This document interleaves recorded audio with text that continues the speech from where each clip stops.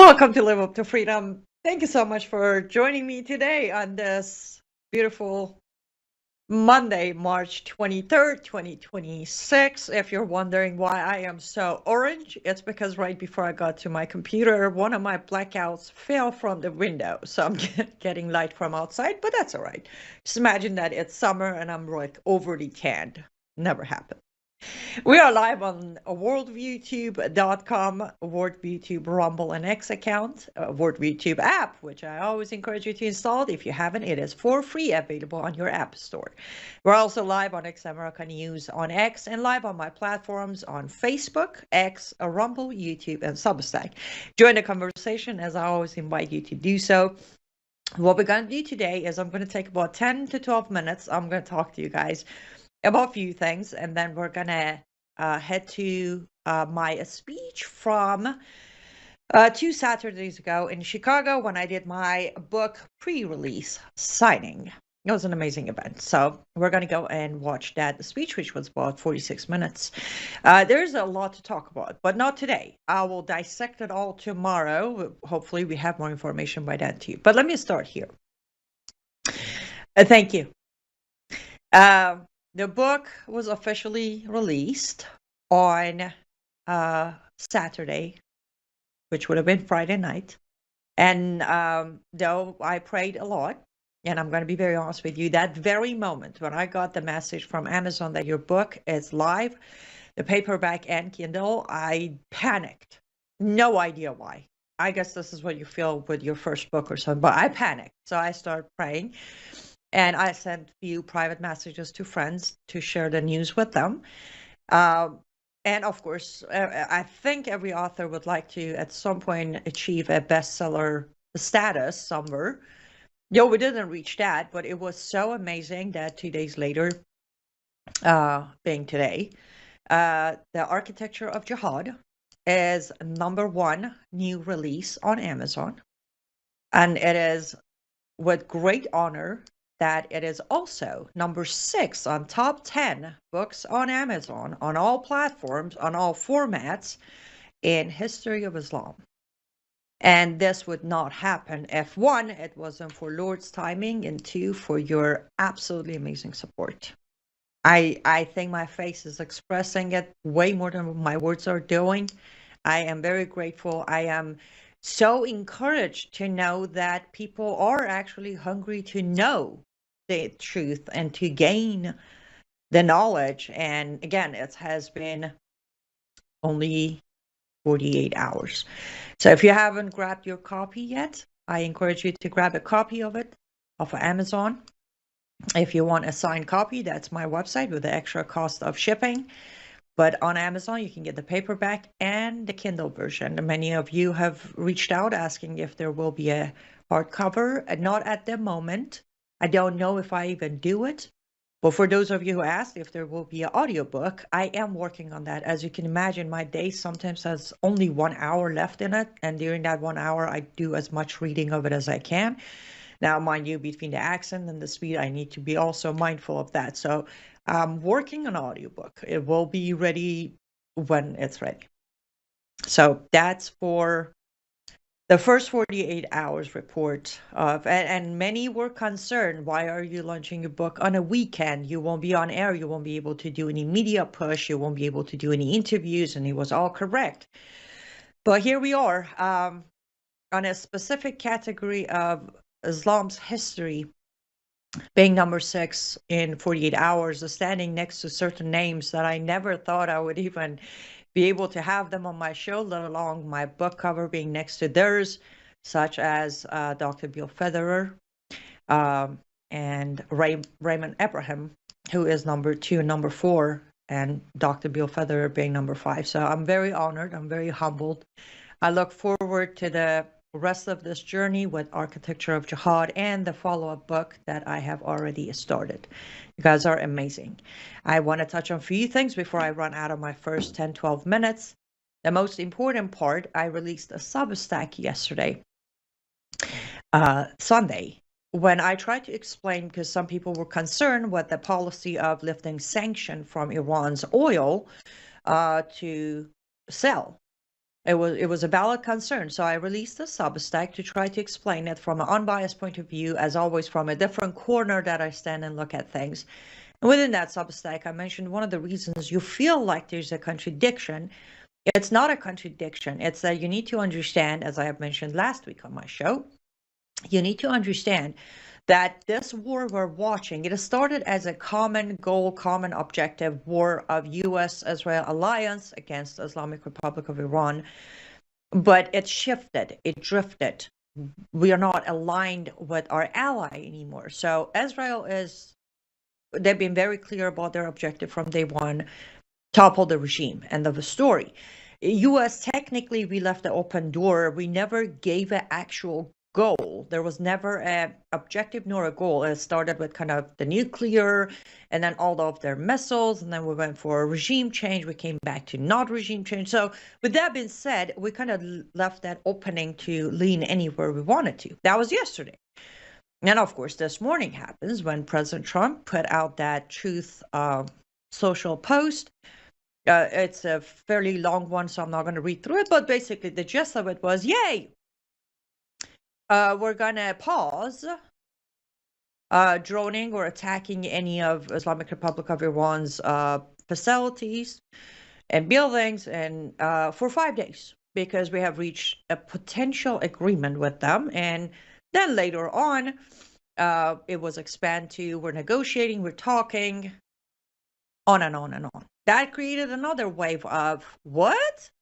Some said, somebody's convincing Trump to stop this without a victory. Some said this is another bluff.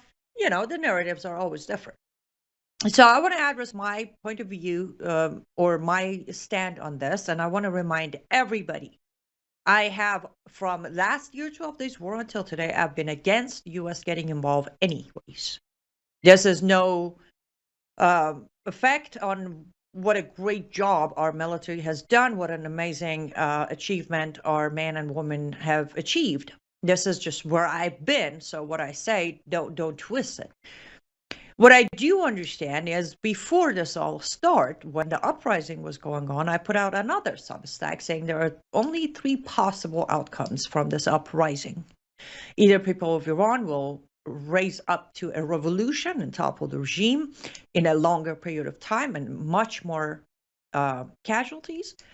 Or the other option I gave in was foreign powers are going to get involved and hijack this revolution into something of what we witnessed in 79.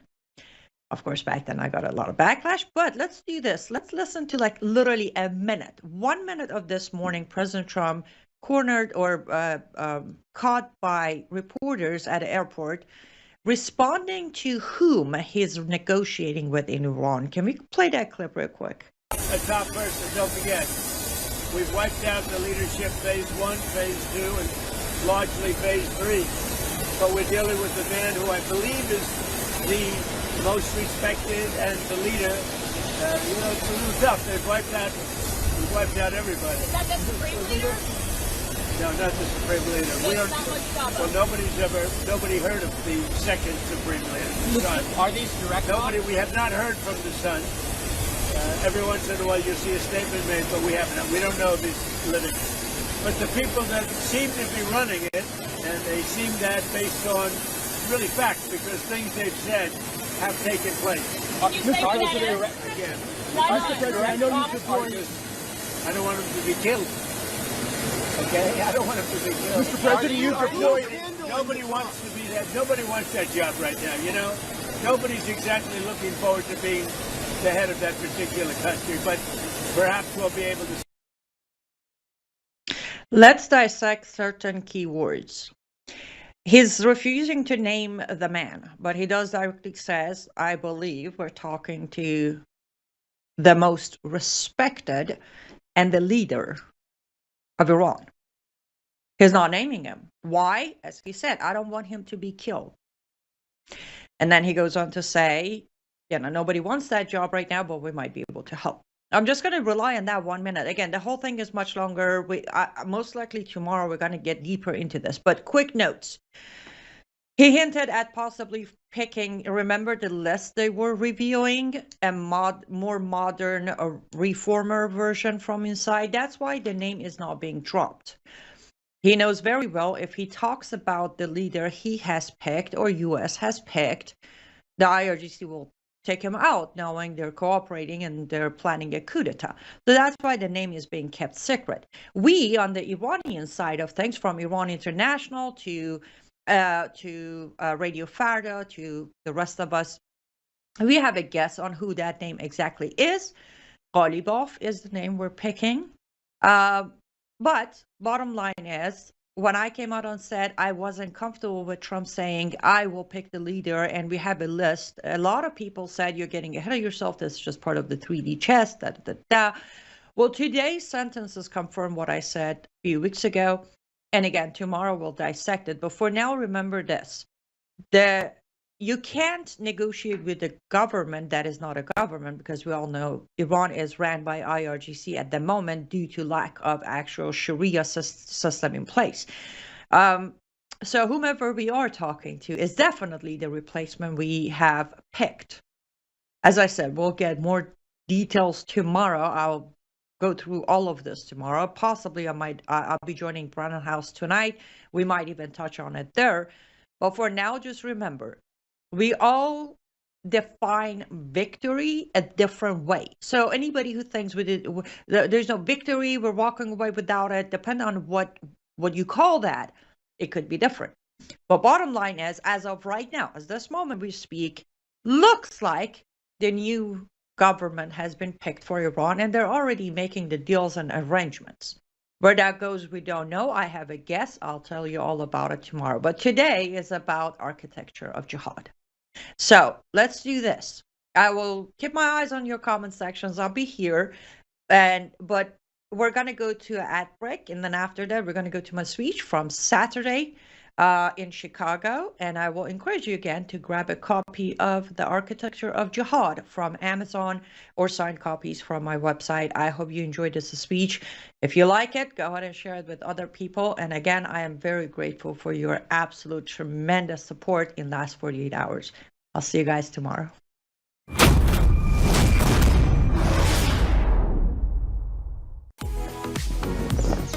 Life is too short to spend a single moment spinning in laundry worries. Take a load off your mind with the all-new Norwex Powerzyme laundry detergent. This natural detergent harnesses the power of enzymes and plant-based surfactants to leave fabrics fresh and clean without fillers, brighteners, synthetic fragrances, bleach, or harsh chemicals.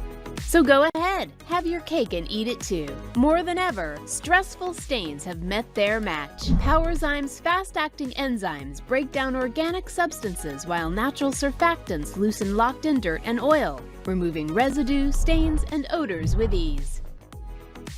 With 91% bio-based ingredients, this dermatologist-tested hypoallergenic formula is suitable for sensitive skin types and delivers a safe and effective clean that won't harm you or the planet's waterways. Less time spent worrying about laundry means you can focus on what truly matters. Norwex Powerzyme Laundry Detergent. Discover the power of nature and load up on confidence. Well, hello everybody, it's Annie Cyrus. Welcome to my art studio where all the magic happens. This is the station for painting, and that is the station for all the resin art I do. If you want to check out my art, all you gotta do is go to lutfstudio.com.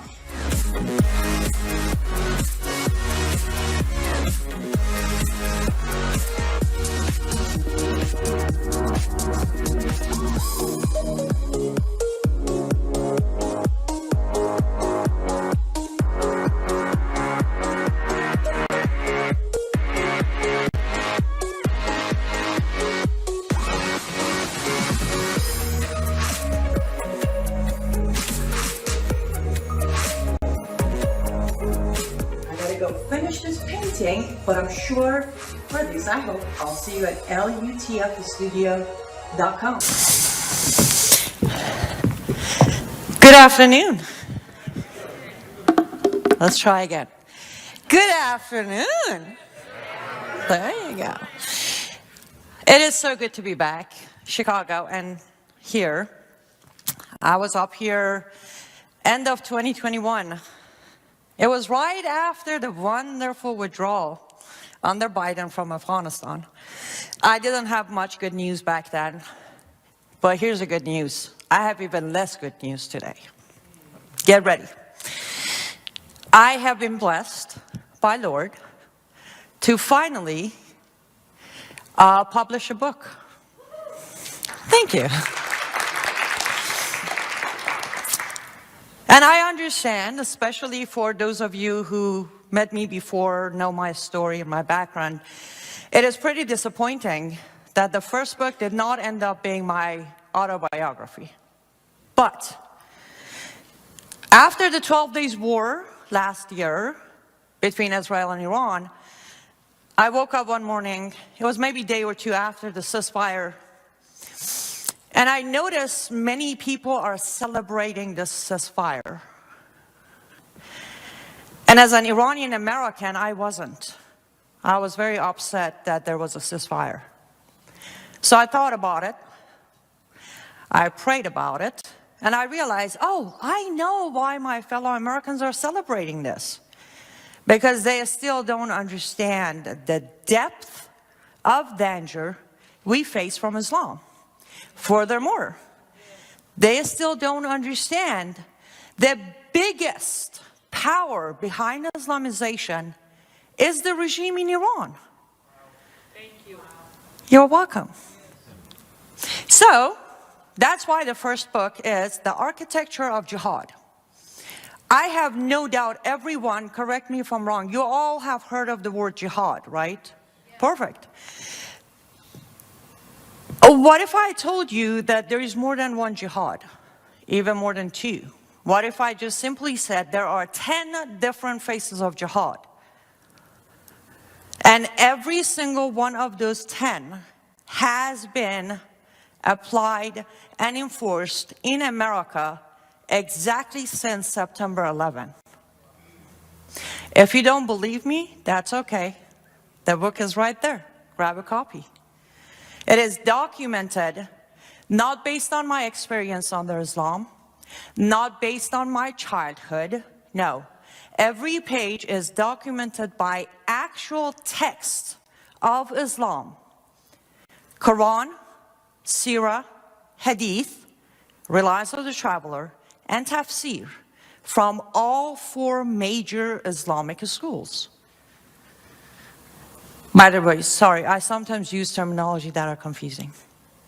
Tafsir is when the muftis of Islam dissect, explain, and take a meaning of a Quran.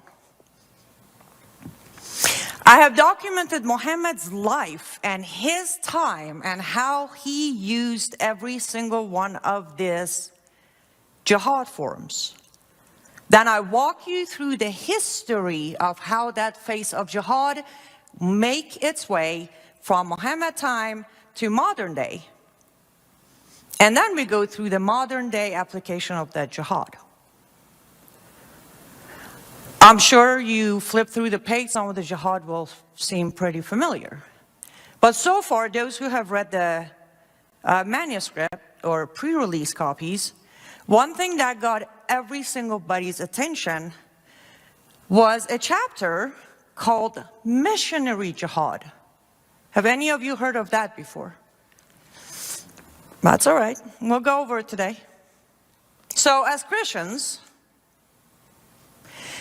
we hear the word missionary and we immediately think positive, right? Spreading the gospel, telling the truth, telling people about Christ, His love, our Father. Well, let me introduce you to Islamic missionary. In the Quran, it says it is mandatory for every Muslim to preach Islam and invite all non-Muslims to enter Islam. Fair enough. That's what we do too.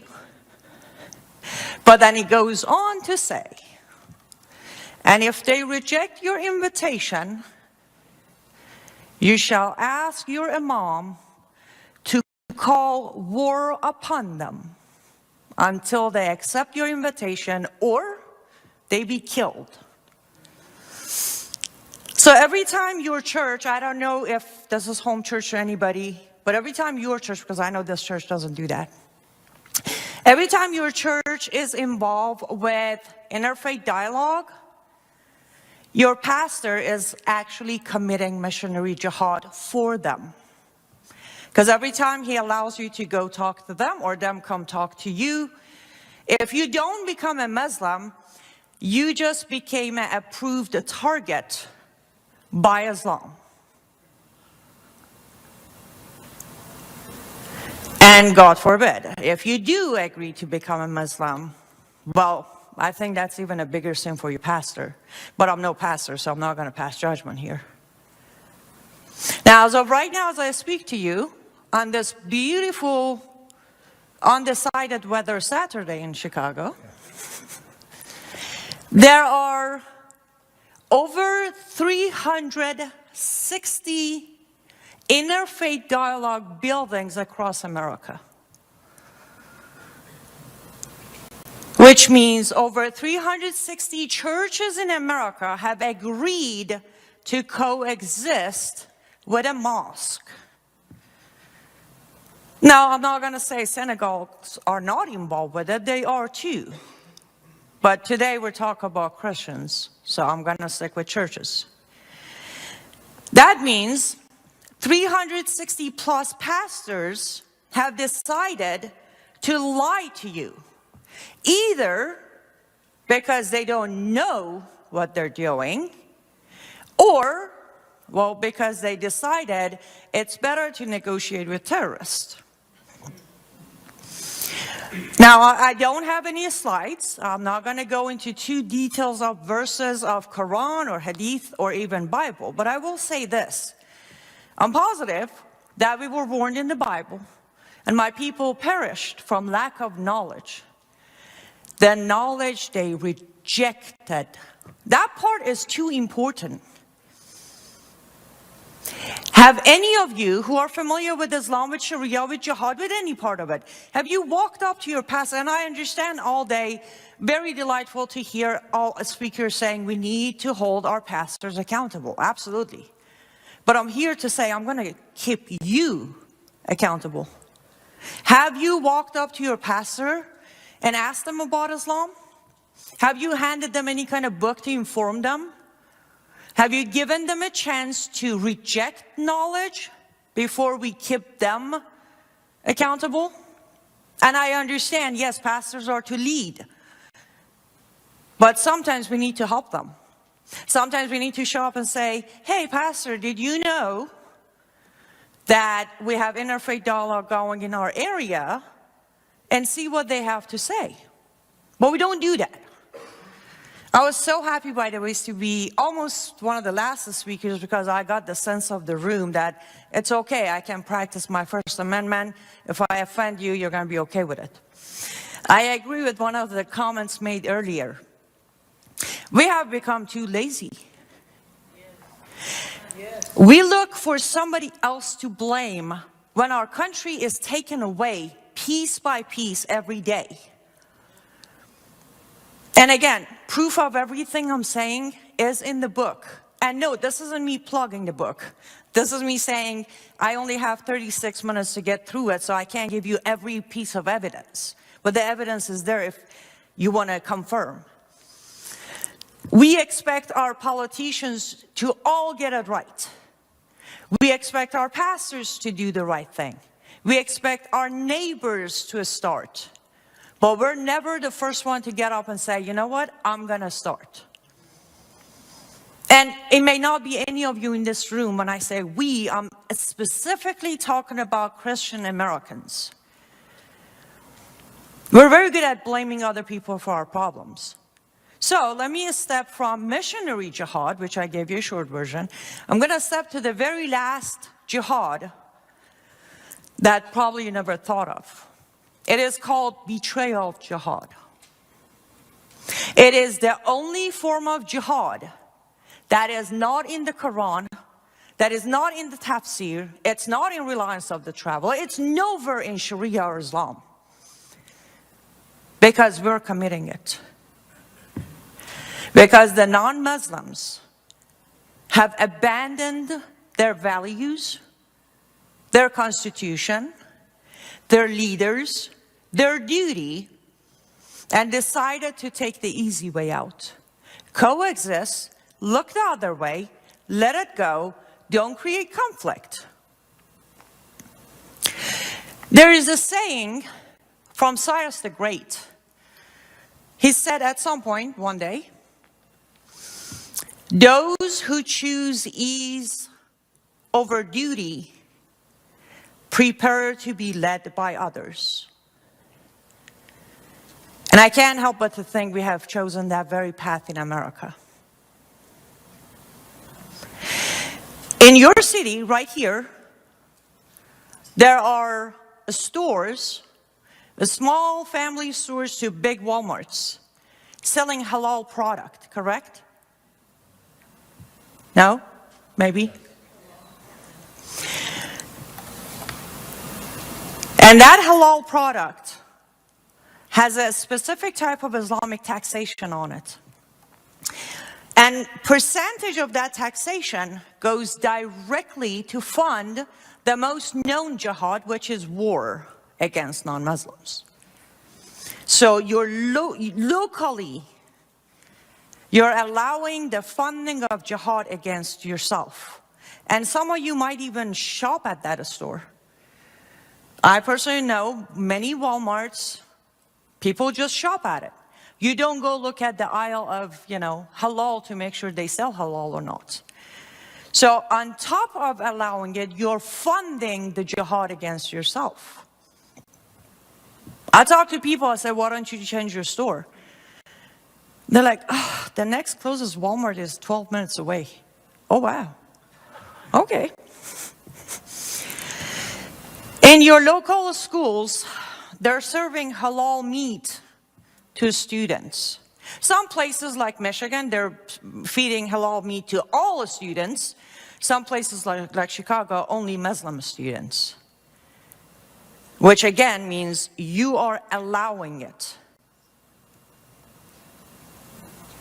We already talked about churches. Has anyone in this room heard of anybody walking from a church because that church was involved with interfaith dialogue? Because I haven't either. When you continue going to the same church that you know is funding, supporting, or enabling the enemy, and top of that, committing blasphemy, then you're part of that problem, aren't you? Because apparently finding a new church is too hard. And I get it, trust me. I had to search 10 years to find a home church. But I prefer not have a church than be part of a church that is allowing a conversation that is mocking Jesus Christ. I can go into that for another 2 hours, but I won't because that's not the topic today. But brief version is, if you study Islam, Jesus of Quran is nothing but a prophet, is not the Son of God. It was not crucified. And when he comes back, he's going to stand behind Muhammad, break the cross, and say, Muhammad, you lead the prayer. That is the Jesus of Quran. Now, if your church is involved with interfaith dialogue, and you're still going to that church because it's more convenient, when they come for you, well, don't text me. I'm in hiding. And then comes to your children. May I honestly ask, how many of you in this room have taught your kids anything about Islam or Quran? Raise of hand. Not surprised there or there. Do you think that's a good idea? Do you think it is okay to hide the truth about Islam from your kids when you know for a fact 2 out of 5 schools in Chicago are sneaking stories of Muhammad into schools? Do you think it's a great idea to not get ahead of this and not tell your kids about Islam before they start talking to their nice Muslim classmate and from there sucked into the jihad movement. I recently released a Substack that was specifically about what we keep missing in America. They are recruiting our sons. We are having American-born Christian American sons recruited as jihadists. Do you know why? Because we took God off our schools, because masculinity is terrible, because our sons are lost to find an identity in America. So somebody comes and say, hey, I know this God guy named Allah. He's got a cause for you. And the more violent you are, the more he's going to like you. And the son's like, oh, great. What do I do? Say the Shahada, go blow yourself up. We are literally losing our kids to Islam because we chose to look the other way. Because we chose to protect them from the evil of Islam. Because we choose not to sit down and say, I need to talk to you. We have a problem in America, and I'm going to tell you about it before somebody give you the sugar-coated version of it. Before your teacher tells you Muhammad was this great prophet. I will tell you the truth, and I'm going to show you the evidence that Muhammad was nothing but a pedophile. I'm sorry, the days of sheltering our kids are over. The days of looking the other way. The days of not paying attention about our Muslim neighbor, those are all over.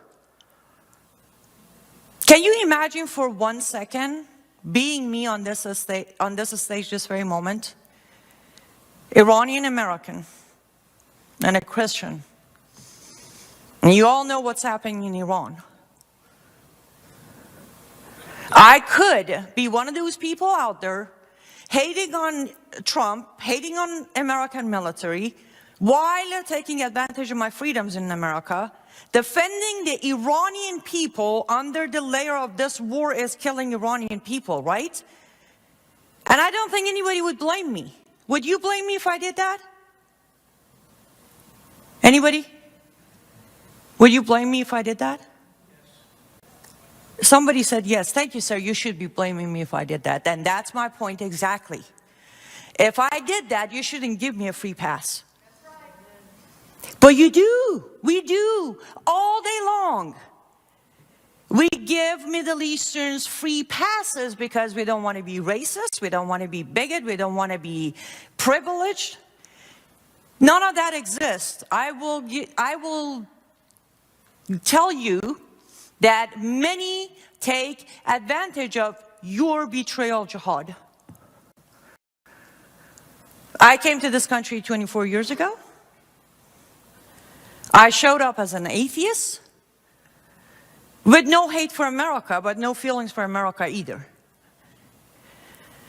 But right here in Chicago, I was formed to understand you're either one of us or you're one of us.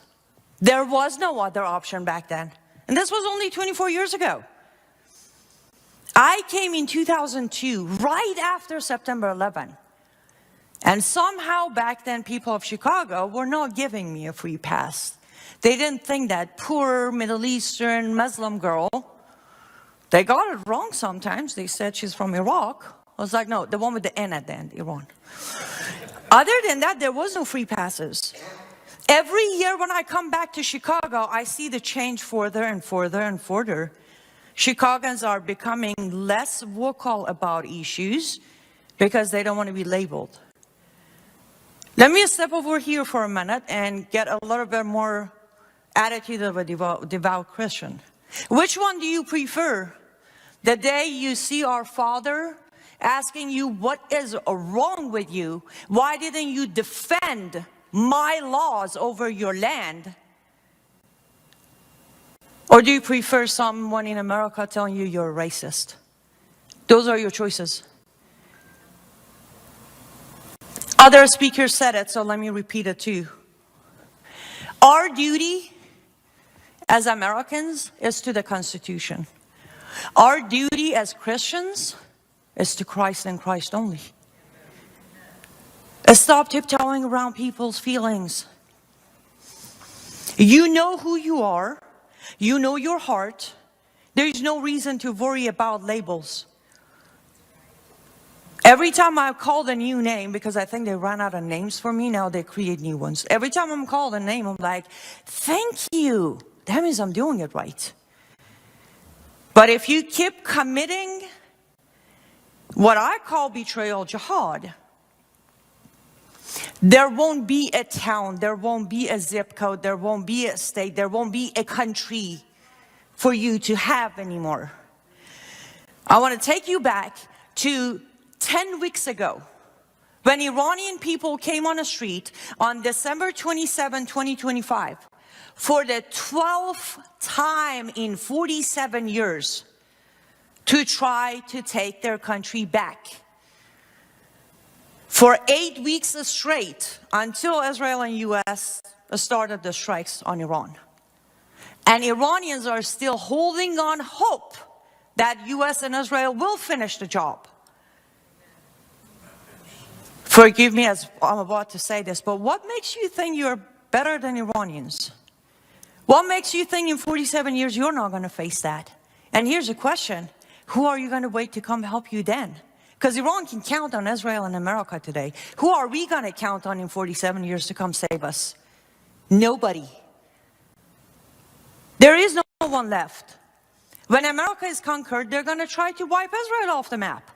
Why do you think we are not target number one? Israel is facing the typical battle jihad every day. But America is facing all 10 phases of jihad because they have to take us out before they can go after Israel. So in 47 years, in 50 years, there is no one to come help. There is no taking this country back. And if you think there is, I ask you this. Whatever it is you want to do in 50 years, why are you not doing it today? And genuinely, I want to know that. Why are you not taking any actions today? Because you think it's not going to happen here?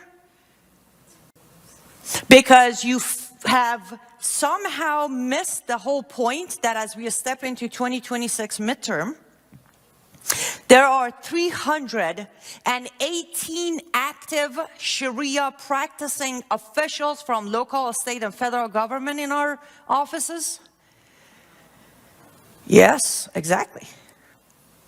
Lack of knowledge. Lack of knowledge. If we don't pay attention to what is priority today? Genuinely, what is priority?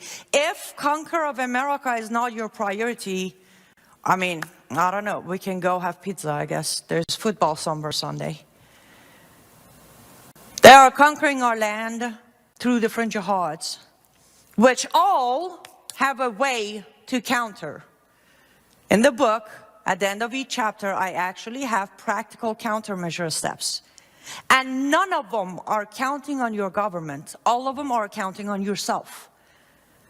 But how do I stop the betrayal jihad? How do I stop my fellow Americans and my fellow Christians to continue committing jihad against ourselves?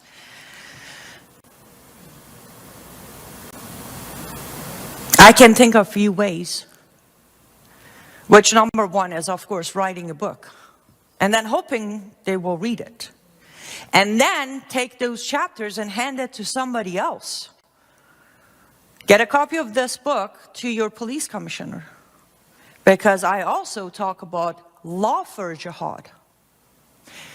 Give it to police officers, military, lawmakers, legislators, everybody.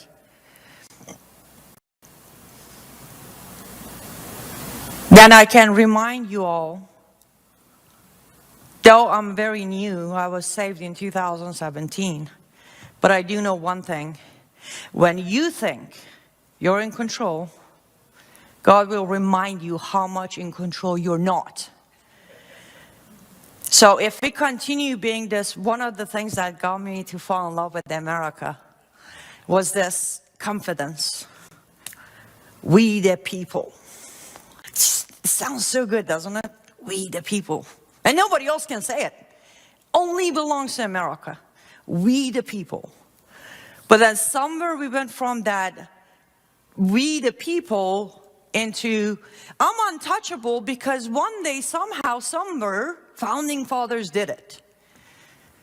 That's the problem today. We think we're still untouchable. May I remind you of COVID time? How untouchable were you? We're not untouchable because we think we're in control. Because we think being American somehow protects us from the rest of it. No, what protects us is being Christians. And again, said earlier, I think it was Pastor Jim who said it, when we talk as Christians, there is no nationality behind it anymore. It's sisters, brothers in Christ. We keep mocking Europe. Oh, Europe is gone, UK is gone, France is gone, right? Look what they did. We're doing exactly what they did. They kept quiet. They thought there's a negotiation with terrorist jihadists somewhere. They thought if they don't know the Quran, that's fine. Who needs to know the Quran? They didn't educate themselves. They couldn't differentiate between the ideology and the people. They kept voting for practicing Muslims into offices, thinking somehow they're going to uphold their constitution over Quran, because they never read the Quran to tell them that you follow the law of the land until it goes against Allah's words. At that point, you stop following that land's laws. So educate, educate, educate, but at some point that education needs to become action. My question for this room is, are you genuinely willing to sacrifice 10 minutes a day to take action to stop Islamization of Chicago? I'll take that as a no. How about 5 minutes? It doesn't take much. Believe it or not, it doesn't take much to stop this. The very first thing is you need to remember. I'm going to step a little over here. Let me talk to you as the foreigner. This country is beyond your comprehension. You have no idea what you have. Not a clue. There are billions who would give parts of their bodies to come to America and live in America. The uniqueness of this country, not by law, not by constitution, by its people, is to itself. You don't find this anywhere. I know you all love America, but I want you to start loving Americans beyond party lines, beyond age and generation. Remember, America is made of Americans. And if Americans keep fighting each other all day long over tiniest differences, we are so distracted that New York City ends up with Mamdani. Mamdani would have stand no chance if the people of New York City stopped fighting over Democrat versus Republican. And gradually, you're going to have Mamdanis and Rashida Tlaibs and Ilhan Omars and Keith Allisons and every single one of them coming in more and more if you keep fighting each other. It's United States of America. Don't fight each other, fight the problem. We have allowed our problem to create the division between us as Americans. And Islam is a master of divide and conquer. When you want to argue with a Democrat on any topic, pick your topic. Start your debate, start your argument by reminding them we have a common passion, and that is our country. And then go from there. And don't attack each other as individuals, especially if you're Christians. They can testify to this one. Christians fight each other over Muslims.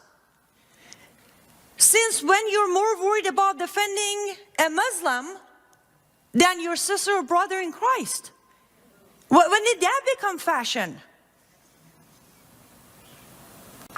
Historically, it's been proven that Islam advances when a nation turns against itself. Again, I have documented that in that book. They conquered Persia that way. They conquered the Indian Empire that way. And if we don't learn from, if we're not going to learn from Bible, from history, from Quran, what are we going to learn then? From Fox News? So you need to go back before anything else. Remember America, and then remember our founding fathers, and then remember the American values. United we stand. Isn't that an America thing? Right? In UK, they never said united we stand. I don't know what they say there.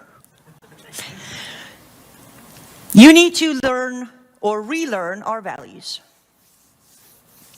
As Christians, I guess, you need to remember, there is no bending God's law. Is there?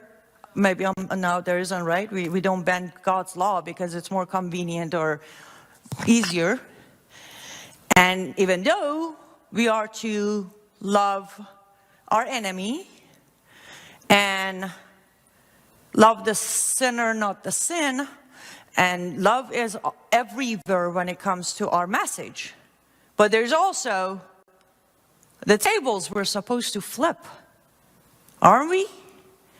And I can tell you, I can assure you, one of the biggest tables that needs to be flipped in the United States of America is every and any person in charge of local, state, or federal government who is appeasing to Sharia.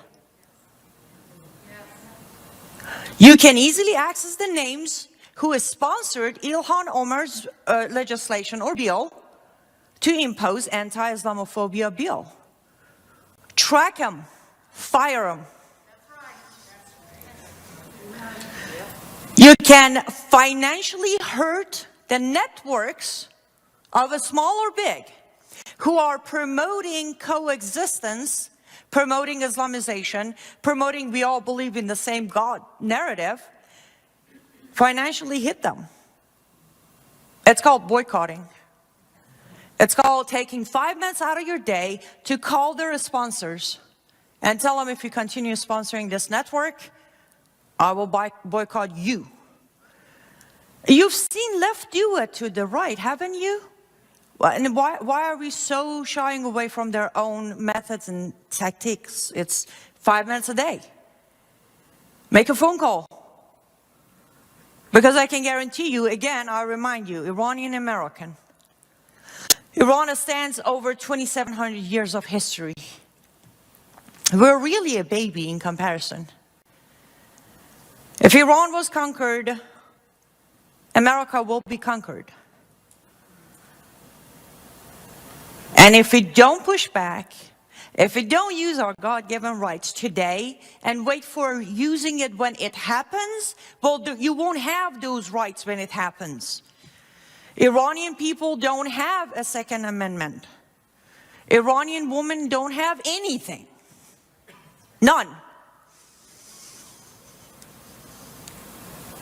And most importantly, Islamic countries, none of them except Saudi Arabia were Islamic countries.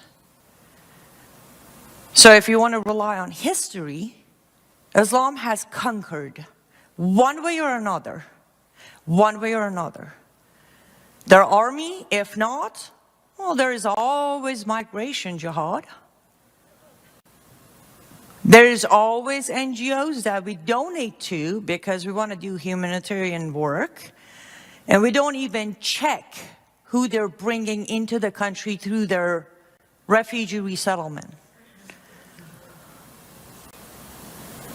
Were you ever that in America, some of our banks are specifically issuing Sharia loans? We have American banks who are issuing Sharia loans for Muslims only. I'll briefly say this. Sharia loan is based on Sharia, where you don't pay interest to pay it back. So you're okay with Muslim Americans getting no interest loan, but while you pay more interest to make up for that gap? Then look into your bank. If they are involved, change your bank. I know it's very painful process, get a new bank, change all the auto pays, get a new checkbook. That's okay. That's okay. And that's where the hard work comes in. You have to learn to say no. I think the saying is vote with your wallet. Stop jihad with your entire action from morning to night. You have to. I'm sorry, you waited too long. So the list of due is much longer than it was a year ago or 5 years ago or 20 years ago. They have conquered our banks, our grocery stores, our transportation, our offices from federal, state, local, our schools, our communities with their mosques.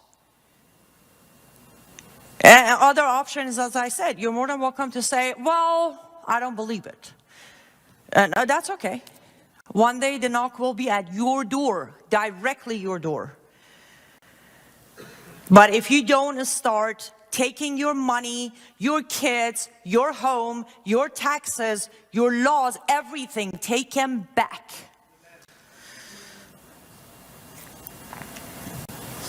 I'm not so sure if I have shocked the room too quiet or nobody wants to actually get involved. That's why you're all quiet.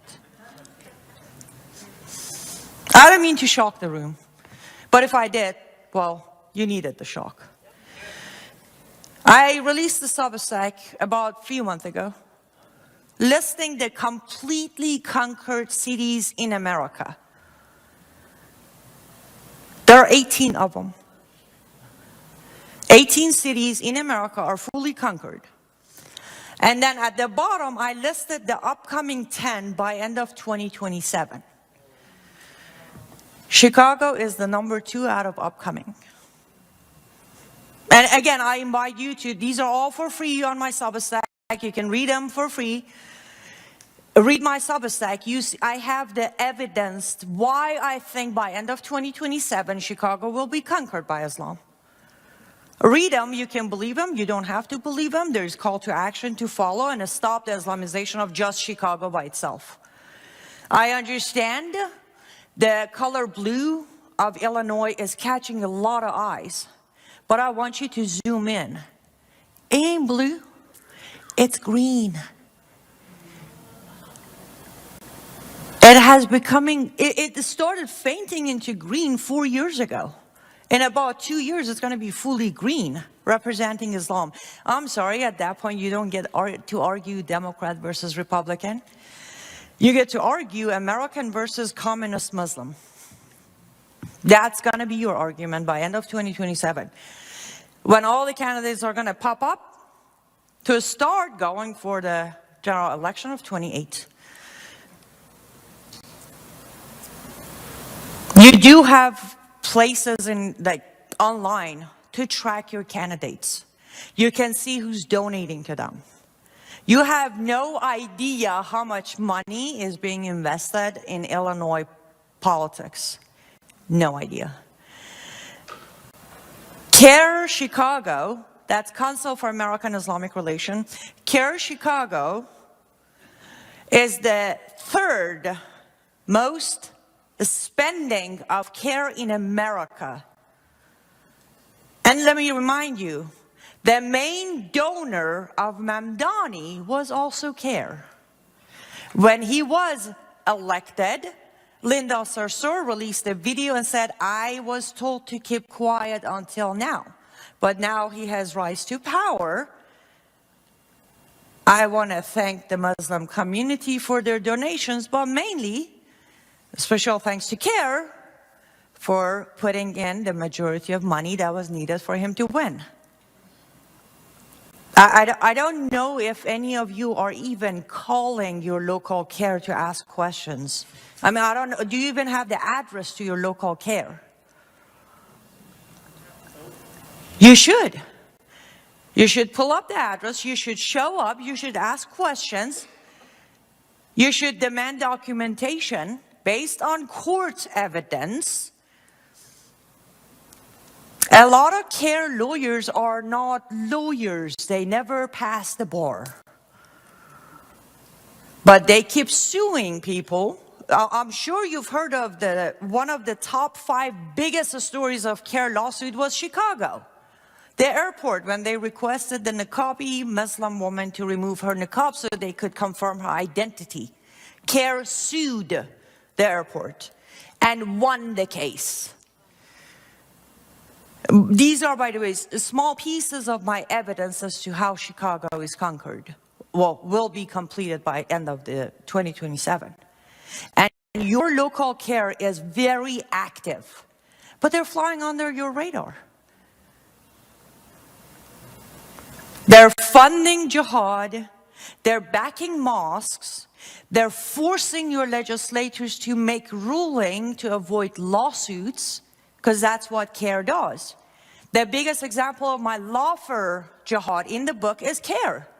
With case over case over case of them suing good American companies and people to force them to give in, to force them to give up. And I'm sure there's a handful of good lawyers in Chicago who will go up against CARE. Yes, I am promoting countersue. Not just in Chicago, but we're in Chicago, so I'm talking about Chicago. CARE has silenced too many organizations and too many Americans by lawsuit. And for some reason, this is America. I mean, lawsuit is America's thing. But we don't countersue CARE. We're too scared of them. I don't know why. Let's not be scared of them. That's the story that Chaplain Lee can tell you. There's nothing to be afraid of when it comes to lawsuits and charges and all of that. Have faith, stand up, do the right thing, countersue. I had a strong feeling I'm going to go run out of time before I complete this topic. To be fair, it's a pretty huge topic to cover. Since I only have 2 minutes, I'm going to calm down. And I said, I don't have many good news. But the good news we always have is we have God on our side. So that's the best news we can have. But then also, I know for a fact, nowhere documented did Lord say, you sit back, relax, I got this. No. Though we know the end, but until we get to the end, we have a role to play.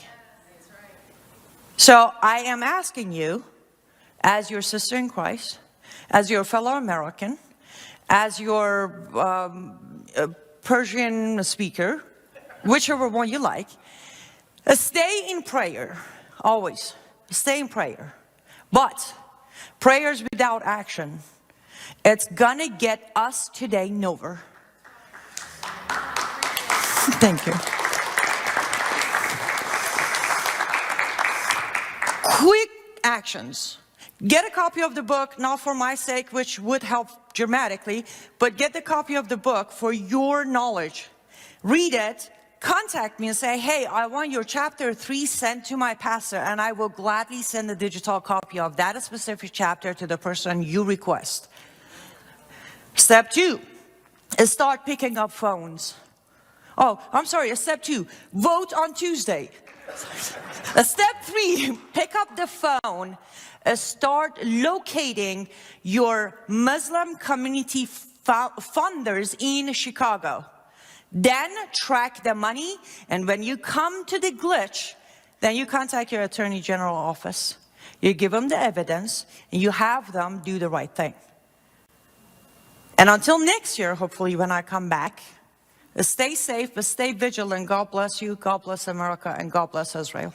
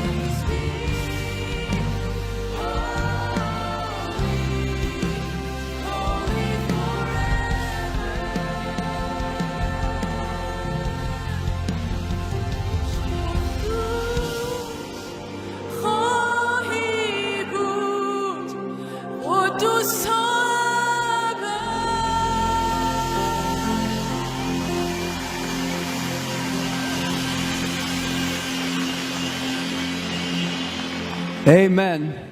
You can be seated as we welcome you today for a historic day on the campus of Liberty University, as we in God's sweet providence have the opportunity to welcome to our stage the Crown Prince of Iran, Reza Pahlavi.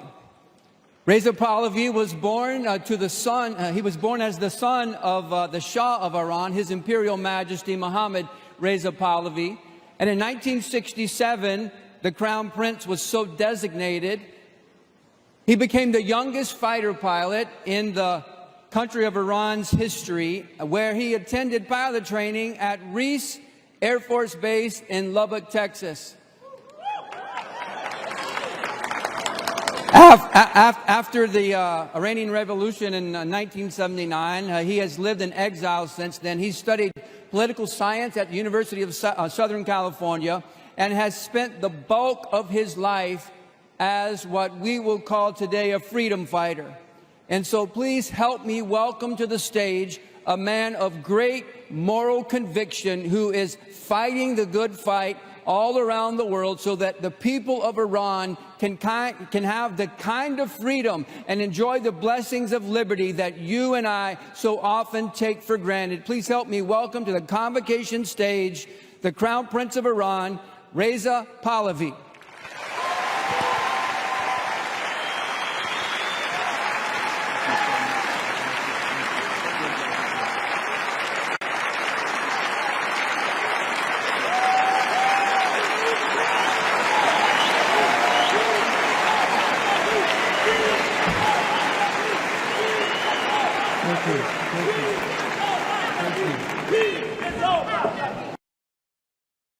Welcome to Live Up to Freedom. I know, if you want to hear the speech, you got to go watch it yourself or wait for Monday where I will play the speech. Welcome to Live Up to Freedom. Thank you so much for joining me in this rainy yet beautiful Wednesday, April 1st, 2026. We are live on worldviewtube.com, WorldViewTube, a Rumble and X account, a WorldViewTube app that is available for free on your app store. We're also live on X America News on X and my platforms on X, Facebook, Rumble, YouTube, and Substack. Join the conversation as you always will, and I will keep an eye on your comments. I've been already looking at your comments. Let me answer the first question. Substack, Annalise, good to see you. That language was Farsi. This event took place this morning at Liberty University. The beautiful young lady who was doing the Farsi and also parts of the English singing. You've seen her before. I played her clip saying a prayer in Farsi on my show before. She has an amazing voice, as you can tell. And that was, we played only maybe half, maybe less. But the performance was about 20 minutes before the stage was given to Crown Prince Pahlavi. I wanted to make sure you see the Farsi and English part because it was, I guess, aside the fact that, well, what can I say? Can you blame me? Also, I have had some of my lovely friends asking, do you have any Christian songs, in Farsi? Of course we do. Of course we do. Like, what kind of question is that? But I thought it would be nice to play the performance, of course, show off our beautiful young lady. And then the introduction, I thought, was by far one of the best, purest introduction that was done. But again, today we don't have the time to play his actual speech, which was wonderful and powerful. And anyways, April 1st, most people on the program are busy covering the April's Fools and things like that. I'm like, what? No, that's not what we're doing.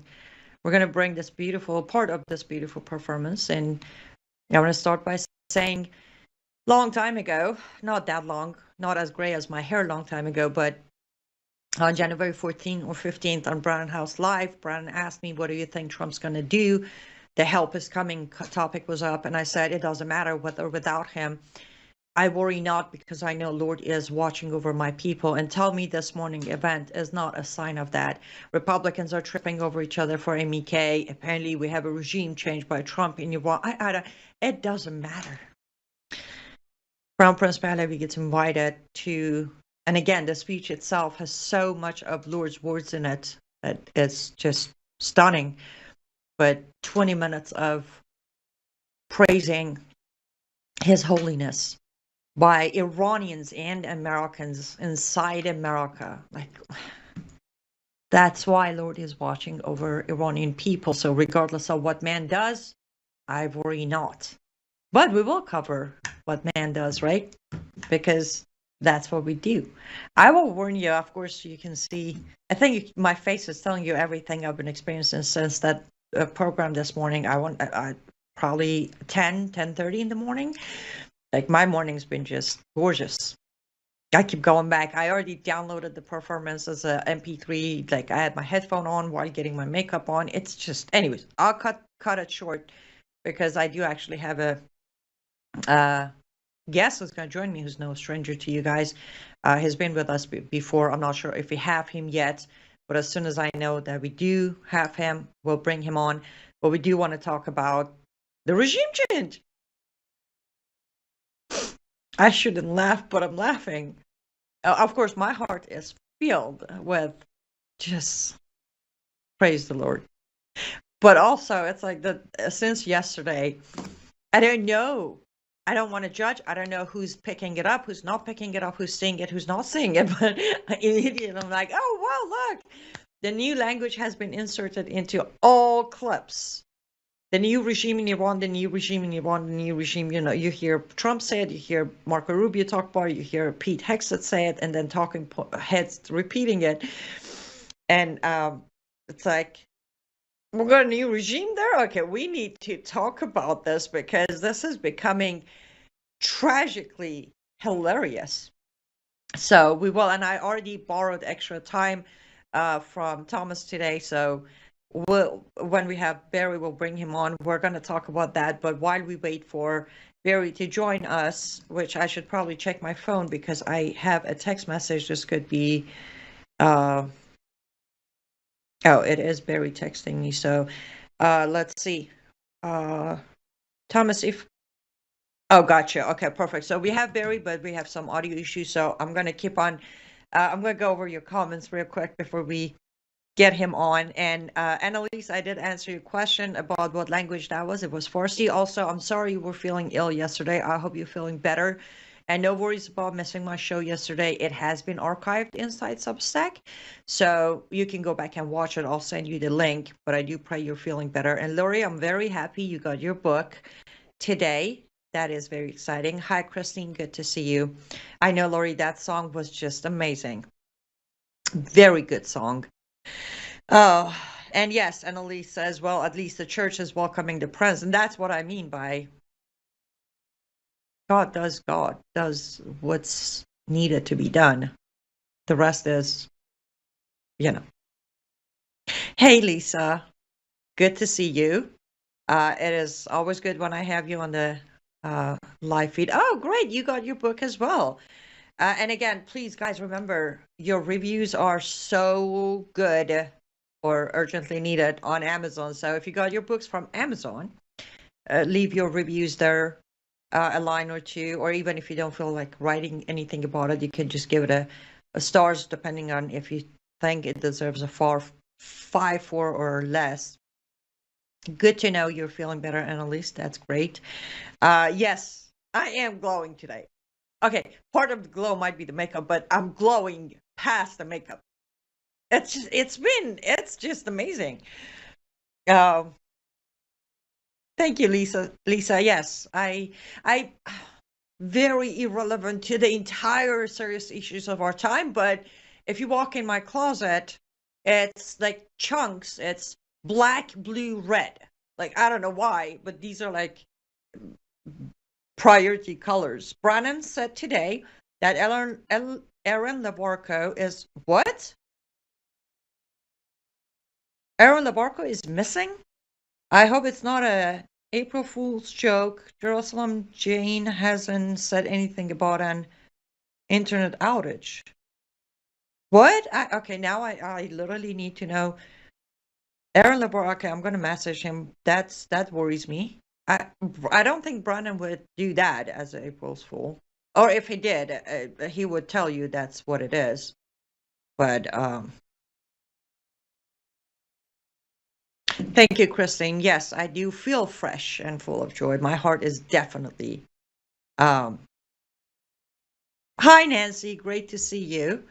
Uh, awesome. If you got your book from from Amazon, then please don't forget uh, to leave a review. Let's quickly check on our audience on Facebook and YouTube, and then we're going to bring Barry on. Hi, Ida Gun. No, it's Ida Gonzalez. Sorry. Hi, good to see you. Good afternoon, Tennessee girl. Zach Barker.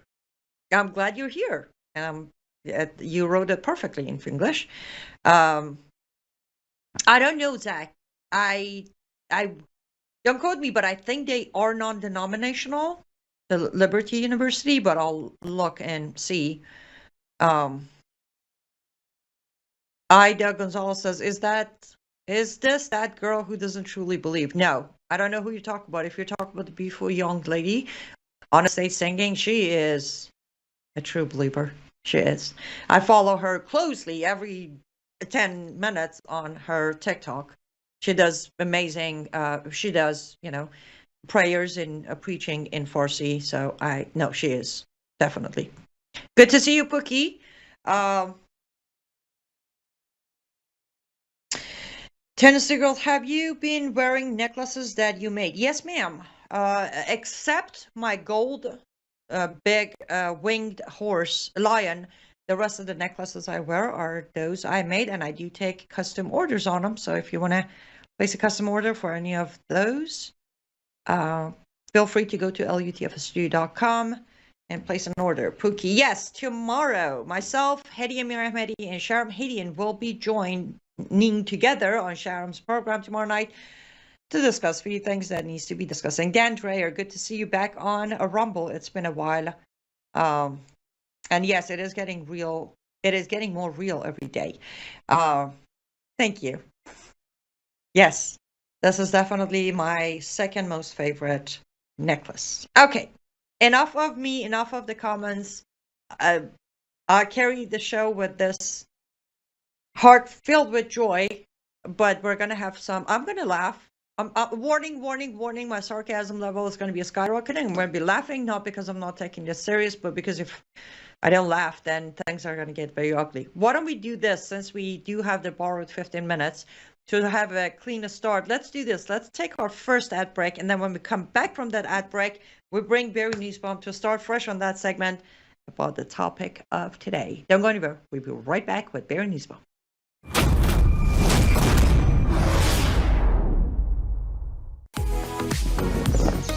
Life is too short to spend a single moment spinning in laundry worries. Take a load off your mind with the all-new Norwex Powerzyme laundry detergent. This natural detergent harnesses the power of enzymes and plant-based surfactants to leave fabrics fresh and clean without fillers, brighteners, synthetic fragrances, bleach, or harsh chemicals. So go ahead, have your cake and eat it too. More than ever, stressful stains have met their match. Powerzyme's fast-acting enzymes break down organic substances while natural surfactants loosen locked-in dirt and oil, removing residue, stains, and odors with ease. With 91% bio-based ingredients, this dermatologist-tested hypoallergenic formula is suitable for sensitive skin types and delivers a safe and effective clean that won't harm you or the planet's waterways. Less time spent worrying about laundry means you can focus on what truly matters. Norwex Powerzyme Laundry Detergent. Discover the power of nature and load up on confidence.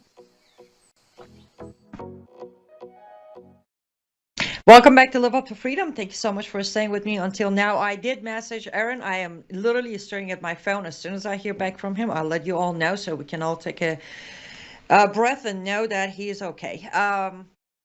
CyrusWellness.com is where you can support me financially, because if you make a purchase from Norwex products on that website, I receive a percentage of your purchase as commission as one of their consultants. It's not just the financial support you show me, but I've been using their products for over 9 months now. I have fully converted to their product. Everything in my house now is Norwex, from shampoo, conditioner, skincare to cleaning cloth and cleaning products. So 100% chemical free. and it lasts you longer than other watered down product would, so you end up saving money while giving your home and yourself much healthier environment. Let's go ahead and bring on Barry Niesbaum, the only person who needs no introduction because he's a regular on my show, but we're still going to do that. He's the founder of American Truth Project, great friend of mine, and also colleague who fights the good fight every single day. I kid you not, every day they have new clips, new videos, and new reports coming out on American Truth Project, which you can check him out at findbarry.com. Welcome to the show, Barry. So great to be with you. A ton to talk about. I don't even know where to start. Thank goodness it's your show, so you get to decide. Thank you. Yeah, no pressure, no problem. Well, I don't know how much of the intro you caught, but I decided we start the show strong and rely on Lord's guidance as we get through this tragically, hideously hilarious day, because where are we going with this? I don't know. But let's start here. Let's start with the basic. You have been, well, you have more information when it comes to inside Israel than most of us. And you follow things very closely. You don't grab headlines from other reporters like, the same way I do things. You grab something, you dig, and you get your receipt. So let's just start with Israel. We're going to put U.S. aside for a minute. Let's just start with Israel. Where is Israel at? Where is Bibi and Israel military head is at when it comes to objective today?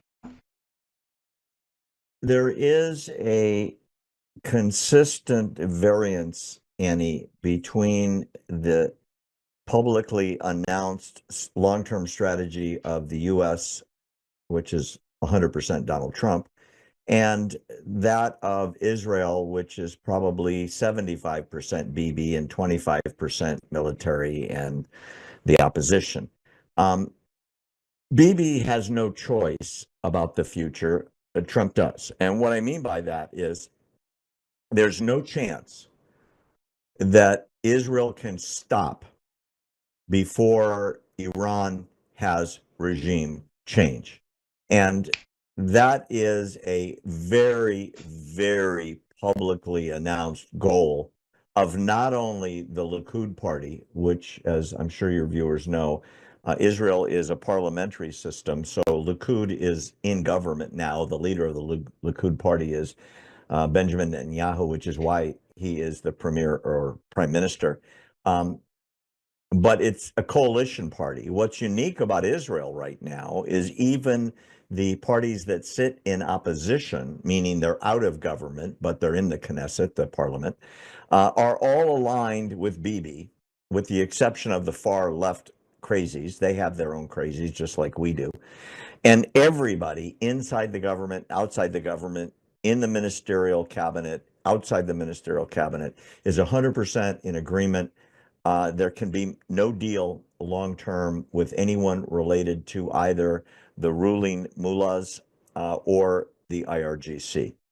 That is a publicly different consensus than the varying statements coming out of Donald Trump's mouth that seem to change pretty much daily. You and I discussed this over the last couple of days, and it's almost like we have a schizophrenic American public relations announcement that changes on the daily. And what I mean by that is yesterday Trump announced that there's basically been regime change in Iran, which is factually stupid. I don't know if he meant it the way it came out. Israel sees that the president is the same guy that's been the president. And the Speaker of the Parliament has been there for a while. Everybody else is new.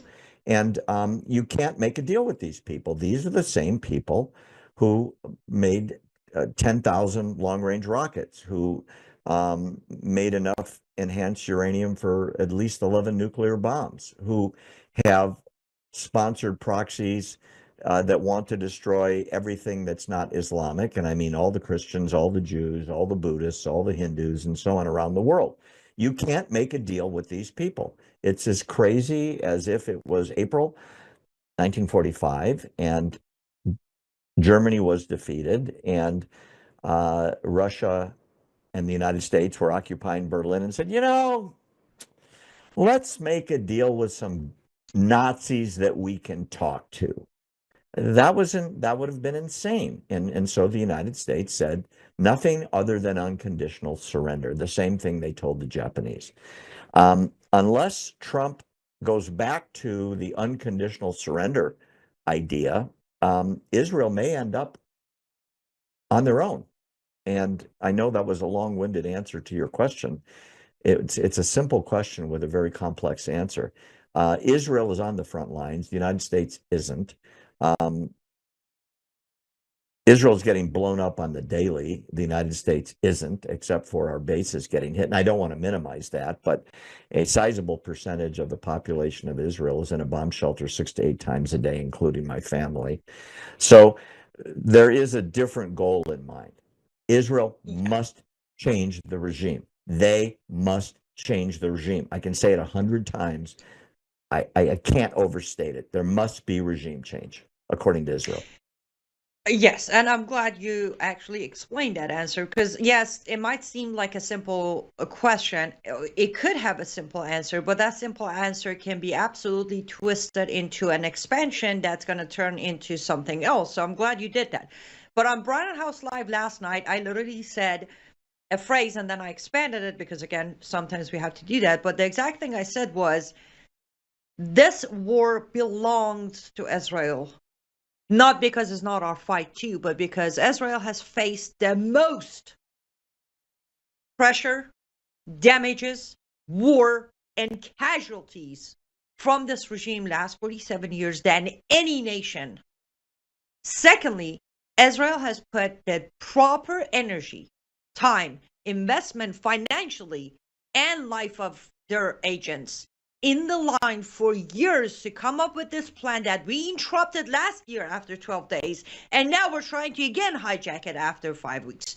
That's why this war belongs to Israel and no one shall stop them. And I don't want to sit here to anybody who might think I'm saying this thinking Bibi is in love with Iranian people. I do believe Bibi cares about Iranian people way more than any Western country. However, I want to be very clear. He's doing the right thing for his own people. And for that, kudos to him. Nobody can blame him, though. Many do.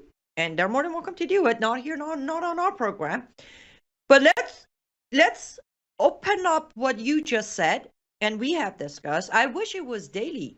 Very at this point, within a few hours, narrative is changing. And I mean, literally, we have the proof that hourly things are changing. Like somebody hold him, like it's like, okay, why don't you not post on social media or go in front of camera for about a good 6 hours? Like, let's just hold to just one story for like 5 hours. Let's just start from now. I want to start with this because, oh boy, our audience are going to hear, when I heard this exact sentence, I was like, whoa. I went back, listened to it again. And I'm probably going to do this to Thomas. He's probably going to roll his eyes. But when we get to that, I'll have him replay that part. Is President Trump that naive? Or is President Trump putting up face for us, those of us who know? Let's start with the opening or the first part of his first answer to the first question yesterday afternoon about Iran. Can we play clip number 1, Thomas, please? Iran, but first one that affects Americans here at home, gas prices. Today they hit $4. And we're $4, yeah, and we have a country that's not going to be throwing a nuclear weapon at us in 6 months. But Americans are feeling the effects in the interim. And they're also feeling a lot safer. What is the plan to bring them back down? All I have to do is leave Iran, and we'll be doing that very soon. And they'll become tumbling down. And stock prices were up today almost to a record. Because they know 2 things. Number one, we have a safe country. We had to take a little detour because we had a madman named Khomeini who sadly is no longer with us. Okay, hold. Regime change. Did you catch that, Barry? We had to take a little detour because we had a madman called, well, it's Khomeini, but we'll give him a free pass for calling him Khomeini, who's sadly no longer with us. Wait, was he a madman or are we sad he's no longer with us? Am I Well, overreacting to this sentence? yeah, I think so. He is very imprecise in his grammar and his elocution. He says silly things, Annie, that when you try to translate into what is he really saying? Is he sad that Khomeini was taken out in the first 45 seconds of the war, along with most of the mullahs and the heads of the IRGC? No, he's not sad. He bragged about it for 2 weeks. Yeah, but he He also bragged about saving his life last year. I know he says things that are either disingenuous, not thought out, or just silly. The fact of the matter is, we are at full war with the agents of this country who have taken the dead guy's place. Is he sorry the guy is dead? No. He's as sad as he's dead as when Soleimani was taken out. Right. This to be celebrated. These are mass murdering, homicidal lunatics. So let me So connect this. Hold on. Because I'm glad you're putting it this way. Because I'm glad you said, so if this man doesn't think about what comes out of his mouth, I don't think doesn't so.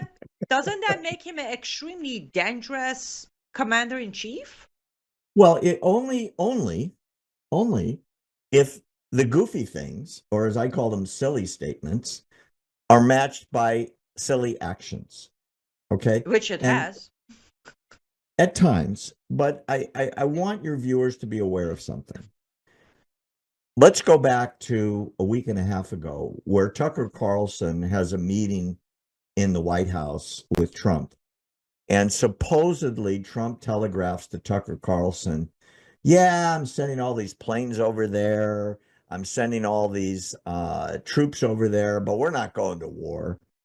And the word is, and it's being investigated by the FBI, amongst other agencies, that Tucker got on the phone and called his contacts in Iran and goes, he's just making noise. There's not going to be a war. And then Trump went to war. I think we can look at this one of two ways. Either Trump just says goofy stuff and there's no filter between what's floating around in his brain and the connection to his mouth. That's possibility number one. Or two, he is, as they often say, his supporters, playing four-dimensional chess, and he's thinking 10 moves ahead of everybody else. Witkoff and Kushner were negotiating through the Qatarians right up to the time we started bombing Iran.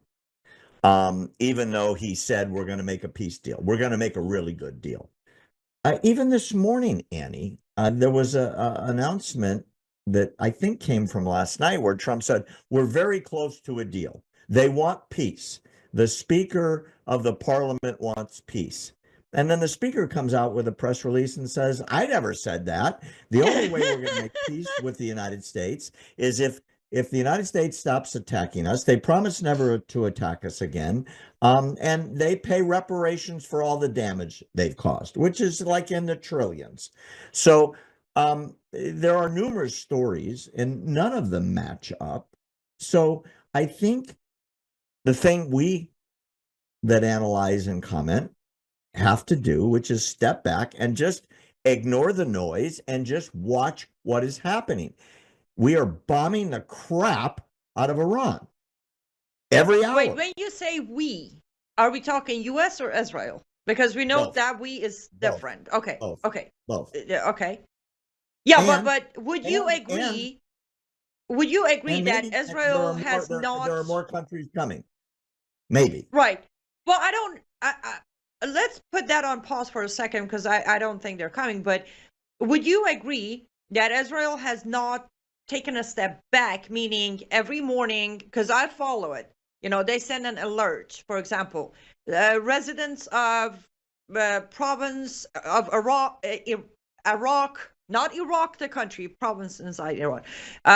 Zone 4, evacuate, we're coming.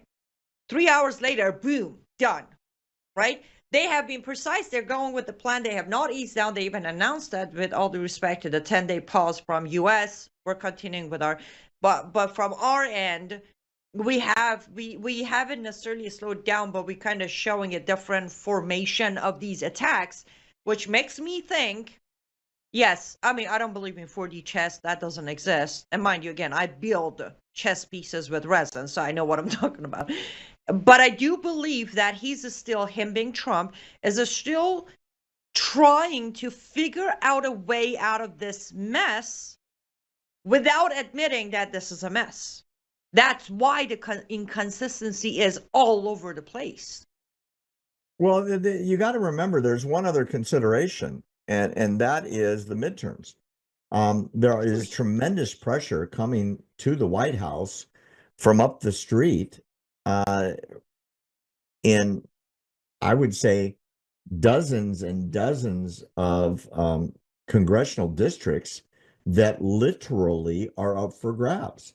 And Trump knows that if the Republicans lose control of the House or the Senate or both, he becomes a lame duck president that's going to have a hell of a time for the next 2 years.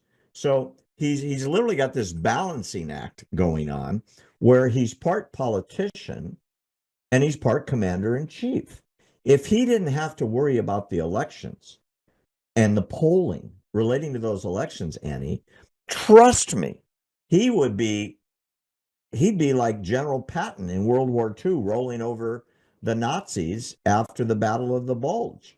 And it would be, we are going to destroy the military and industrial backbone of Iran until there's nothing left and the mullahs are gone and the IRGC is gone and Pahlavi or somebody similar comes in and takes over and we can make a deal with. That would be the messaging. It can't be his messaging because of the pressure being put on him from the political side, which is, hey, I'm in a district, Mr. President, that I'm going to lose if gas is $4.50 a gallon.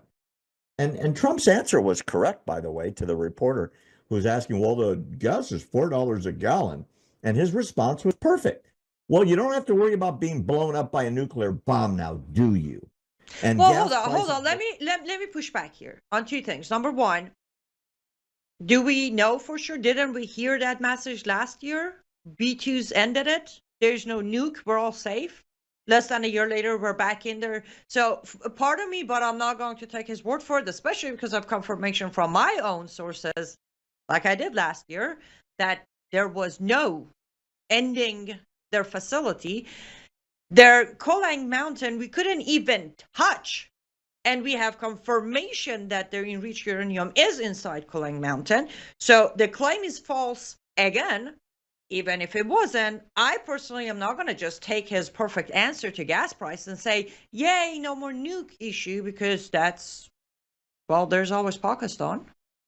So I'll have to push back against that. Wait a minute. Let me stop you right there. That is a brilliant observation. Pakistan could ship them nukes tomorrow, and they would be a nuclear power. And what people forget, which I comment on all the time, you don't need to be able to put a nuke on the top of an ICBM, an intercontinental ballistic missile, to destroy New York. You just need to put it in a box that's 6 feet long, put it in a shipping container, of which there are 10,000 entering every day in the United States, in the port of Long Beach, in New Jersey, in New York, in Florida. And one container gets through because it's lead lined and radioactivity is not showing, and New York goes down. They don't need a missile. They just need a bomb. And you're right. Pakistan could ship them a bomb today, and they might already have done so. North Korea could do it, and they might have already done so. Iran, for egotistical reasons, wanted to be an independent nuclear power, meaning they create their own weapons, they enhance their own uranium, they have their own storage facilities, and they have their own delivery facilities. The truth of the matter is they could ship a dirty bomb out today. And Yes. oh my God, would we be in trouble? And I mean, we, the West. So it's not just blowing up their ability to enhance uranium. It's, hey, there's a very good possibility. And I saw the photos this morning out of Israel that there are satellite pictures of a convoy from last year with dozens of containers on these long trucks that are radioactive proof, lead lined, leaving the bombed facility before it was bombed. So the fact of the matter is, we don't know. We in the West don't know where the enhanced uranium is. And I do. Okay. No, And I would, genuinely, last year, before this morning, last year after the ceasefire, I put out a Substack, literally showing the satellite footages of them taking uranium out before we bombed it. I described the entire information and complications of Kalang Mountain. And most of the comments were, oh, you just don't want to believe Trump because you are a never Trumper. And then a year later, I'm like, so you were saying. But you know what else, if we don't do, we're going to be in trouble. And I mean, literally me and you, Barry, if we do not take our next ad break, we're going to be in serious trouble with the network. So let's hold it right here. Let's take our next ad break, guys. When we come back, I do see your comments. If you have any questions for Barry or me, put them in the comment and I will grab them for you. And we'll continue this discussion in 1 minute. Be right back.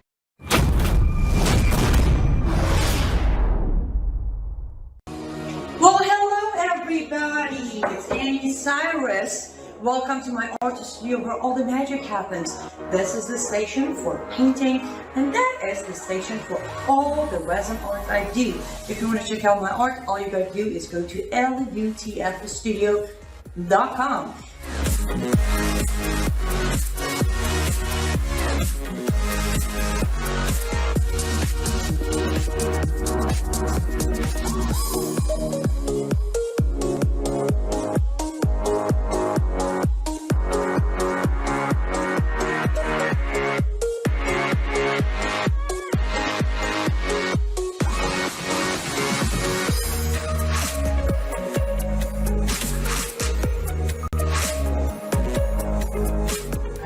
Finish this painting, but I'm sure, or at least I hope, I'll see you at lutfstudio.com.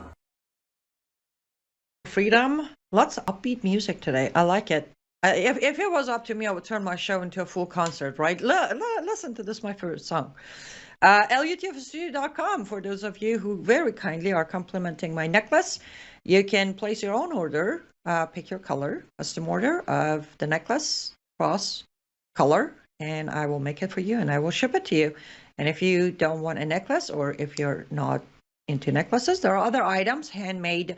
All product used to make these pieces are also all US made, including the resin I use is US made. So go to lutfstudio.com, grab a piece or place your custom order, use promo code MISSION for 10% discount. Let's bring back Barry to continue this discussion. And as I said, guys, if you have any questions, put them now, because if I miss them, if I try to scroll and get them, it's hard. Okay, Barry, we have about 30 minutes to try to make sense out of this mess without turning our own show into a mess, because I'm very good at doing that. Let's go back to what you were saying with before I brought up the Pakistan thing. You were saying, yes, there are some positives into what has happened, which is, if not the nuke, we can say, yes, U.S. putting Israel aside. Can I make a differentiation here for a second, by the way, Barry? I want to be very clear. It's important. It's very important not to believe our own ego-driven sentences. I want to be very clear. When someone like Pete Hexet, that you all know, I had the biggest crush on that guy, disappointed me like the rest of the guys in my life. I mean, you know what I mean. He comes out yesterday and say, if you think Trump is bluffing, I'm on a roll today, Barry, aren't I? He comes out and says, if you think Trump is bluffing, just ask Khamenei. That to me, that was very uncalled for the fact that Trump or US had nothing, I mean nothing to do with Khamenei's death. It was all Israel. Why are we flat out literally taking this dramatic historical credit and just easily run it for ourselves? Why? There is an answer there, and I'll tell you what I think it is. I think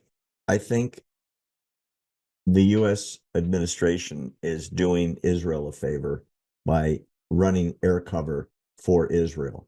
And what I mean by that is, if it's America that takes the credit for most of the strategic bombings, for example, the heavy bombers using the B-1, the B-2, strategic bombers that are bringing in the heavy ordnance that Israel can't fly there because it doesn't have the heavy lift planes. And it takes credit for the destruction of all the leadership, the main leadership on the religious and the military side on the first minute of the war. It's easier for the Gulf states, I think, to stomach that. They are going to be much less adversarial about the war if the United States takes all the credit and Israel's just along for the ride.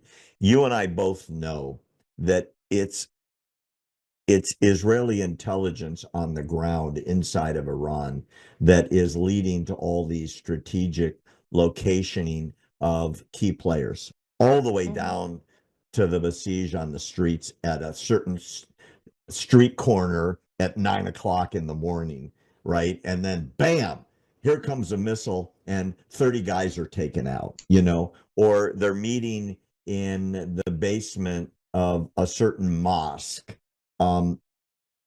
America, as best as I know, has 1/100th, if maybe less than that, of intelligence presence on the ground. The human intelligence, human that they call it, is all Israeli, and they're everywhere. Mossad agents are everywhere in Iran, and but for that intelligence, this war would not be anywhere close to as successful as it is. However, it is very important for, I think, the alliance that Trump is trying to hold together of the various Gulf states, not to mention the morons that belong to NATO, that it's American-led, it's American strategy, it's America taking the credit, because these people cannot stomach the idea that Israeli intelligence and Israeli military is pulling off most of the strategic wins, which, by the way, is my opinion, and it sounds like is your opinion as well. It is, but then I also have the other side of the coin, because that's me, is that when we do this, number one, this could be contributing to why the Gulf countries are also very easy at trying to conquer Israel. Because we're never letting them know who the real boss is. I'm sorry, I love America. I mean, you all know that. But the real boss here, since last year, 12 Days War until today, boss is Israel. Like, they shook the world during 12 Days War. But we covered that as well with the B2s and then the ceasefire. So yes, I agree with what you're saying. But then there's the other side that maybe it is finally time to show the region that, hey, technically, by definition, you got to be scared of these people.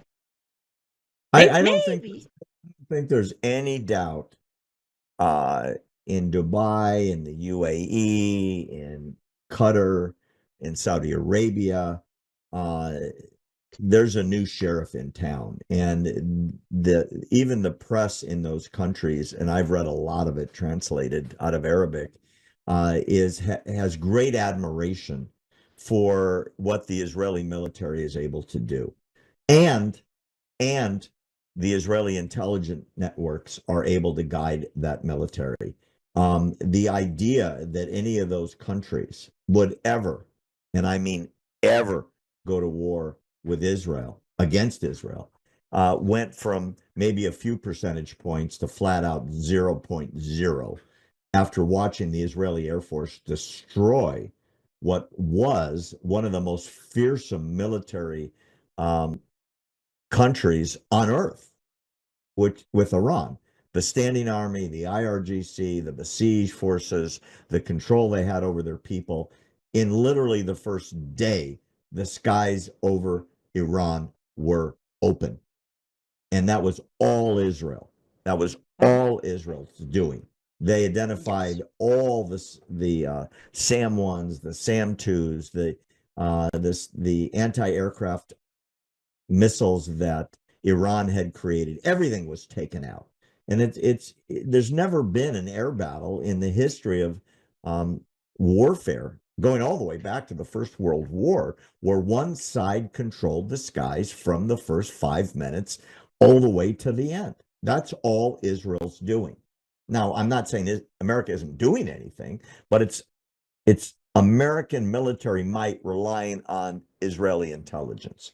And I think that has created a fearsome respect among the Gulf Cooperation Council, which is why, in my opinion, all these countries are now putting tremendous pressure on Trump not to quit until there's a regime change. When you have Saudi Arabia leaking that, and you have Oman hinting that, and you have the UAE saying it out loud, and Kuwait as well, that's extraordinary.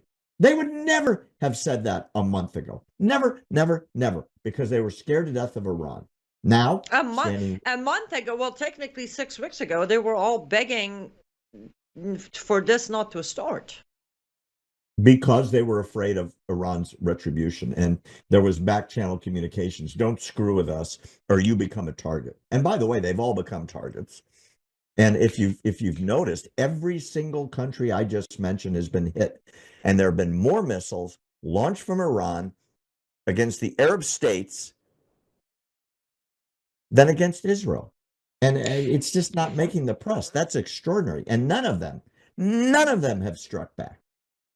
They just put out press releases, please stop bombing us.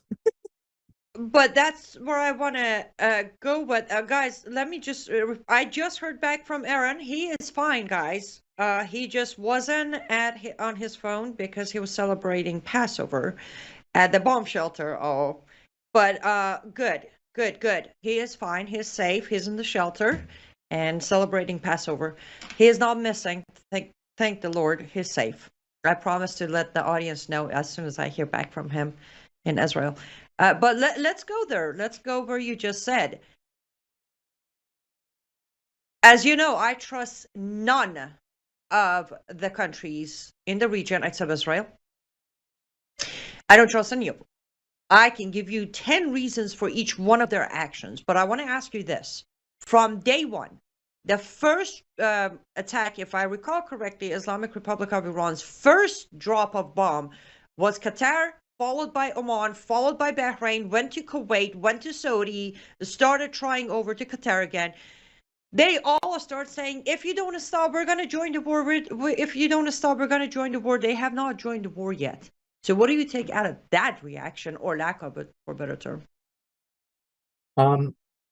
If somebody's doing the heavy lifting for you, vis-a-vis Israel and the United States, and there's no downside to shooting off your mouth, but not shooting missiles, I think that's why they're hiding behind the fear of the future, because I really think deep down these countries are scared of one thing. They're scared that Donald Trump is going to bail on the war before there's regime change. I think they're terrified. And thank you. And they know the Shiites are an apocalyptic group. I'm talking about the ones in Iran.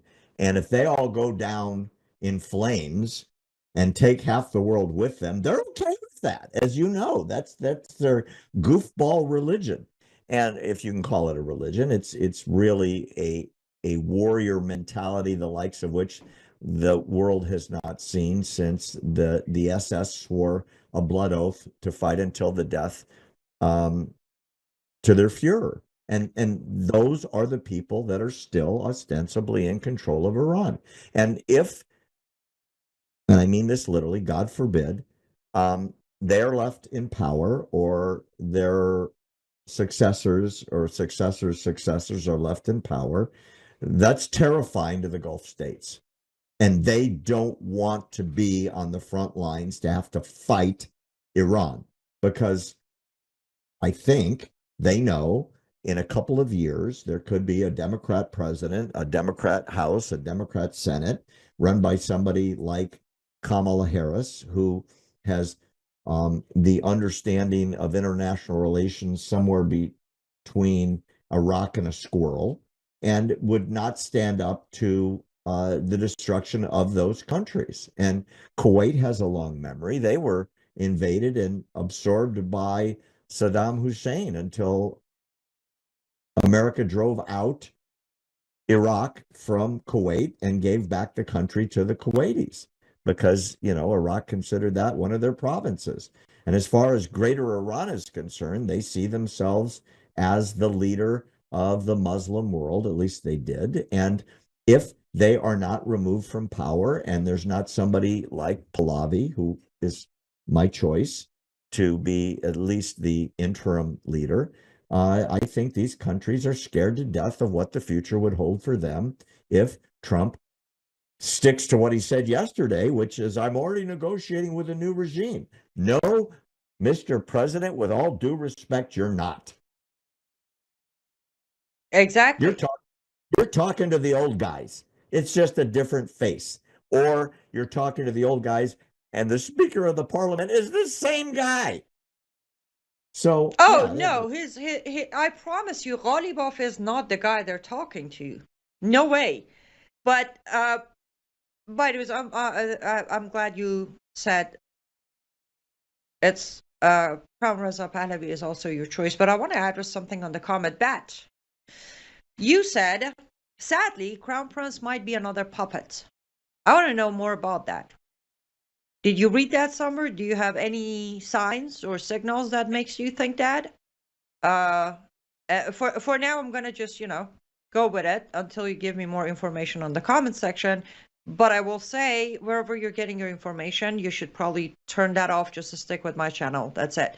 If Crown Prince Pahlavi was another puppet, he wouldn't be 100% ignored by all American parties. Just saying. When we find our puppets, guess what? We big him up. We call him a good-looking guy in an Armani suit, though we wanted to pay millions of dollars for their head. That would be my just one proof that he's not another puppet. Also, Bat, you said that very kindly said, Annie John, perhaps one day you may be able to tell your people that the Lord Jesus Christ is over Ahura Mazda, as stated in Psalms. Ahura Mazda is the Ahura Mazda is the Zoroastrian Avestan language for Jesus Christ. So I don't know what you want me to tell my people, but when we say Ahura Mazda in Avestan language, that is Lord God, Jesus Christ. So I've seen you before. I know you're here and there on my YouTube, but I feel like you've been watching some channels you shouldn't be watching as well. But that being said, and again, if Prince Pahlavi was one of the puppets, do you think he would have spent all of his time to constantly remind Americans of the persecuted Christians in Iran and the underground churches in Iran and the pastors that are being executed? No, he wouldn't, because that wouldn't fit the narrative of a puppet. Now, back to you, Barry. I'm sorry. I'm trying to there are certain topics that I can't let it slide anymore. Like even in the kindest way when it's phrased, I'm like, let's address it. Because we can't have that. One of the reasons I played that long intro at the beginning of today's show, Barry, is I don't know why, after all these years, it's so hard for a lot of people to understand that Iranians, the people, are so opposite of the regime. The fastest growing movement in history of Middle East is happening right now in the last 4 years inside Iran. Not just people coming to Christ, but they're building of underground churches, going to prison, dying for this movement. It's like, but again, the answer comes back to media, I guess, pumping all this. Iranians are crying over Khamenei's death, and Iranians are hating Trump, and they hate Israel. Anyways, back to what you were saying. the regime change thing, I want to go back there for a minute. Do you think, and I agree, by the way, it's 100%, they have not gotten involved because even there's 1 in a million chance that there won't be a regime change and Trump's going to just give power to the moderates, these countries are not going to survive that. But this new regime narrative, I'm not talking about the existence of it now. Starting yesterday, we both spotted the narrative. Can we put up the Truth Social post of Trump? This was the latest narrative pushed, where he put out a Truth Social saying Iran's new regime president, much less radicalized and far more intelligent than his predecessors. The rest is not important, but he's literally now saying Iran's new regime president. You also have Pete Hegseth coming out and saying the new regime better be smart and make a deal.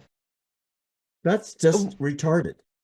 Thank you. See, this is why we love Barry Newsbaum, by the way. It has no basis in reality. It's made up gibberish. But I know it, and you know it. But here's the thing. What if, though it can exist, intelligence, really? Like, come on. I know he doesn't think. Okay, he said sadly he's no longer with us because he was on camera and talking. What about posting? Can somebody monitor what he posts? But okay, stop it. You know, when I was doing network shows in 2016, I won't tell you who I was talking to in the administration, and I was begging them, would you please take away Donald Trump's phone so he stops tweeting, because that's what it was, still Twitter, in the middle of the night. And some of the stuff he's saying will prevent him from having the support of the American people. And I would tell this person this message on a consistent basis. And what I got back was, nobody tells Donald Trump what to do. He thinks he's always right and you can't correct him. And this is exactly the same thing, except it's 10 years later, Annie. So, you know, as I said with you 45 minutes ago, rather than get caught up in these just goofball statements like, oh, the new regime better do blah, blah, blah, blah, blah. And it's not a new regime. It's the same. But hold on. I need to stop you there because we both know how these, what we would call goofball statements. So remember my own reaction to Giuliani becoming El Shara was like until he showed up at the White House. I'm like, whoa, that's my concern, Barry. A lot of what's retardation, stupid, out of this world crazy ends up happening under this administration. We had Erdogan at the White House. Like, what's to stop them from having, let's say, Mousavi at the White House in 2 months from today for our 250th anniversary? We've seen the madness come to life. I know. And you're in the case of Syria, nice, good-looking man in a nice suit is one of the colossal, politically dumbest things the president has ever said, because he's a stone-cold mass murderer who now doesn't slaughter people and cut off heads. He's wearing a $1,200 suit and goes to the White House and plays basketball, by the way. And let's not forget that the Crown Prince of Saudi Arabia paid for the suit. Crazy. It was Al Qaeda. Okay, I mean, I get it. So if, and I mean this literally, God forbid the goofball, silly statements about we don't need a regime change. There's already been a regime change. I hope the new regime is more moderate and reasonable than the old one. As long as that doesn't translate into action that allows those people to stay in power, I'm okay with it. He can say all the dumb stuff he wants. Like, for example, this morning, thank goodness, out of the White House, they said, you know, the war is more than half over. We should be done in a couple of weeks. Okay, That's a lot better than 2 hours from now. And every week that goes by, and there's another 3 or 5,000 targets destroyed, and another, I don't know how many thousands of Basij militia blown up, and how many more thousand defections of the IRGC literally on a daily basis running away from their units. The ability of the old guard or the successors to the old guard to control Iran going forward is being systematically lowered on the daily. So every day we stay there and the Marines are showing up. They're there now. They showed up yesterday. And the A-10 Warthog fleet landed in Great Britain yesterday and is on its way to the Middle East. Those are ferocious, and I mean ferocious offensive weapons. They're not used for anything else except close quarter annihilation of whatever they're shooting at. And the theory is, and I ran this by somebody in Israel yesterday, those planes are being brought in to destroy everything on the coast of Iran facing Karg Island. And the reason is, and what I was told, if American Marines land on Karg Island without air cover that has wiped out the missile batteries on the coast of Iran, the Marines will get annihilated by missiles because Iran will destroy Karg Island along with the Marine Expeditionary Force landing on the island, which is 12 miles. It's like shooting fish in a barrel. It would be easy peasy. So that's what the Warthogs are being brought in for. Those things are close quarter annihilation machines. They're flying tanks, and everything they shoot at becomes just dust. And so my dime store military strategy opinion is those planes are being brought in. They're going to attack the coastline. They're going to eliminate the missile batteries. And then Trump is going to take Karg Island and seize the oil. When that happens, Iran is done. The money is cut off. The ability to trade internationally is cut off. They will become impotent and unable to continue governance, and the regime will fall. That's my opinion from where I sit today. That's what I think is going to happen. So you can ignore, God willing, all the goofball statements like, I hope the new regime is a better negotiator than the old regime. And we've already had regime change, which we've already stated, you and I, that's BS. There's no regime change. It's some new people. That's it. Agreed? To a point, yes. I will not ignore them. I will keep yelling at them. Because remember, Americans have very short memories. So I will remind them of what's being said versus what's being done. And as far as the Karg Island goes, I will have to disagree to an extent. It is not going to be as easy as it's being described. What is not Try taking control of Karg Island. It's going to be a monster project. I totally agree. It's going to be lose the midterms guaranteed project with many heartbreaking names coming out as those who gave their life for this. I will join the club of uncalled for. There is no reason to try to take Karg. Maybe, I'll be honest, maybe part of me, the Iranian part of me is saying, you want to leave anything for us to go back to? Or you want to just demolish it all? Or do you want to prove again that I was right when I said U.S. will do whatever U.S. needs to do to stay in charge of Middle East, because a chaotic Middle East equals good money for U.S. But I actually pray they don't try to do that. My perfect world, Barry, is tonight at 9 p.m. Eastern time when Trump comes out to say whatever it is he has important information, is that he's going to say the U.S. operation is done and over with. We achieved our objective, which was, destroy their shield to protect their nuclear programming, icing on the cake. Hey, we did the regime change too. We watch from far and back Israel as Israel achieves their objective. That would be my perfect world. We're not going to hear that. But that would be the best option. Just say we did what we did, all the credit to us. Hey, I have personally signed off. I ran it by every Iranian on the planet. We're going to write Trump's name as the man who liberated Iran as long as he backs off today. Like, that's the deal.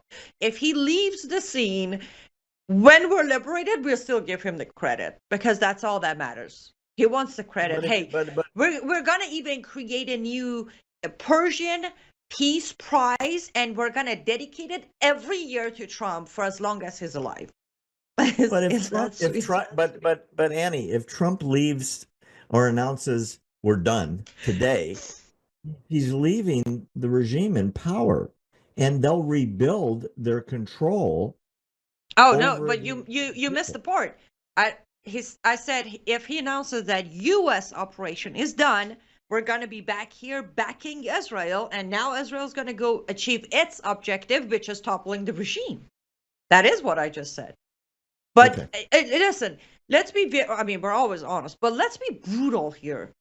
Barry, as long as President Trump is in middle of this war, Israel will not achieve their objective.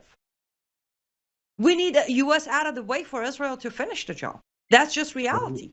Why do you say that? Well, 3 reasons. Number one, U.S. foreign policy when it comes to Middle East, proven, regardless of who's in the White House, proven that we are terrible at picking the right people for the job.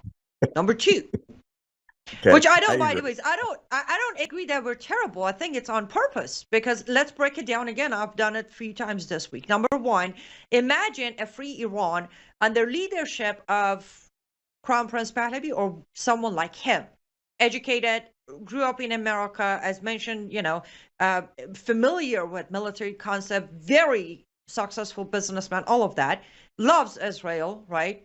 Married his daughter to a Jew. Imagine that. Let's look at the true reflections on America. Economic. Number 1, we probably within a year, we're not going to need to sell any military equipment to Israel anymore. Right there, oh boy. And then on the other hand, there won't be a need for Abraham Accords through U.S. grandpa anymore because Iran's going to start the Cyrus Accord. Oops, goes all of that. Then we create a competition directly for our buddy Saudi Arabia, a real genuine competition when it comes to worldwide oil industry. And then in 5 years, the whole world comes to realize Iranians aren't a bunch of barbaric third world country, whatevers. They're actually very well educated. Their economy is blooming. They're boosting. There is a possibility even Iran might somewhat become a known name. None of that works well for U.S. foreign policy. That would be the reason that no matter what, when U.S. gets involved with anything Middle East, the result is not going to be what Israel is looking for, which happens to be what we're looking for as Iranians. Well, let me throw a little bit of confusion into this for more data. An interview that Donald Trump did several decades ago is resurfacing in the last couple of days. And what I'm talking about specifically is his commentary. This is long before he ever became president or even ran for president, which is if blah, blah, blah, blah, blah happens from Iran, we should go in and just take the oil. I don't think he's ever forgotten that. And that's what happened in Venezuela, Annie. I think he's looking at the Iranian oil, not because the U.S. needs it, because under the drill baby drill policy of Trump since he's taken over, the United States is energy independent again. We're a net exporter. We're not relying on Saudi Arabia and the Gulf states. We don't get any oil through the Straits of Hormuz. Liberating the Strait of Hormuz saves NATO and the NATO countries and China.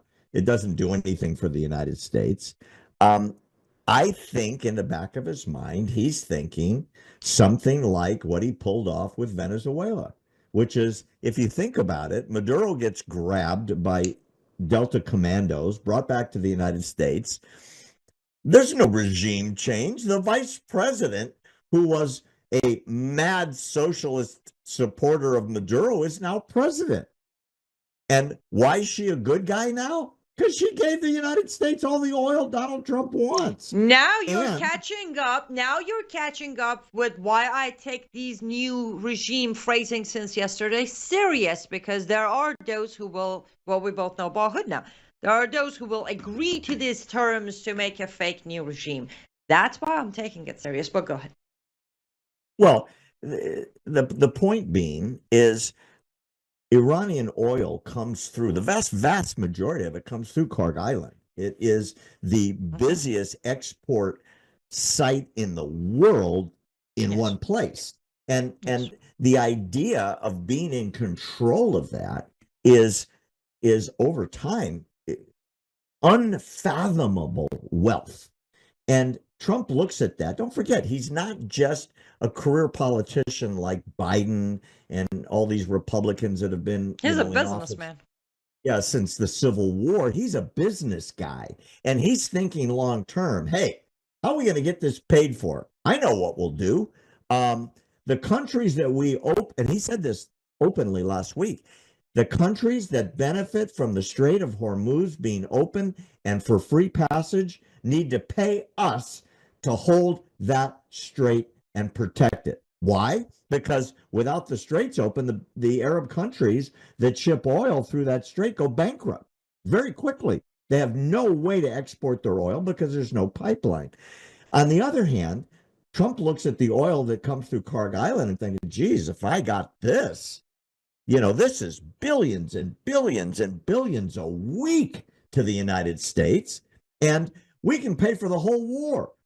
And so everyone that's beaten me up over, what's this costing in terms of financial ruin to the United States when people are hungry and blah, blah, blah, and all the things Democrats are saying, ignoring the fact that nuclear weapons could have been dropped, all over the world by Iran. I think Trump looks at it and goes, hey, if I can figure out a way to pay for this and it doesn't cost us a penny, not only do I look great, but we win the midterms. And the next 2 years of my career as I'm a lame duck president are the most successful in history. You watch. Trump doesn't leave without the oil. That's my prediction. I didn't say he's going to leave without the oil. I just said he's going to leave with the oil without taking her with his new regime. We're both saying the same thing. It's possible. But if they destroy Kharg Island, Iran's financial future is toast. There's no way for that country to survive, no matter who's. Oh no, there is. Not as quick, but there is. But yes, it's going to be a huge hit. And again, we're both saying the same thing. But you're thinking military takeover. I'm thinking deal takeover. It's exactly and specifically because of Venezuela and because of the narrative of new regime. I think we're about to get hit by tornado. Tornado sirens just went off here. But it's okay because we're out of time anyway, so I can be taken away with tornado after the show. Barry, we are out of time. I always love having you on. Let's try to get you back on next week for an update depending on what happens. Findbarry.com is where you can support Barry. Tax-deductible donations are welcome. Sign up for their newsletter, get free information, just like you got today, but every day. And make sure to share their videos, subscribe to their social media. Barry, lovely to have you. I'm sure I'm going to give you a call after his speech tonight, but for now, I'm glad you could join us. Appreciate your time. So great to be with you. I'm available as always. See you next week. All the best. Absolutely. Absolutely. To my lovely audience, I'm so glad we could go over to complete this discussion. Wow, this thing is getting crazy, but thank you for being here. Let me remind you, because it is still joyful and exciting. Doesn't matter what comes next. Just like I said at the beginning, God is good. God is always good. And no matter what man says on this earth, I will rely on God to show me the path. The book, The Architecture of Jihad, the book is out. It has been out for about 10 days now. Amazing response. I am so humbled by your support. If you haven't picked up a copy yet, one sec. Okay. If you haven't picked up a copy yet, grab it on Amazon. Kindle or paperback, or you can get the signed copy on my website, liveuptofreedom.com. I encourage you to become a paid subscriber on my Substack if you like to continue supporting me financially. That's liveuptofreedom.substack.com. I will be back tomorrow with Dr. Bill Federer. Look forward to that discussion. And I believe I will be joining Brown House Live tonight to discuss whatever it is that Trump is going to announce. Until tonight on Brown House Live, or for the rest of the platform until tomorrow, stay safe, and I will see you soon. Bye, guys.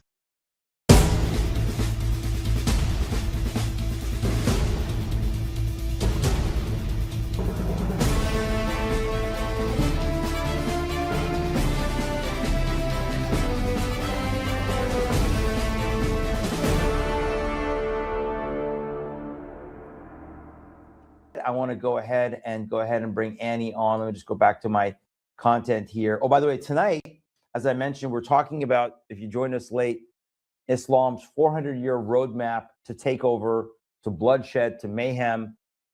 It's just hate. I don't know how else to describe Islam other than hate. It is evil. It is dark. It is demonic. It is an antichrist spirit. It is hate. And specifically, tonight, I want Annie to talk about her book, The Architecture of Jihad, inside the ideology, law, and global strategy driving Islam's multi-front expansion. That's the subtitle of her book, the title, The Architecture of Jihad. Interestingly enough, she's got I'm going to ask her if that's the black horse on the front page. So with that, Annie John, how are you? By the way, I have to define this because people, when we greet each other, we say John, and people get confused. Somebody at church asked me last week, who is John? Why do you keep calling people John? And I said, I'm not calling them John. It's a term of endearment. It's like saying dear. Hello, dear. But so I just want to clarify that when I say Annie John, I'm not calling you John. You're not confused about who you are. It's just a term of endearment. And then there's some weird things in Farsi we say. Like when we say, I was telling people when we say Junam, they were like, what does that mean? And I'm like, well, it kind of translates as my intestines, right? Junam, right? Like from deep down when you say that. How did your family describe that when you guys would say, did you guys ever have that term in your? Oh, yes. I was actually, as you were saying the John, I'm like, I could confuse them further and say, good to see you, Shadow June. And they're going to think I'm talking about month of June. Right. But that's not what I'm talking about. That's not what you're talking about. Well, Junam could be translated that way, but the other way of it is when you refer to someone like Junami, that's when you tell them that you're my whole life. So right. Because June my could whole mean being. life. Right. And it could also mean my whole being. But we got one that's worse. Are you familiar with Jigarito? Oh, yeah. Yes. That's like your liver. Yes. Jigara. My mom would always call me Jigara. And they were like, why? If you translate that to people, my liver? You're my liver. My liver? Yeah. Literally means you're my liver, but it doesn't mean you're my liver. It's more of that. Again, it goes back to your part of me, but they picked the organ to be part of. I don't know, maybe Jigari is liver super important? Well, you can't live without your liver, right? You can live with one kidney. You have two kidneys, but you can't live without your liver. So I guess it's important. Fair enough. But yes. Hey, first of all, congratulations on the book. Thank you. I know you've been working on this a long time. And as usual, again, I have not, I got to order my copy, but as usual, the depth, I looked at the index. It says somebody at church brought it on Sunday, and I was going through it and looking at the index and looking at the titles that you had, all the subject matter there. And as usual, I could just see your meticulousness, your depth of information and research. What led you to write The Architecture of Jihad? Which, by the way, folks, if you want to get Annie's book, let me put your website up before I forget, because I don't want to forget. Live Up to Freedom. Oh, no, that's the Substack. you right here, right? At the Yes. website, they can get a signed copy. Explain that. Okay, so good news. I still have some left, but not over exaggerating. I literally have 9 copies of the book left to sign Oh, and ship it wow. out, which I'm very humbled. I'm very grateful. I never thought, within 4 days of release, so many signed copies would fly off the shelf. But it's not the end of it. I have ordered more author copies. It's going to take 3 to 4 weeks for me to get them. So if you really want the signed copies, now would be the great time to Now, right, literally order. right now. Go on the Like, website literally right right now. So liveuptofreedom.com. When you go to the website, you see the giant cover of the photo of the book. You click on that, it takes you to either order your signed copy. Also, if you want to get your Kindle or just a normal paperback from Amazon, the options are still available in the website. So I just put them all in one page for you. The signed copies, and I want to be very clear because there was a misunderstanding with another lovely supporter. Sharon knows I don't have the budget or the self-control to have help. So I'm literally staring at boxes over there. I do the signing myself. I receive the order myself. I print the label myself. I wrap and package it myself, and I drop it off at post office myself. It is personal. You have a box when you order. You can tell me what name you want me to sign it to. You can even tell me what you want me to write in the signature box for you, and I'll take it from there, and you receive your book pretty much depending on the post office delays or not, pretty much 4 to 5 days after you place your order. That's fantastic. And again, folks, I cannot recommend this enough. We have to figure out a way, Annie John, to get this to some of the key people that we're meeting with. Like I'm going to be meeting with some of our legislators here in Tennessee. I'm not going to give the date, but soon, in the next couple of weeks, I'm going to be meeting at the Capitol with some of these legislators. And this is a resource that they need to have in their hands if they care, if they actually care about freedom, liberty, individual rights, our God-given rights, and understanding how to wade through the propaganda manure. I'm sorry, I'm going to call it that. It's like the propaganda manure with Islam right now. It is unbelievable how, and we just saw this. As I said, I was on with Brandon today, and we were talking about. I'm doing now these Dimmy alerts of the month, where we're highlighting these fools, these fools in America, in the West, that are supporting Islam. But before. By the way, it's also on Amazon, folks. I just wanted to, if you want to get it sooner, correct? You said it's on Amazon. No sign. You don't get it signed, but it's there. And they can get it in paperback or in Kindle if they wanted to, if they want to get it instantly.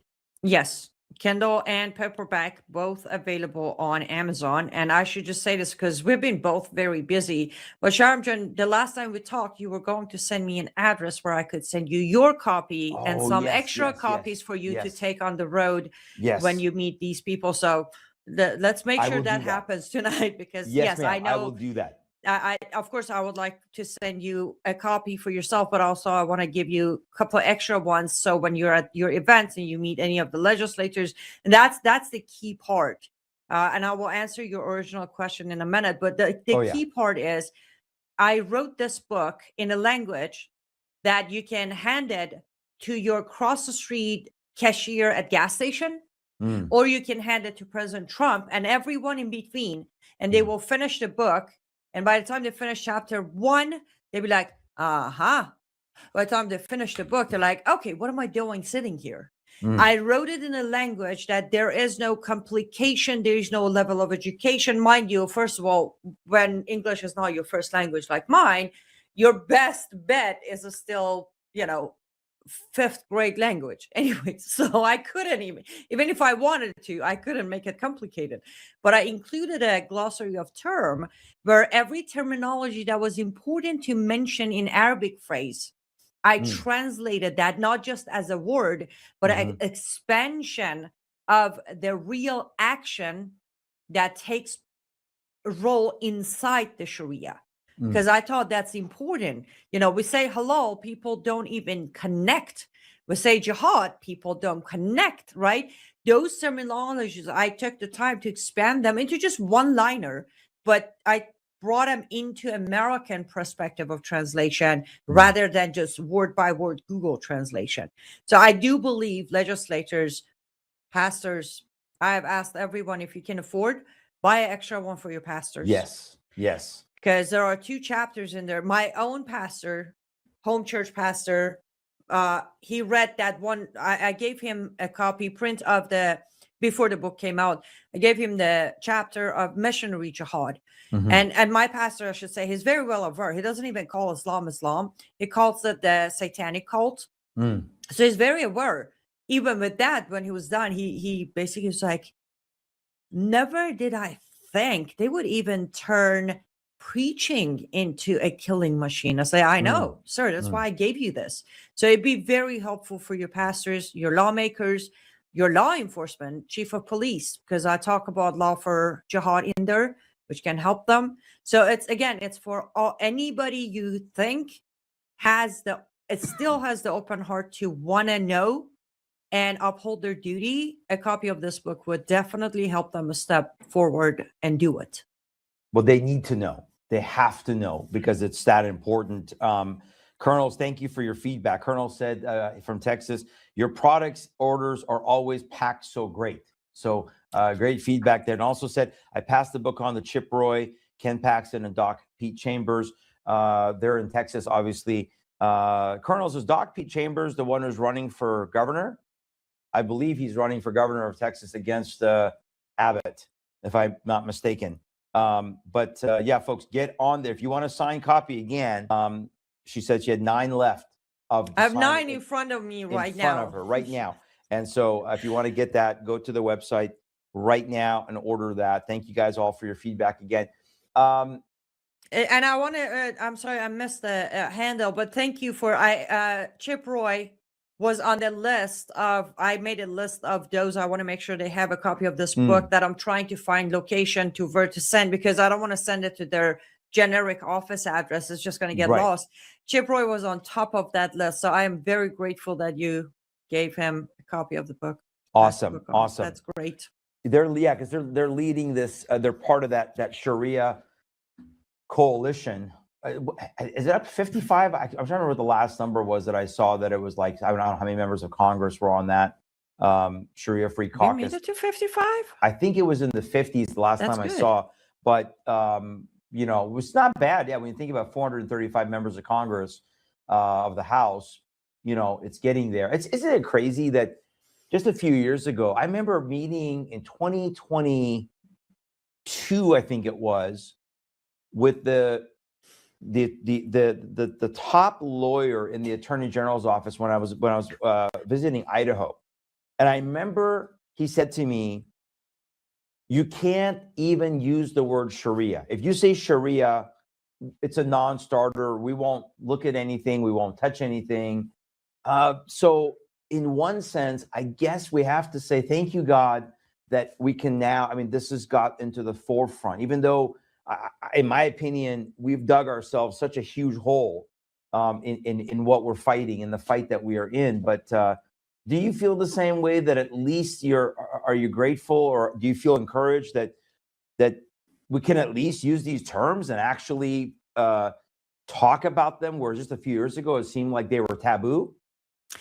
Yes, but actually that is exactly why I picked the title of this book as Architecture of Jihad, not Architecture of Sharia. As much as I'm grateful that there are people who talk about Sharia now, but at the same time, though they're not as taboo anymore, but when you say Sharia, the dissection becomes very hard, because then you're stepping into the territory of the religious side of things as well. Right. But when you say Architecture of Jihad, there is no religious in it anymore. It's done. It's just a system. You strip it of any protection. And that's why I want to get this in hands of many legislators, because, for example, Chip Roy doing a great job, right? But the angle he's playing is not going to go any further than it has, because he's not correctly using terminologies. When you say Sharia, how do we tackle Sharia? 5 times a day prayer is part of Sharia. Right. Fasting is part of Sharia. So you go with this terminology. Right. As you read, the Architecture of Jihad, clearly, most people, they hear the word jihad, what do they think? There's two group of people. Those who will remember September 11, those who will remember the inner struggle, I have to make it to the gym to stay fit. Mhm. That's all there is behind it. But the reality is, for people like me, who literally grew up in heart of it from someone who's preaching it all day long, and if you couldn't preach it, it would kick you to listen. Mhm. You come to realize that the terminology in Western country that gets the proper attention and applies to our existing law and constitution is not Sharia. It's not even Islam. It is jihad. Mhm. Definition of jihad, yes, very correct. In Arabic, what jihad means a struggle, not inner, it's a struggle. That's Right. it, a struggle. Right. Now, when you build a structure of jihad that is building and expanding the agenda of Islamization, then you expand that struggle into what kind of a struggle are we talking about, which in my book, I break it to 10 different struggles. Our legislators, those who want to make a difference, can learn that, oh, wait, instead of saying ban Sharia, I need to say ban this. Disassemble this big word of Sharia into the parts that are directly going against our constitution. And none of them, again, none of them are religious part. None of them have the protection of freedom of religion. So that's how you dismantle this entire system. That's so good. That's so good. Yeah, I agree with you 100%, because that's been my feedback to them as well.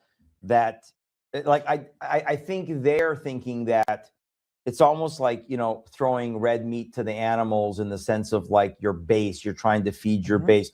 Ban Sharia. I remember last year I was at the Texas Capitol, and the legislator that had sponsored the event there was like, we're going to ban, as long as I'm in this position, we're going to ban Sharia. And people are applauding, and I'm sitting there going, you have no idea what you're dealing with. You have no idea what you're actually saying, because, like you said, it's a non-starter. And even if they were to pass any legislation, both whether at the state level or the federal level, you know, CARE and their 200 plus lawyers on retainer, they're gonna file a lawsuit. They're gonna have that thing in an injunction against that bill, you know, probably by the end of the day. But this is exactly what I've been praying for. I've been praying for the Lord to raise up his people to have this long-term strategy and approach that is, you know, in the Bible, there was an example of King David where he was in the battle in the Chronicles. And it was interesting because, Annie, in the same battle, the Lord gives him two different strategies depending on the time of the battle. Early on, you know, he goes one way, and then later on, the Lord says, now I want you to go this way, because the enemy shifted. And I think that what this book is going to do is, where not only are you chronicling the 1400 year, again, if people are joining us late, we're talking about, you know, Islam. We're talking about their 1400 year roadmap to their takeover, which has been jihad. And you've defined it in such incredible ways in your book, from the little that I was able to read. But when the feedback, and by the way, this is from our mutual friend, Trevor Loudon. One of the comments, I want to read this. It said, Annie Cyrus has produced the clearest, most engaging, beautifully written expose of Islam's systematic plan for global domination I have ever read. A must read and a timeless manual for all who seek to preserve Western civilization. I think that is so true. But I honestly believe that this has been part of the answer, that we have to have the long-term strategy that can navigate around the minefields, you know, the bombs that are laid there by the enemy. And I think we blow ourselves up in the foot when we just focus on Sharia and not on the bigger picture. Yeah. You know why? I'm glad you brought up the bomb thing, though. Both of us being Middle Eastern, we should probably never say bombs. Right? We should Two probably never say ex-Muslims. Middle Eastern and bomb at the same time.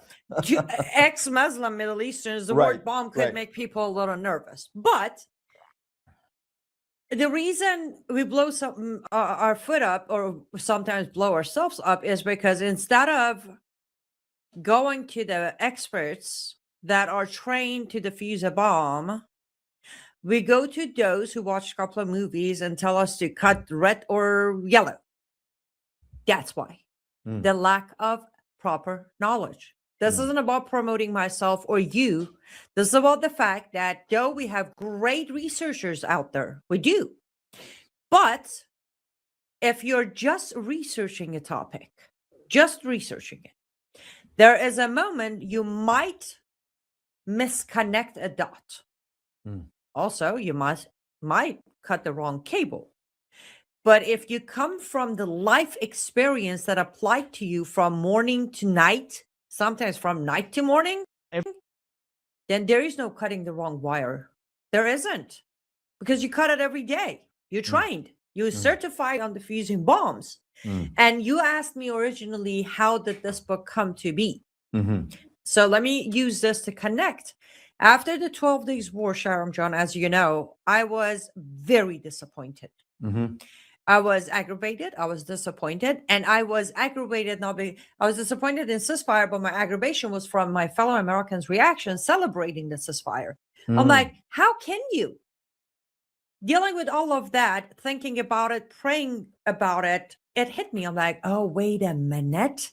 Because still with all of this, my fellow Americans still don't understand the depth of this movement. They don't understand that you don't have to have proof for Iran having a nuke to become an imminent threat. You just need to know its attachment to different proxies connected to different fronts of jihad. And boom, I'm like, wait, you really think they all know about 10 Faces of Jihad? There is no way. The best, closest we get to most educated, most researchers in Islam, they will name jihad as blowing things up. They will name financial jihad through halal. They might name political jihad through running for offices. That's it. Okay, some might even talk about migration jihad, that is hijrah. And I'm like, that's exactly the problem. So I grabbed my laptop. I'm like, there we go. We're gonna introduce every single department of this front. We're gonna go over it, and I want to be very clear. I did my very best to stay away from personal bias. You don't see my life story in there. You don't even see me use as real cases that I have used for the book. I stayed clear of me and my translation of Islam. Every chapter starts with the definition of that jihad, and then it goes to text, the actual text from Quran, Hadith, Reliance of the Traveler, Sirah, and Tafsir. Then it goes to life of Muhammad and how Muhammad used this specific jihad. Then we go to a short 1 or 2 historical pattern of this. For example, Ottoman Empire or Persian Empire or Indian Empire. We just use that. From there, we come to modern day with real cases, not those that I investigated, those that made its way to courts across Europe, Canada, Africa, or America. And then from there, we go to what I call the practical countermeasures. I give 10 to 15 steps that anybody in any position can apply every day, 5 minutes a day, to not only stop it from growing, but also reverse the damages it has been done until today. Every single jihad follows the same pattern. It's not my personal opinion. I didn't go being, you know how people say, I had a couple of bad experiences with my dad. I left those experiences out of this book. I'm going to use that for my autobiography. But literally, it is where I realized, okay, you have been through all of this. You've been speaking out, but you never sat down to tell your fellow Americans that, listen, there is what you're looking at is the tip of the iceberg. I'm like, well, how about this? Let's just do a deep dive and show them the underground. Underbelly. And that's how the book came to be. Amen to that. Amen to that. No, I think that has been so smart and wise. A friend of mine who is and I'm not name dropping here, but just a former FBI agent. He was an analyst, and he goes by the initials of BG. But he wrote once he came out of the FBI, he wrote a work manual that I've given to some legislators that refers to Islam as a civilization challenger. And he does the same thing where it's like you have to keep it so straight and narrow in regards to the approach. And by the way, I was going to mention that earlier. What I appreciated about each chapter as I was skimming through them from the book that one of our church members brought was the fact that you had in there action steps. And you know that speaking, I get asked all the time as well. The information is incredible, but what do we do? Yes. And you had action steps in each of those chapters in defining the 10 phases or types of jihad. And then do you want to for this, we have time, do you want to, like, for example, talk about one of them just a little bit and give our audience a taste of I mean, maybe one that is not, because I guess if our audience follows us, they're familiar with the hijrah to some extent as far as the immigration jihad. Maybe talk about that. Could you talk about that missionary a little bit? I most certainly can. And I would love to also. So my last chapter of the book, it's called The United Front. That is when we're done addressing all the jihad fronts. And I want to mention this because I don't want to mislead anyone. This book is for everyone, including Muslims who may not even know, right? The Sure. Muslims who are out here, partying with us, have a girlfriend, go drink beer. Read the book. You might actually give us a chance to introduce the real God to you. Amen. Read this book first. It's for everyone. But the very last chapter, chapter 11, United Front, is where I speak directly to my sister and brothers in Christ. So I want to be very clear. Yes, the only bias I have in this book is the closing chapter where I talk to my fellow Christians to show them why we should be the front line, the united front line of this battle. Because of what you said at the beginning of your show tonight. The Antichrist system of Islam makes it our duty to defend Christ in the front line of this battle. Amen. So that is, I have an extra bonus chapter of call to action for my fellow Christians. But let's talk about a missionary jihad. But I also want to talk about chapter before that seemed to have shocked everyone, including some experts I have worked with, including what an honor to have part of the godfather of this movement, Dr. Bill Warner's legacy in this book. Yes. Forwarded the book. Yes. And he actually mentions that on the forward, that I have read dozens of books about jihad, Sharia, all of it. None of them gave me solution, but this book does. And my chapter 10 has shocked every reader, from experts to none, which is civilization jihad. Betrayal jihad. The only form of jihad that nobody wants to address, because it doesn't blame the Muslims. It doesn't blame the jihadists.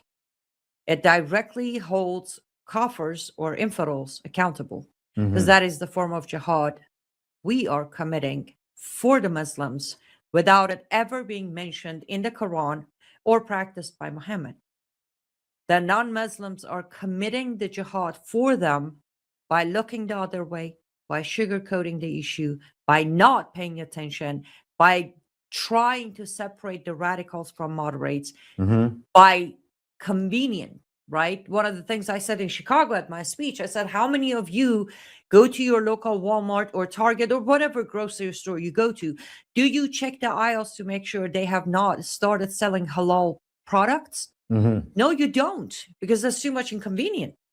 Because if you find out, then you have to go find another grocery store to shop from. Right. So therefore, you continue shopping at a place that's selling halal that is funding jihad. What do you think you're doing? You're committing the jihad for them by funding it. And I can go on. One of my longest chapters in the book is Betrayal Jihad. Mm, And again, that's so good. practical countermeasures for all of it. But I kept highlighting jihad, which I will get to in 5 seconds, and Betrayal Jihad, because those two are the main parts that has pushed this further and further in last 20 years than Mhm. ever before. Mhm. We have expedited this process by either getting it wrong or completely ignoring the existence of it. I blame both sides. Those who walk Yeah. around and say jihad means they're going to blow themselves up. No, it's way more than that. Right. Way more than that. Jihad is actually the last resort, not the first. They use the other forms until they get there. Like Muhammad, for 13 years, there was no battle, was there? No. He tried all of the other fronts for 13 years. And then when the comfort and the power and the upper hand was there, then he went for the actual battle. The battleground was set for him. Missionary jihad. In Islam, very cool. We all can agree to this part. It is mandatory and obligatory for every Muslim to talk to non-Muslims and invite them to enter Islam. Mhm. Cool. But then there's a step 2. If you did the dua, they call it dua, invitation, inviting one to enter Islam. It's dua. If you did that, if you performed that, and the person declined your invitation, then your imam, local, state, federal, your imam is obligated to call battle or combat jihad on the individual who declined your invitation to enter Islam. Mm-hmm. So we go from preaching the religion of peace to, if you don't accept it, then I shall kill you for rejecting my invitation. Mm-hmm. That is what missionary jihad is. Mm-hmm. And Wow. it has been practiced by Muhammad. Historically, I actually bring up the Persian king, where Muhammad sent a messenger with a letter of invitation to the king of Persia saying, enter Islam with your nation. And king of Persia is like, no, we're good, thank you. Immediately, when the messenger goes back and tells Muhammad that he rejected or he declined the invitation, Muhammad looks at his army, is like, green light, go slaughter. That was the first time the Arab Muslims attacked Persia. It was because the king of Persia rejected the invitation to enter Islam with his entire nation. And from there, missionary jihad started happening. First, invite them. If they refuse your invitation, then fight them. Yeah, that's obviously people who followed us know the abrogated chapter, the abrogated last chapter of the Quran, chapter 9, starts out that way because they gave them sort of a truce period, the 4 months, and then after the forbidden months are passed, then the invitation goes out, right? If they repent, leave them alone. And then later in verse 29 and 30, it goes into then the aspect of the battle, because they either repent and practice the prayers, profess the Shahada and become a Muslim, they're subjugated, or then the fight comes. And then specifically, I covered this in one of my DVDs on people ask me all the time, why is it specifically that Muslims so heavily persecute and kill Christians, and have historically done in their 1400-year history? And we go through the verses of the Quran and specifically the words of Muhammad. But no, you're so right on that aspect of missionary, that there is this phase that people don't understand. We don't do that, right? As Christians, we're called to carry forth the Great Commission. We go and obviously we share the gospel, we preach, we answer people's objections, we try to live as living holy testimonies to Christ, but we don't then issue a religious order. We don't come back to the church and say to our pastor, well, I went down the road and I talked to Phil, and Phil said, no, take your Christianity and shove it. Okay, all right, guys, let's go. Here's the religious ruling, and go kill them. go kill him. This is a foreign concept. Mhm. And people, as you said, because they have been so propagandized to believe the peaceful, tolerant version. And that's what I was covering with Brandon today. I said, when you look at what happened over just the last week with the end of Ramadan and the claim, first of all, the false claim that Ramadan is a time of peace, when the major battles, folks, that Muhammad fought after abrogation were fought during the month of Ramadan.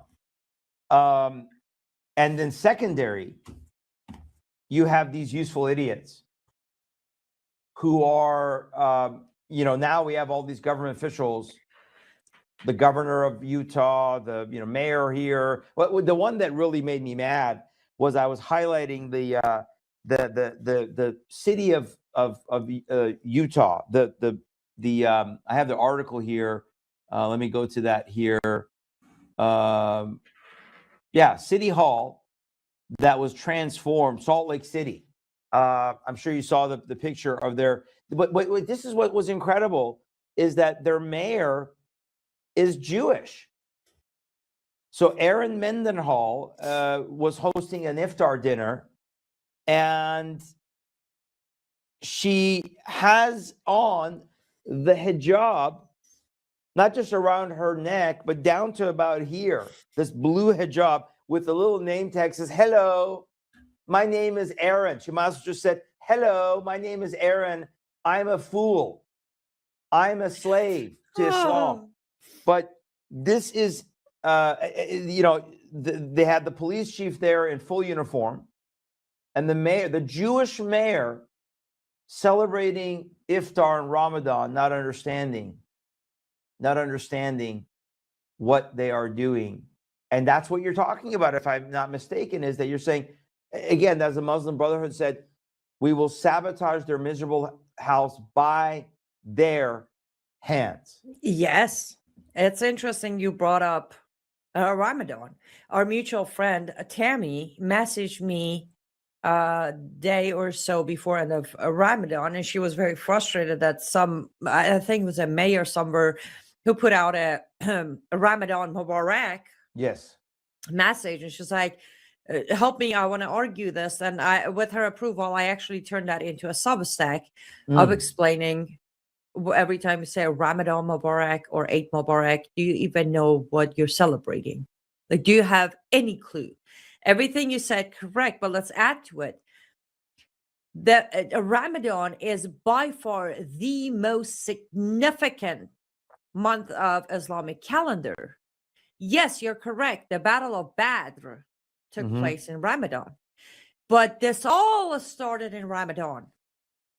Right. Quran was revelation. It revealed to Muhammad, supposedly. Right. We should say that because I don't believe there was a revelation.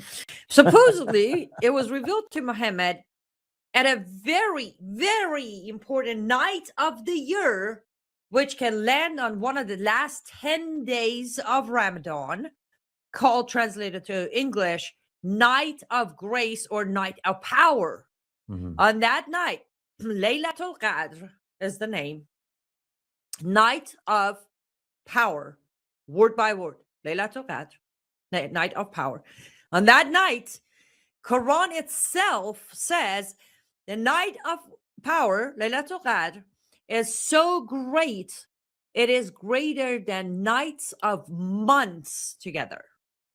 With that in reliance of the traveler, in the hadith, in the tafsir, comes as any act, any good deed of a Muslim during month of Ramadan, it's tenfold or higher rewarded, Right. except the fasting.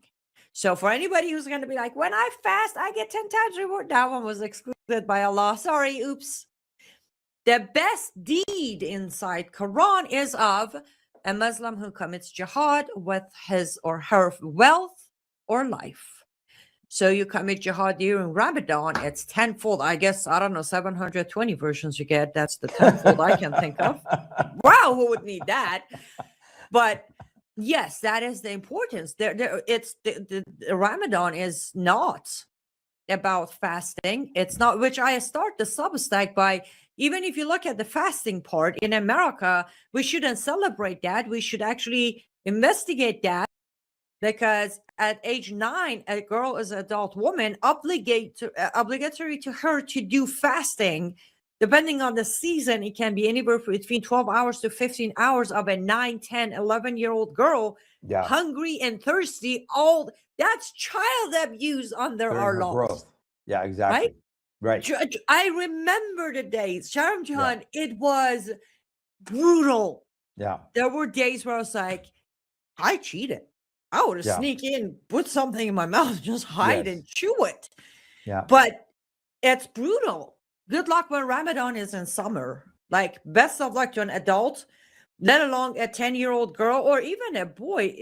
Between 13 and 14, boys are going to have to start fasting as well. Yeah. That's that age for a boy at 13, 30 days back-to-back fasting from morning to night.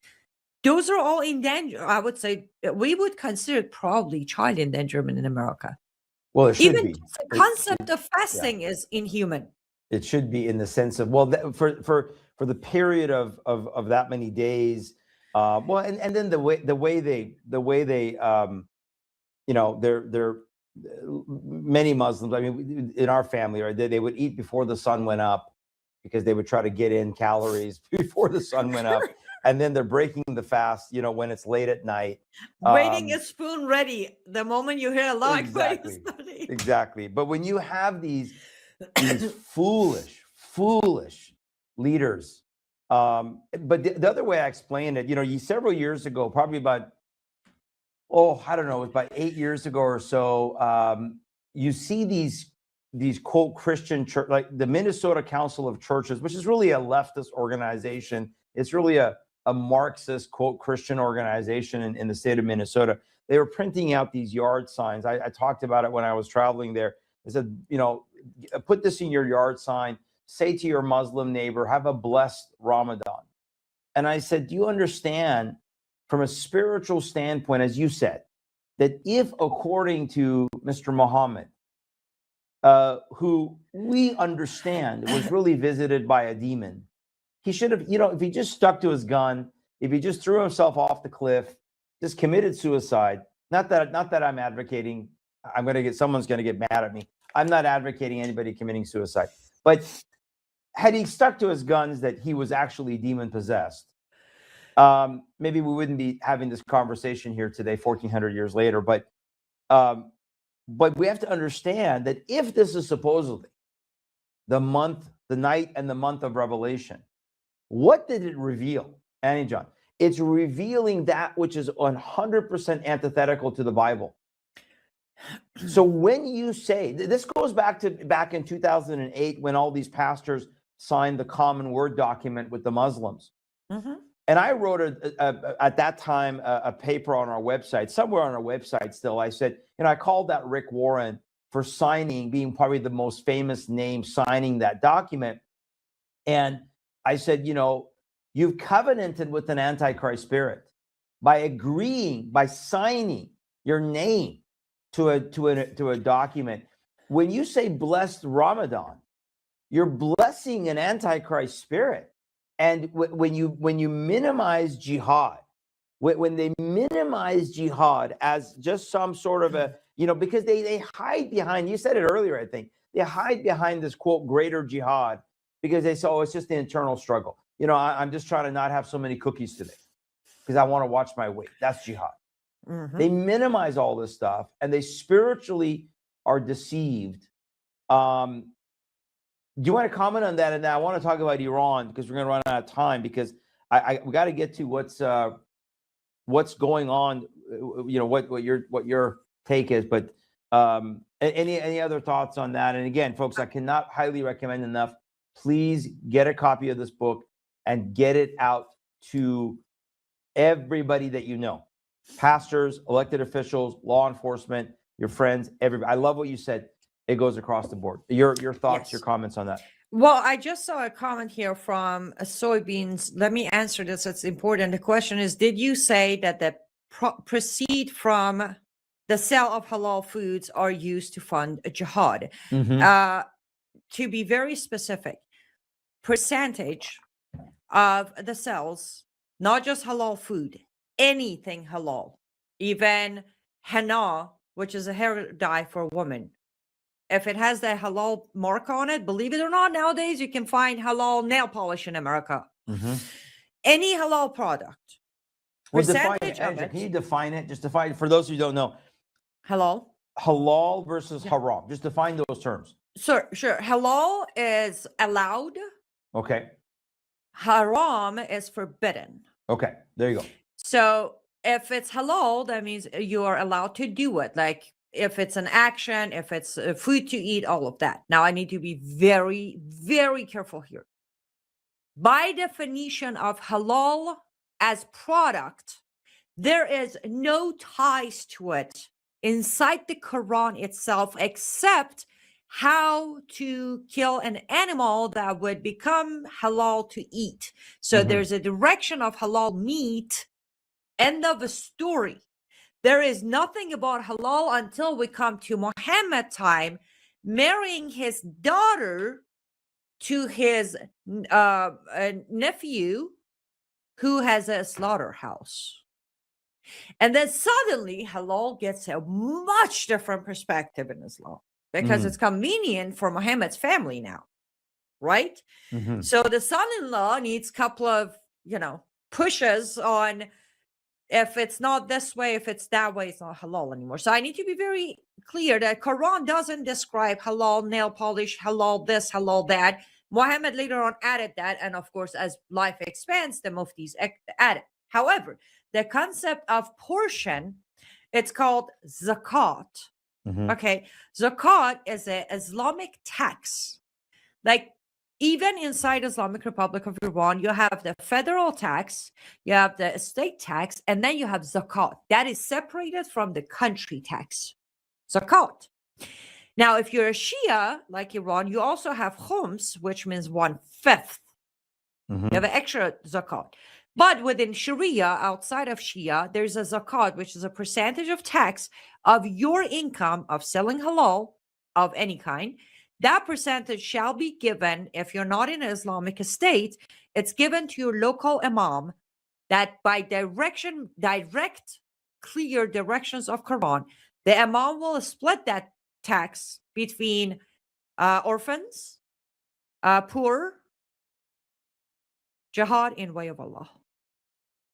Word by word from Quran itself. So yes, every time. Now, mind you, when you purchase from a store that's selling halal, they don't sit there and say this was halal, that wasn't. The entire income of that store is facing zakat. Therefore, whatever you paid at that store is facing zakat as well. So therefore, your purchase is also going to that imam that's going to split that and give it in the way of jihad, in way of Allah. I hope that was clear enough. No, it was. It was a way for Bible people to maybe understand zakat would be, I would say, and I've tried to explain this before, it's the Old Testament tithe, where under the civil laws of Israel, because the Muslims will hide behind the tagline of zakat is charity, right? They hide behind this idea that, oh, it's just charitable donation. You make a donation to your church or whatever. But no, I love the way you explained it. In the Old Testament, we have to understand the tithe was mandated. The 10th was mandated. It was part of what actually went to the maintenance of the temple, of all the sacrificial systems, of basically paying the salary for the priests, for the priesthood, the Levitical or Aaronic priesthood. So in the same way that it was mandated, you're explaining that it's mandated. Difference is that you're saying that a percentage of that is now going to fund this, going back to your term, struggle. Yes. Warfare, struggle, jihad, warfare, struggle. And then from there, obviously, not every dime of it is going to go towards the physical jihad, but it could go towards all the other things, including the hijrah, Exactly. including the population jihad in the sense of their womb. Yes. But no, that's And by yeah. the Go way, ahead. this is exactly why missionary jihad is such an important aspect to look into. Because putting zakat aside for a second, what you just said, when we donate to our churches, Right. they have the same system, except if our FBI would investigate into it, they would notice all of these fronts of charity. I just reported it, an address in Manhattan. Look up 650 Fifth Avenue, Manhattan. A building owned by an organization with direct ties to Bank Milli of Iran, that is designated for operating and funding and laundering money for IRGC and its proxies. Since 1979, they operated as a real estate and charity organization, laundering money for IRGC and its proxies. 2 days ago, finally, $129 million from seized assets of that building was distributed between the victims of I this. see that. Yes. I just see That is why missionary jihad is flying right under the radar. They collect their charity money, their charity. Times of mosque. Times of Israel, after decades, terror victims receive proceeds from sale of Iran-linked New York City skyscraper. This is what you're talking about, $318 million settlement. Wow. Only 129 has been distributed. And my argument on my Substack, I broke it down. One building in Manhattan, committing 4 jihads, all to fund the ultimate jihad, which is terrorism. Right. And again, this is why I emphasize on buy the book. Yes, it's going to help me greatly because I had to self-publish because most publications wouldn't want to touch this book. Right. And trust me, it is not easy to self-publish. But reason isn't that help me make up for lost money to publish the book. The point is, one building for jihad, and nobody is looking at, like even the report you just looked at, they're not going to touch on the fact that this was for jihad involved inside America, American money that translated into jihad. Right. I promise you, my Substack is the only one that broke it down that way. And the fact that there shouldn't even be victims, because during the time that we were seizing all assets of connection to Iran during hostage crisis of 79, this building was on the map and we looked the other way.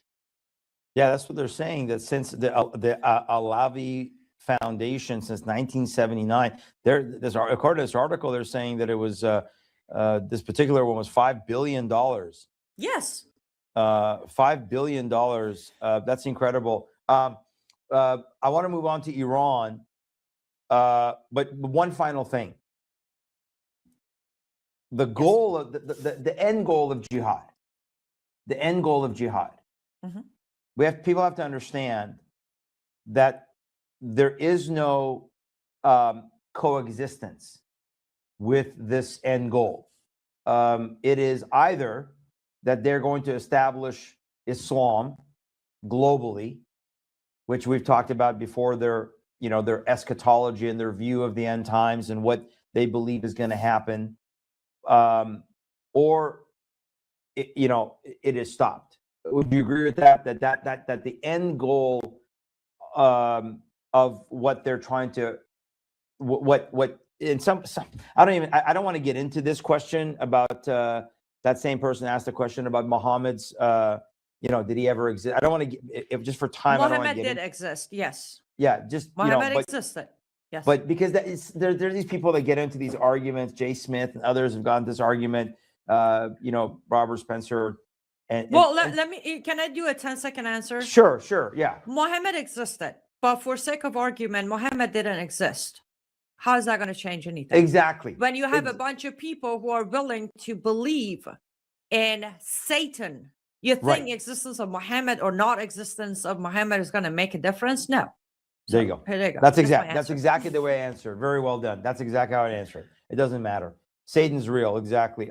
But people have to understand that this is the end goal. I mean, I try to encourage people in the sense of the good news is we know that the right kingdom wins, that the Lord is returning, that he is going to destroy the Antichrist and all the armies and all the system that is being set up. And like you, I try to be outspoken in regards to, especially on the spiritual matters, because I'm trying to tell people that, we don't mix with an Antichrist spirit. We don't play around with it. We don't play footsies with it. We don't hold hands with it.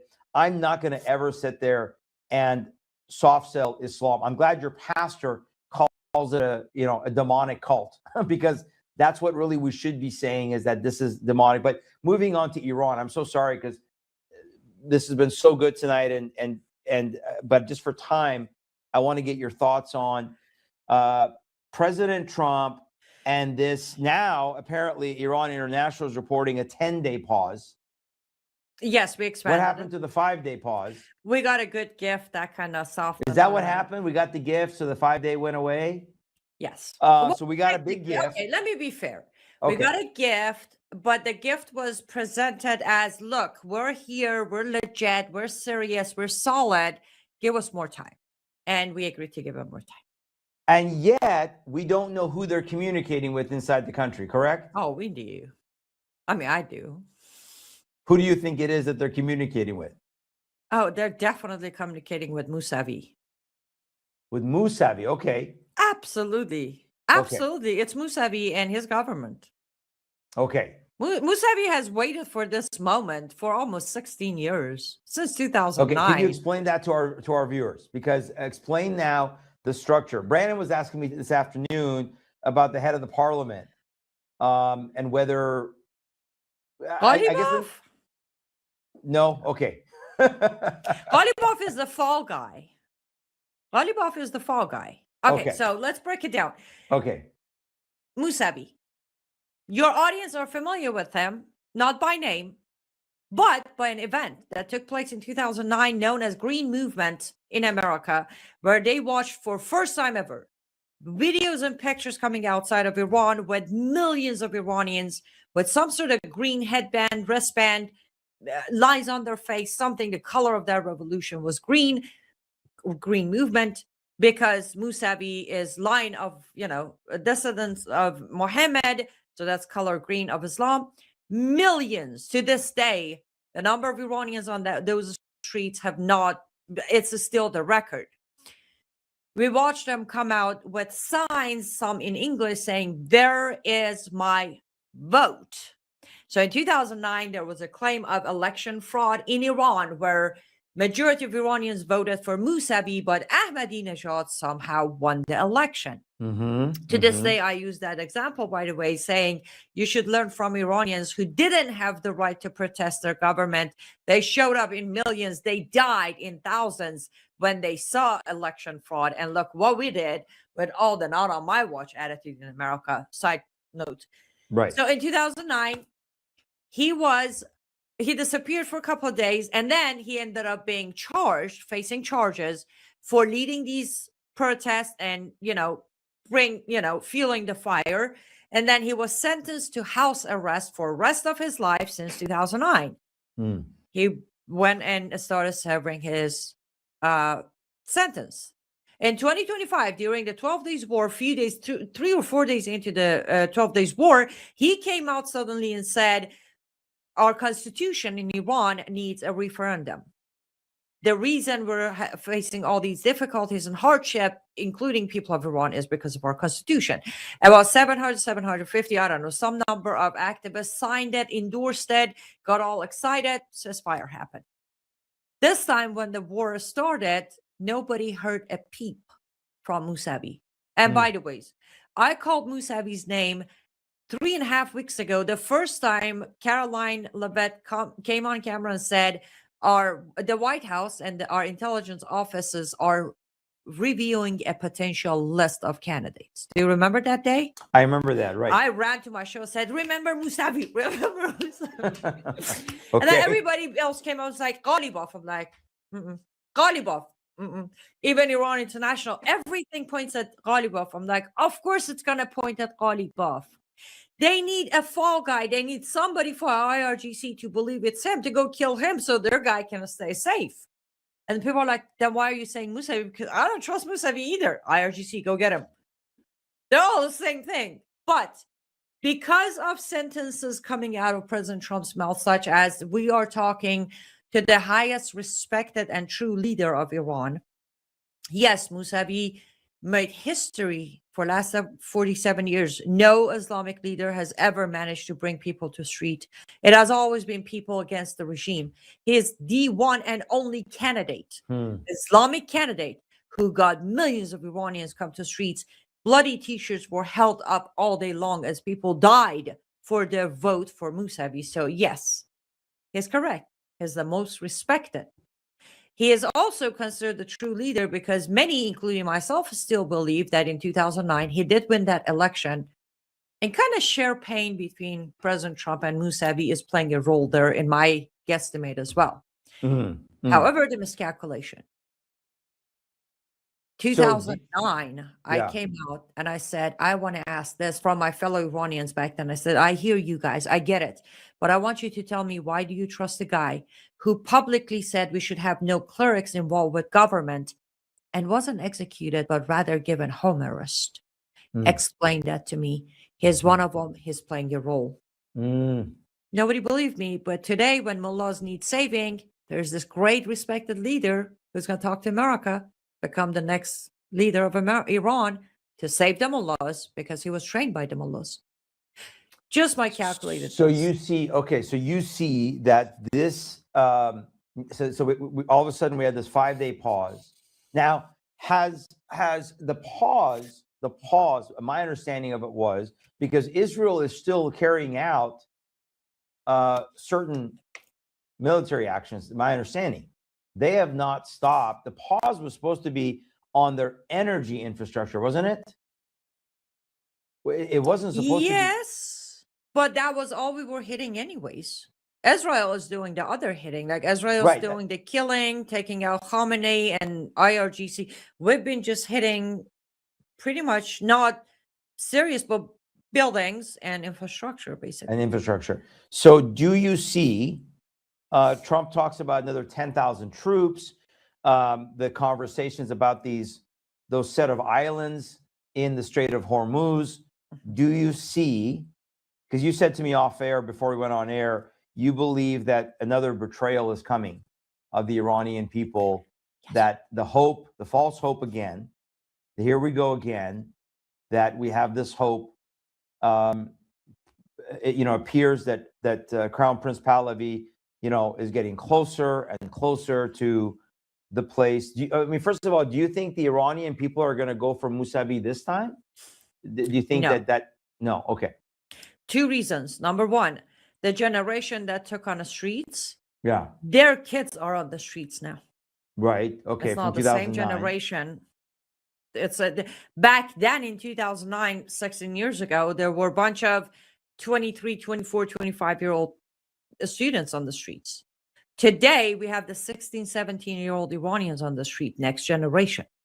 Back then, it was the battle of, I chose a lesser evil and you're forcing the worst evil on me, Ahmadinejad. Today, is Iranian kids burning down mosques.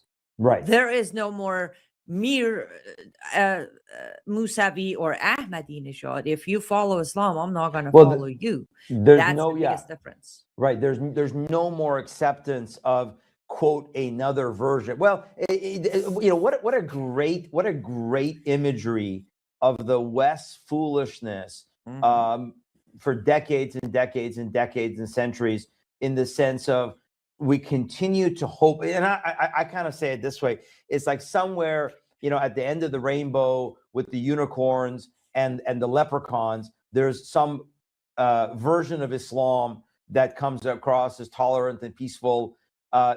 This is what they're doing again. They're pretending that there is another, some lesser, quote, more moderate. You're saying the Iranian people. Shamjan, we've done worse than that.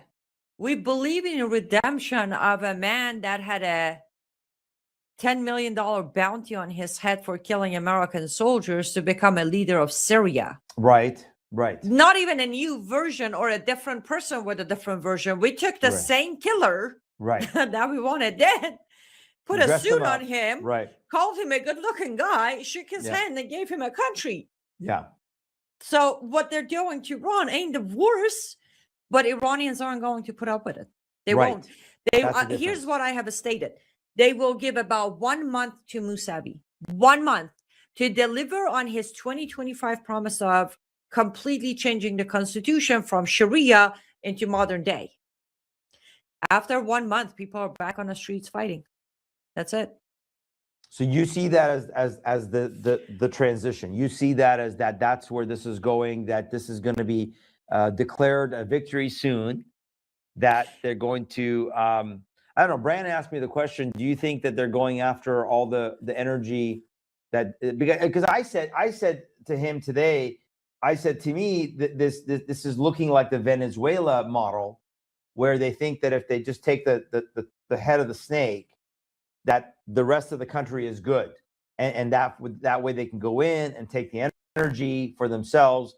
And again, I know I'm simplifying this for time. I'm just doing it for time right now. But as if Maduro was the only corrupt official in Venezuela, as if this regime that has oppressed the people in Venezuela, that was Hugo Chavez, that was Maduro, all of a sudden now the rest of them are all good guys, and just this one guy at the top. It seems to me like they're deploying the same mentality, that if they get rid of the upper echelon, and like you said, maybe Mousavi is who they're talking to. This is very interesting. I hadn't thought about that. Where do you see this going in the next 2 or 3 weeks, in your opinion? Well, let's be clear about something. In all transparency, I don't mean to offend anyone, but it's my First Amendment, so let me be offensive. You're more than welcome to be offended. U.S. foreign policy has never worried about corruption. They don't care if you're corrupt. They care if you're going to be their corrupt guy or not. Right. Play along. That's what happened in Venezuela. Right. Now, the miscalculation, though, in Iran is they didn't take out the head of a snake. Khamenei was not the head of a snake. IRGC is the head of the snake. Right. Right. So where do I see this? I think U.S. is going to try to place their own, puppet, which again, miscalculation, because Mousavi is going to stop being their puppet as soon as he gets his, built up going. But it's not going to be as easy as Venezuela, clearly, because I think the reason we're sending Marines over and more fighters is the fact that we still have to get rid of IRGC to place Mousavi, because IRGC is not going to let Mousavi sit in, at least for the purpose of keeping face.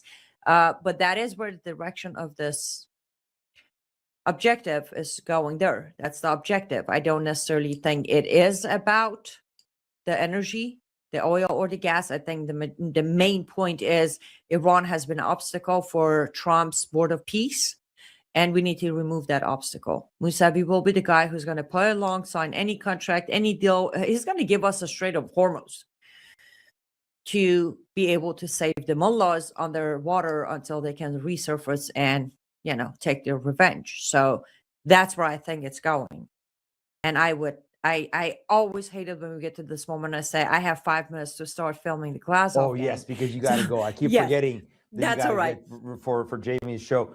Thank you, Annie John. I appreciate that. We will see. That's such an interesting perspective. That gives me a lot of pause to think about now how to pray for Iran. But again, folks, I want to encourage you guys to go to Annie's website, get this book, and get it into the hands of this is, in my opinion, this is sort of a generational resource to be able to say, okay, we have a resource here to be able to give people, to give them a very clear-minded, sober look at what we're facing. So thank you for being faithful to do the work, to put this out there, to put yourself out there, to self-publish it. And Lord willing, and I'll text you my address, and thank you for being willing to send me 2 or 3 copies. And of course, I'd be honored to have it on our table when we travel, and let people know to make sure they support you. So, and support this work. So thank you again for being on with me. May the Lord bless you and continue to protect you. I appreciate you. Stay safe as you travel, and I look forward to coming back again, having another good discussion. Amen. Thank you so much, Angie. Have a great Absolutely. night. All Thank right. you. Bye-bye. Bye-bye.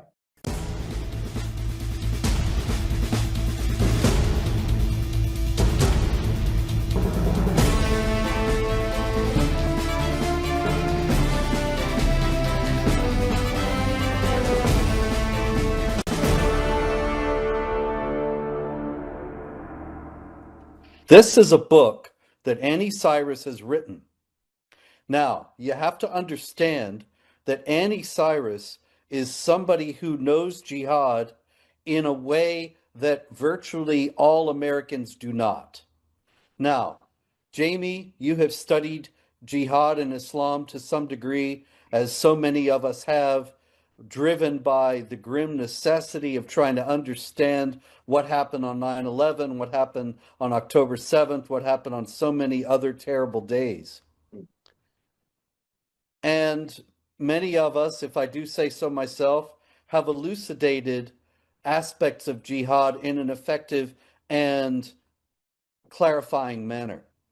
But Annie Cyrus has lived it in a way that we have not, and has suffered the sharpest edges of the Islamic Republic of Iran's tools for dealing with dissidents, which all involve terror. I have pointed out on many occasions that terror is not actually a twisting or hijacking of the religion of peace, but it is part of the teachings of Islam. But it's more than that, Jamie, because terror is actually the center, the heart, and the soul of Islam.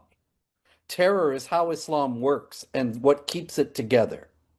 I hope I am making myself entirely clear that Annie Cyrus knows this in an experiential manner, and she elucidates it in a way that no American should miss, because she speaks with an authority that nobody who has just read about this in books or talks to people about it can possibly ever have. Yeah. And so you've got to get this book, The Architecture of Jihad. It is creating a real buzz among people who know that awareness needs to be raised about this issue at this time. This is not some kind of a burlesque or joke. This is deadly serious. This is a book that's really going to change the situation at a time right now. We're at a pivot point, Jamie, because now there are some 50-some members of the Sharia Free Caucus in the House of Representatives. People are talking about Sharia. People are talking about Islam. Annie Cyrus is an indispensable voice in talking about what it's really like to live under Sharia.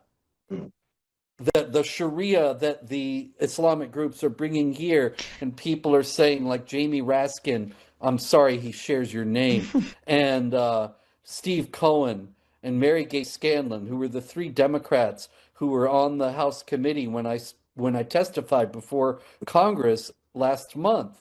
They were dismissing concerns about Sharia and saying it's just private religious law. It doesn't have anything to do with non-Muslims. And anybody who thinks otherwise is a racist, Islamophobic bigot. Now, Annie Cyrus's Architecture of Jihad puts paid to that kind of self-deception and those kinds of soothing fictions. And it could not come at a better time or be more important. Welcome to Live Up to Freedom. Thank you so much for joining me today. This beautiful April 2nd, 2026, which is a Thursday. I am honored and humbled by those words coming from one of the leading voices and experts on Islam and Jihad in the United States of America. Thank you, Robert Spencer, for your words, and I do not take those lightly. We are live on worldviewtube.com, WorldviewTube Rumble and X account, WorldviewTube app, which is available for free on your app store. Also live on X America News on X, live on my platforms on Facebook, Rumble, YouTube, X, and Substack. Join the conversation. Make sure to share this feed and click that thumbs up or heart to put us higher on the algorithm I normally take a couple of minutes or the whole segment to talk with you with updates and all of that. But we're going to reverse the show today. We're going to do all of that on the last segment because my guest can only stay with us for 45 minutes.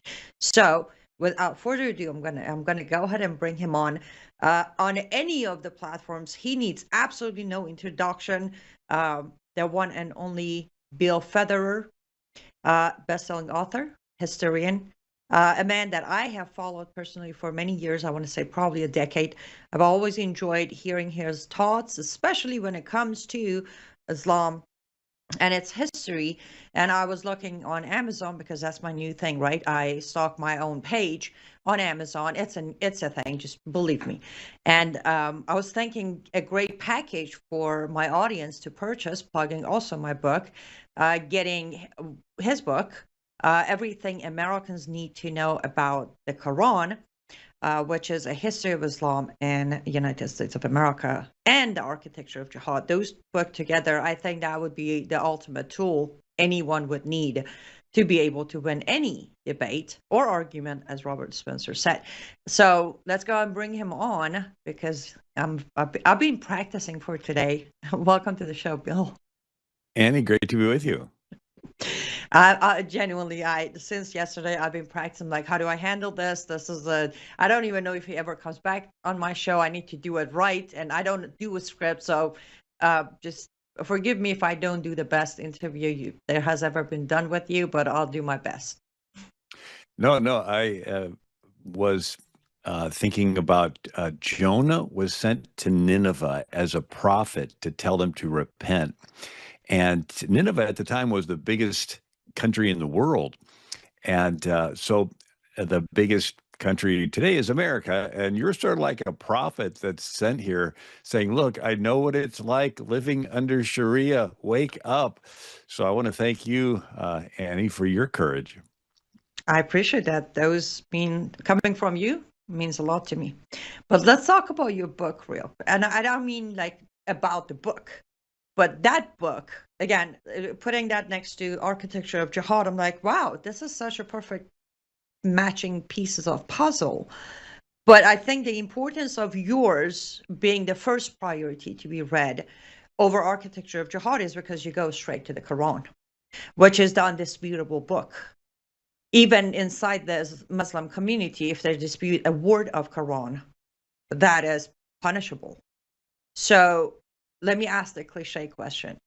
Why is this book, yours, Everything Americans Need to Know About the Quran, why is this book so essential and important, especially for Americans, and furthermore, for Americans who are giving into the coexistence and the interfaith dialogue inside the U.S.? Yeah, well, history is not prophetic, but it is predictive. Past behaviors is the best indicator of future performance. And so we have 1,400 years of past behavior. So there's really no mystery as to what is the goal and what is going to happen. So what I do that's sort of unique in the book is I look at it from a historical perspective.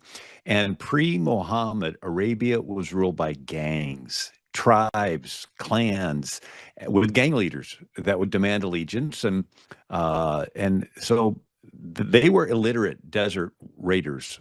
You look at the big powers in the world pre-Muhammad, it was the Byzantine Roman Empire and the Persian Empire, or Iran, and they had a 700-year war. Even after the Roman Empire became Christian, they still were at war with Persia.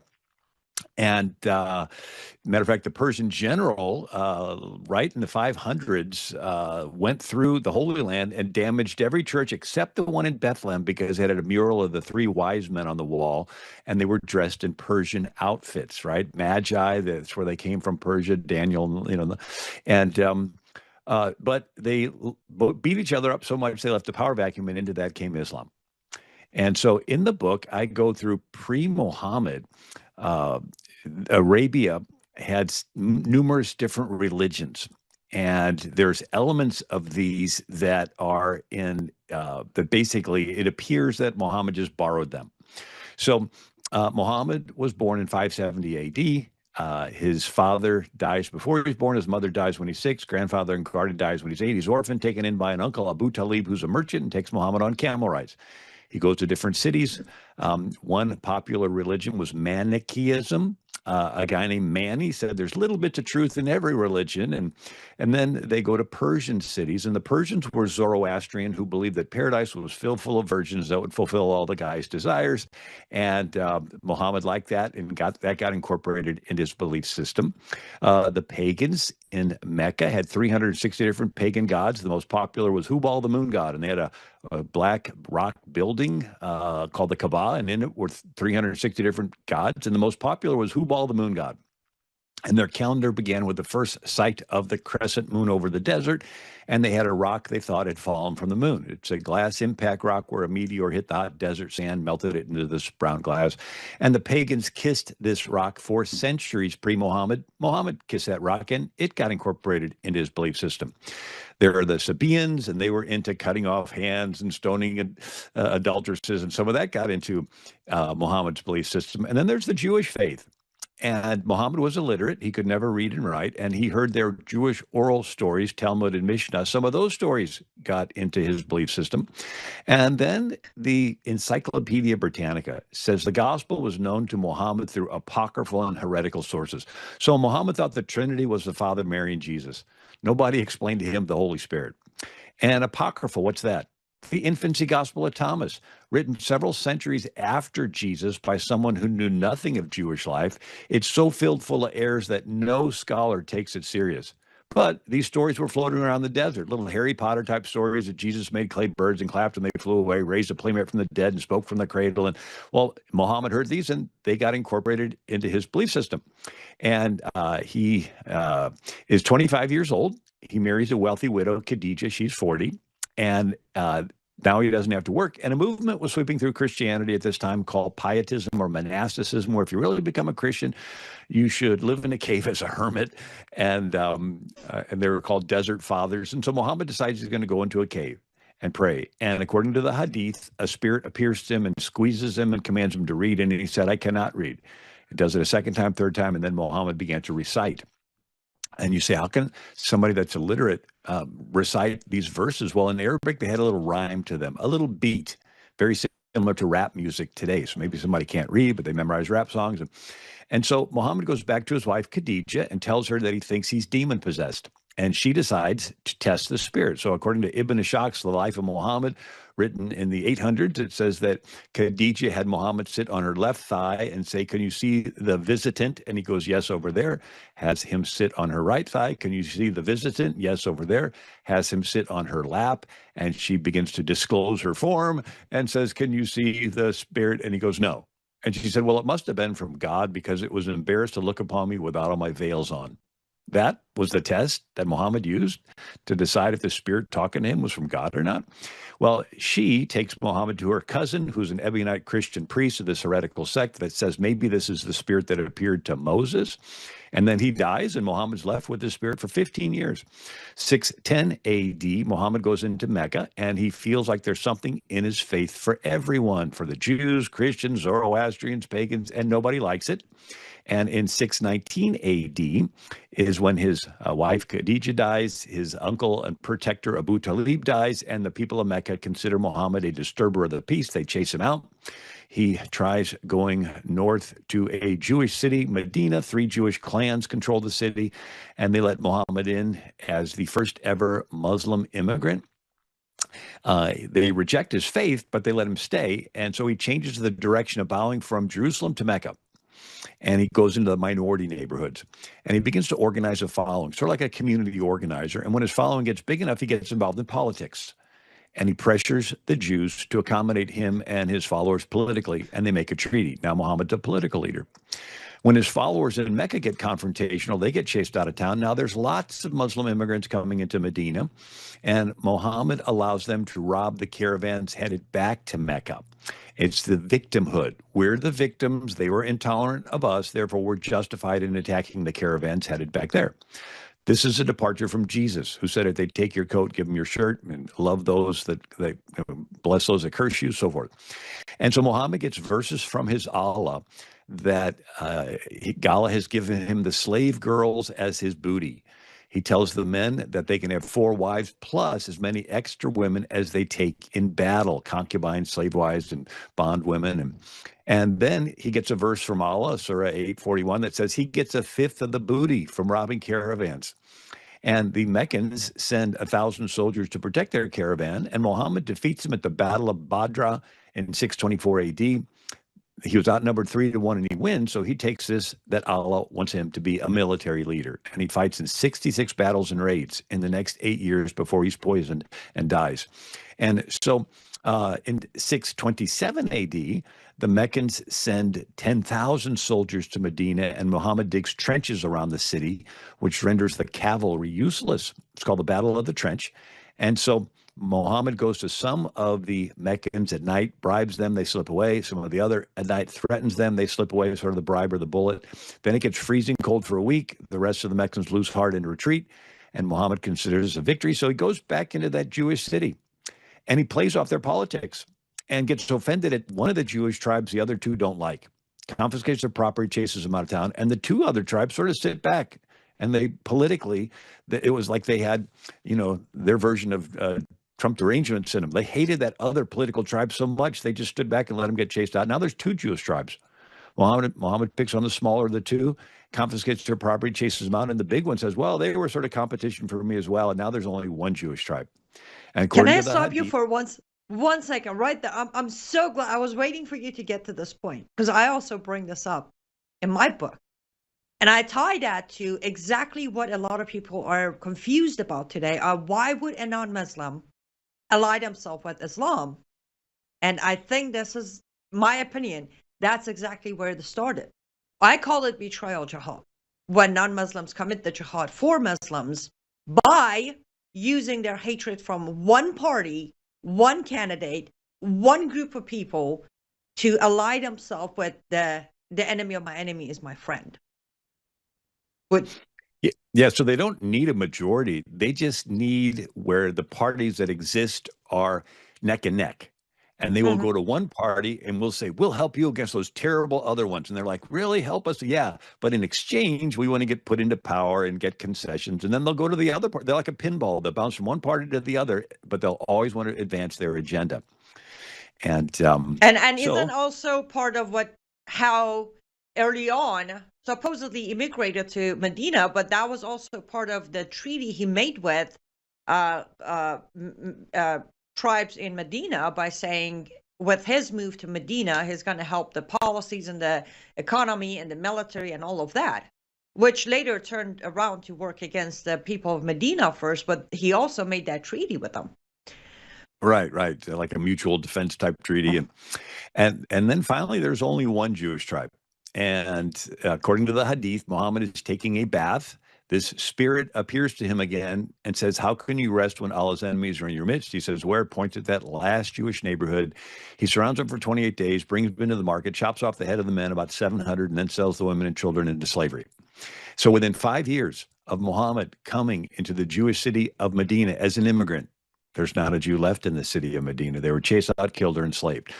So Islam spreads through the sword, jihad, but it also spreads through civilizational jihad, immigration, called dawah. And so it's 3-step: immigrate, Hijrah. Increase, eliminate. Yeah. You immigrate as a religious refugee into the host country, and then you increase the followers amongst the minorities and get involved in politics. And then you have random outbreaks of violence, usually by the young Muslim men, rapes, acid attacks, knifings, and the previous inhabitants of the neighborhood no longer feel safe and they move out and you take over the neighborhood. But like an invasive species. And so there's a 1,400-year track record of seeing these 2 methods, the sword and through immigration, Islam taking control of 2 continents, driving Christianity off. So they conquer Jerusalem, which had been a Byzantine Christian city. The Byzantine bishop negotiates a deal. Instead of 2 choices, convert or die, there's a 3rd choice. You can be a second-class citizen called a dhimmi, and you pay ransom once a year. You pay taxes to your new Muslim overlords. So that's how you can have Somali immigrants getting 80% of them on welfare, and they have no problem with the infidels that they're subduing, paying them. And then 648 AD, the Muslims conquer Syria. Caliph Umar.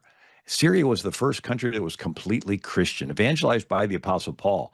The name Christian was first used in Syria.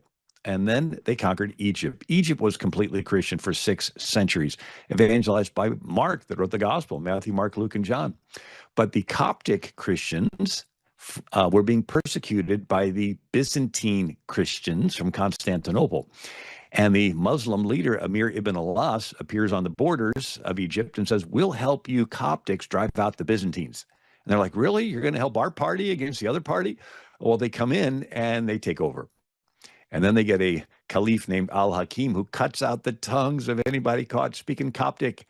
Some towns had piles of tongues. And then North Africa all was Christian. And St. Augustine of Hippo was from Carthage. Today, that's Tunisia. But they had taught themselves not to fight. They bought into this monasticism. If you're really a Christian, you'll withdraw. It's their version of separation of church and state. Right, you live in a cave as a hermit. And so the Umayyad Muslims just conquered all of North Africa in 10 years. And then they crossed the Strait of Gibraltar into Spain, and the same thing happens. Spain is a bunch of Visigothic Christian kingdoms that did not get along.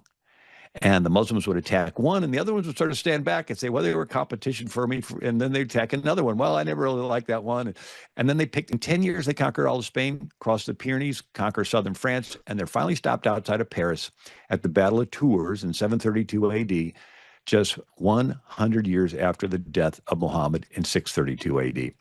So Christians look to the first century of Christianity as how we're supposed to live. The fundamental Muslims look to the first century of Islam, and it is a military campaign. Then they conquer Persia. Now, please interrupt me at any time. You can tell I've shared this story many times. But in 632 AD, the Muslims conquer Persia, or Iran. And their general is Khalid ibn al-Walid, nicknamed the Drawn Sword of Allah because he's undefeated in 100 battles.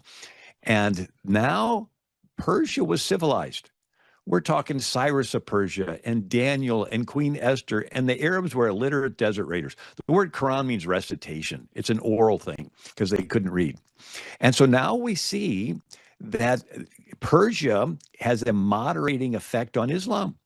And you have a Muslim caliph in Baghdad named al-Rashid, and he's tolerant. He allows Buddhists to talk and Christians to talk and women to talk in his court. And he even sends presents to Charlemagne and a clock and so forth. And then there's leaders like Al-Farabi, scholars who studies medicine and math, and Averroes, who studies Greek philosophy, and Avicenna. And if you were to take a snapshot of the world, you would have thought that this Persian Islamic empire was about to experience the Renaissance. But it grinds to a halt with Ghazali. He is a mujahideen, a renewer of the faith, second most important Muslim after Muhammad. And he said, stop reading Greek stuff. Read the Quran only. Stop getting tolerant. And then the Mongols come, Genghis Khan and Hulagu Khan, and they destroy Baghdad. And then the Turks rise to power. And the Turkish Muslims, the Seljuk Turks and the Ottoman Turks, conquer Turkey. Turkey was completely Christian. All 7 churches mentioned in the book of Revelation were wiped out by the Muslim Turks. The Christians begged the West for help. They sent help. It's called the Crusades. When the Crusades stopped, the Muslims surround the Constantinople. And when they conquer it in 1453, it ends the land trade routes to get from Europe over to Persia and India and Iran. And the Marco Polo, remember, he went from Venice, Italy to China. So when the Muslims conquer Constantinople in 1453, it ends the land trade routes, and that's when Columbus set sail looking for a sea route. Columbus would have never set sail had it not been for Islamic Jihad conquering the largest Christian city in Europe, Constantinople. And I mean, think of it. Columbus thought he was in India, so he names the people he meets Indians, and the name sticks. We never would have called Native Americans Indians had it not been for Islamic Jihad. And so when you realize that this is a pattern that we can see, whenever they would be defeated, they would become peaceful or less violent for a generation or so, but then they would do probing attacks. And if there wasn't a strong response, they'd get back into the aggressive mode. I could share more, but I'll pause here, Annie, and get your comments. It's first of all, the audience are loving everything, every moment. I'm looking at the comments, and I'm fascinating. I love it. It's so good when I hear you go through this history and say that the pattern, because that's what I've been trying to inform my, especially fellow Americans, that I don't tell you what I tell you because I had a bunch of bad experiences. I'll tell you what I tell you because after having those bad experiences, I dedicated the rest of my life to learn what I refused to learn from my father as a kid, which was Islam. The pattern is so clear and so obvious, and the dictation within Quran itself, there's a verse where it says, "Do not call for peace when you are majority in numbers." You can make a treaty and regroup, but you can't let it last longer than 10 years if you go through Hudna, which is the peace deal with a non-Muslim military. But because we only have a few minutes left with you, I can imagine a full 8 hours just listening to you. But I want to bring it home because I'm one of the people from day one. I have said there should be no negotiations. Not just with Iran because I'm from there, but with any Islamic government, there should be no negotiation because of what we just talked about, the treaty. And also, I've been part of, we should not get involved militarily. And if we decide to do so, we need to finish it. Not one of those, let's go and have ceasefire, the situation between Israel and Hamas. So I want to know your thoughts on two scenarios on the table, which clearly we're supposedly at war with Iran, we being United States of America. We're at war with Iran, which we're dropping bombs. They're trying to hit our bases. At the same time, we're negotiating with them. With your fascinating understanding and knowledge of Islamic history, where do you think either of those scenarios are going to land? Yeah, well, it's less checkers, more like Chinese checkers. So you see the politics of other parties being involved that Islam takes advantage of. Two more instances. Constantinople, the largest Christian city in the world at the time. They had a emperor named John Paleologus, and he dies, and they chose Constantine the 11th, his son, to be the next emperor, the last emperor. But his brother Demetrius felt like he should have been chosen as the emperor. So Demetrius goes across the Bosporus, gathers the Turkish hordes, brings them to the walls of Constantinople to force his brother to recognize his claim for political power. And the Turks are like, you know what? We can wage war against Constantinople without this Demetrius guy. They had 1,000 years of political party maneuvering in Constantinople, and they literally could not conceive that they could lose it all. And then we fast forward to the Muslims surround. Martin Luther starts the Reformation, 1517. And the Muslims surround Vienna in 1529, the Turks. But then you have Spain fighting France, and the King of Spain, Charles V, captures the King of France, Francis I, puts him in jail. Francis I says, "I've lost all save honor." And after a couple months, the King of Spain says, "Okay, I'll let you go, but give me some concessions on some land." Well, the King Francis I goes immediately to Spain's biggest enemy, Sultan Suleiman the Magnificent of the Turkish Ottoman Empire, and France makes a treaty with the Ottomans. It's called the Franco-Ottoman Treaty, and it went on for 3 centuries. And so now Spain has to fight the French and the Turks, and Hungary gets conquered by the Turks, and Spain loses all of its cities along the northern coast of Africa, the southern Mediterranean, and so. But this idea that the betrayal of one party against another, they don't need a majority. They just need 2 sides that are neck and neck, and they can go to one or the other and advance their agenda. And then you have a descendant of Genghis Khan, and his name is Tamerlane. And so he kills 17 million across Central Asia and literally wipes out Christianity in Central Asia, Tamerlane. He's a Muslim leader, has a Quran so big they got to carry it around in a wheelbarrow.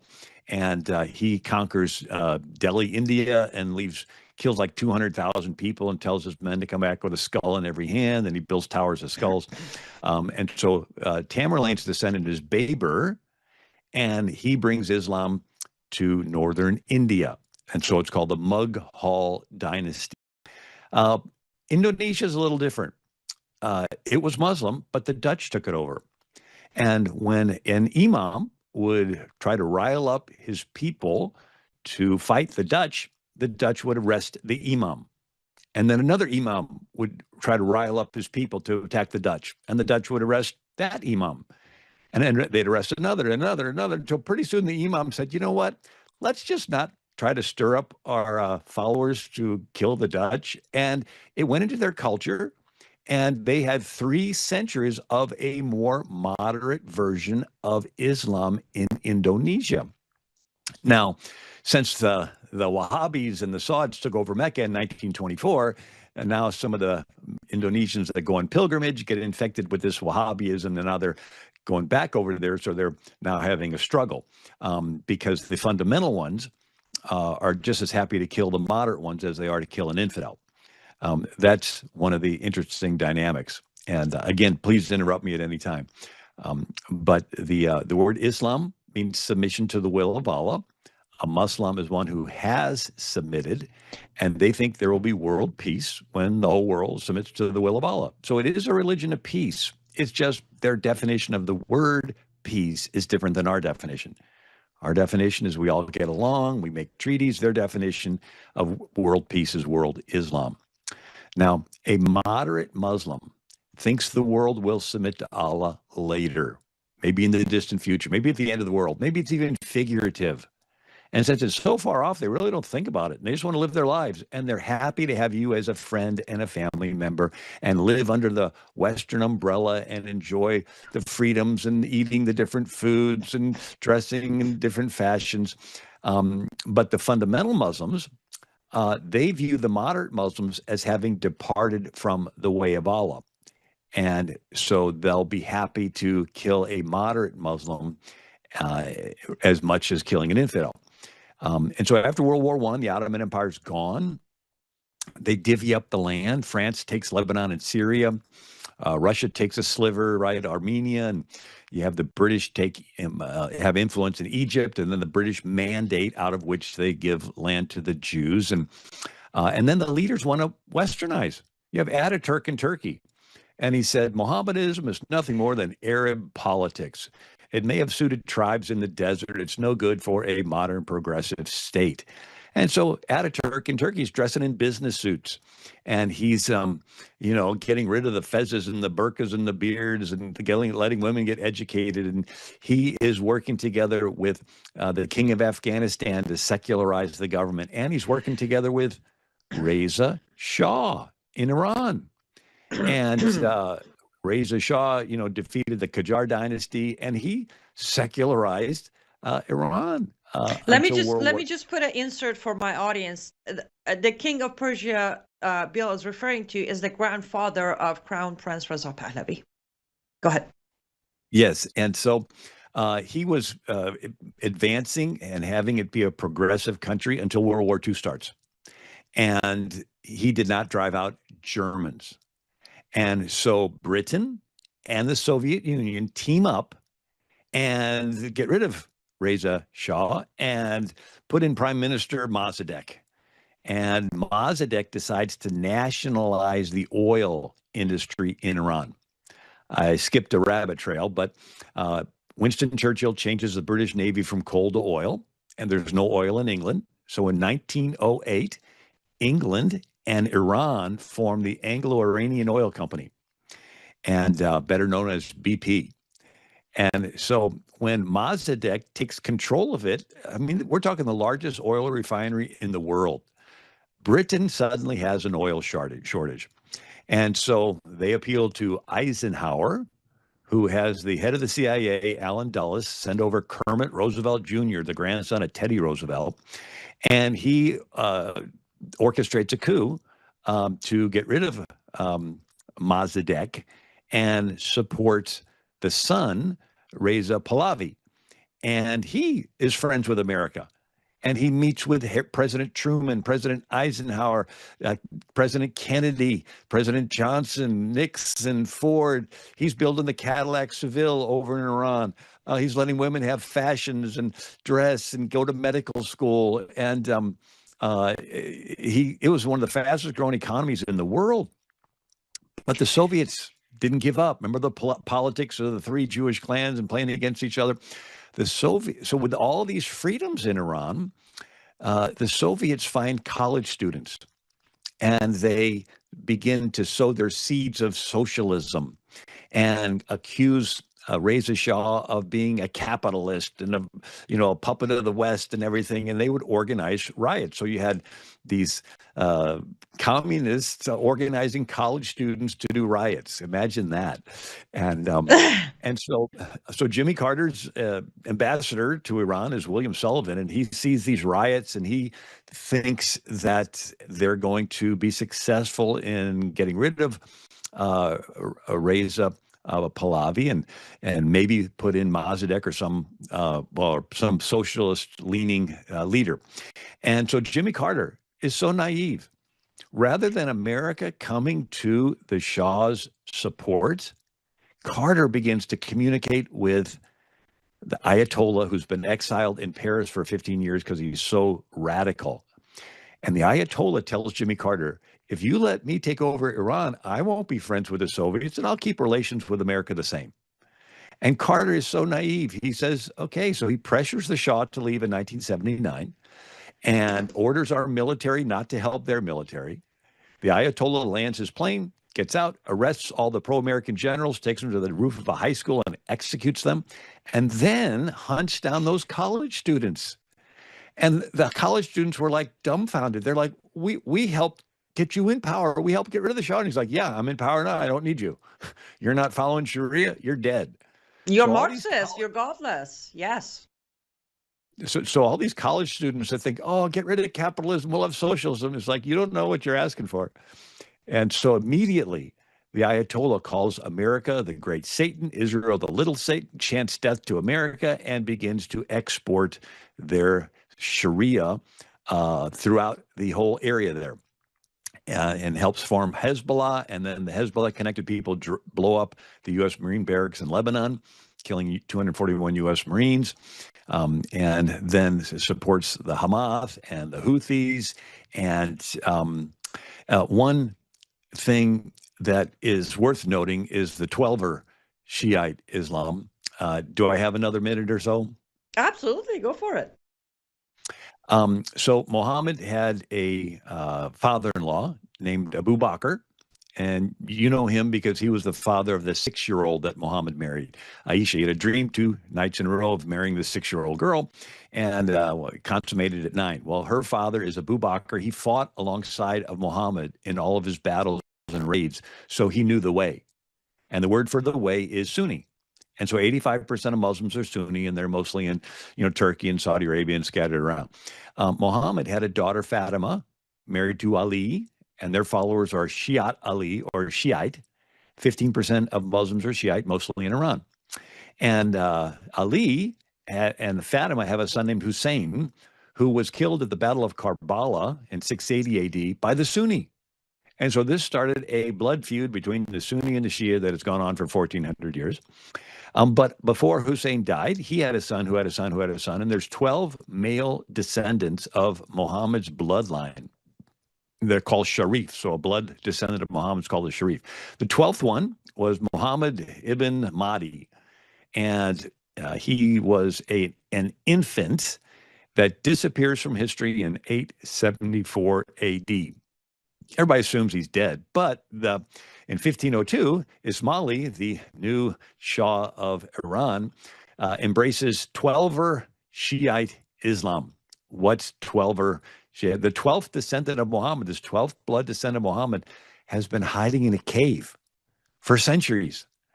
And they think that if they can create a world war on purpose, create global chaos on purpose, then this hidden Mahdi will come out of the cave, and their version of Christ, which is our version of the Antichrist, will come down, and together they will kill all the Jews, kill all the Christians, kill the little Satan Israel, the big Satan America, and then set up a global Antichrist government called the Caliphate, led by one Antichrist leader called the Caliph.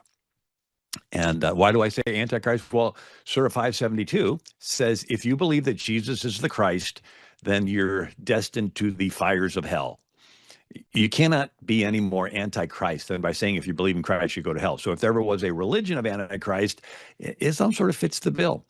And so their goal is to set up this one world Antichrist government.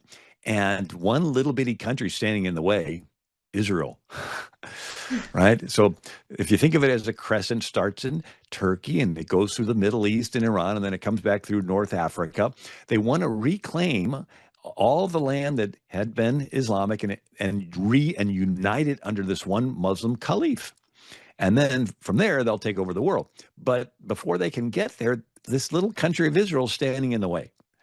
And so that's why they took what was from the river to the sea a few years ago. Remember that? Get rid of the Jews from the river to the sea. And of course, the young college students didn't know what river and what sea. But they repackaged it for Republicans, and it's called anti-Zionism. So they want to split the MAGA movement, split the followers of Charlie Kirk, right, and get half of them to side with the Ayatollah to get rid of this little country Israel that's holding back the caliphate. It's a amazing psyops that they've been doing, but it's been fairly successful. But these are things that it wasn't Israel trying to convince the Ayatollah to call it the little Satan. No, the Ayatollah did that all by himself. And but these are patterns that we can see. So communist countries, right, North Korea and others, they have nuclear weapons, but they're not in a hurry to use them. The Shiite 12 Muslims want to use them. They want to create a global war on purpose because it'll usher in their eschatology, their end times world government. So anyway, this is all stuff that's in the book, What Every American Needs to Know About the Quran, A History of Islam in the United States. Fascinating. I know you need to leave. I pray that you come back on this program again. My audience, they like learning and knowing about, especially the history side of Islam, Jihad, and Middle East especially. But tell my audience what's the best place to go to follow your work, get your books, and support you. Well, Annie, thank you so much. It's AmericanMinute.com, AmericanMinute.com. And again, I just want to thank you for being a courageous woman leader and letting the Lord use you as a prophet like Jonah coming to America saying, wake up, repent, judgment's coming. And hopefully we will heed the call and repent, and God will be gracious enough to grant us more time to carry out his will. Amen. Thank you so much again, Bill. I pray that you and your family have a blessed Good Friday and Easter Sunday.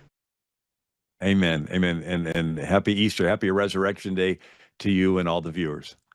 Thank you so much. Guys, we didn't take any ad breaks, right?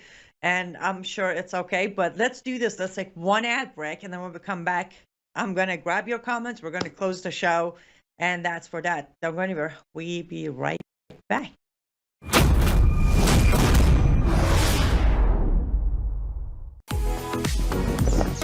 Life is too short to spend a single moment spinning in laundry worries. Take a load off your mind with the all-new Norwex Powerzyme laundry detergent. This natural detergent harnesses the power of enzymes and plant-based surfactants to leave fabrics fresh and clean without fillers, brighteners, synthetic fragrances, bleach, or harsh chemicals.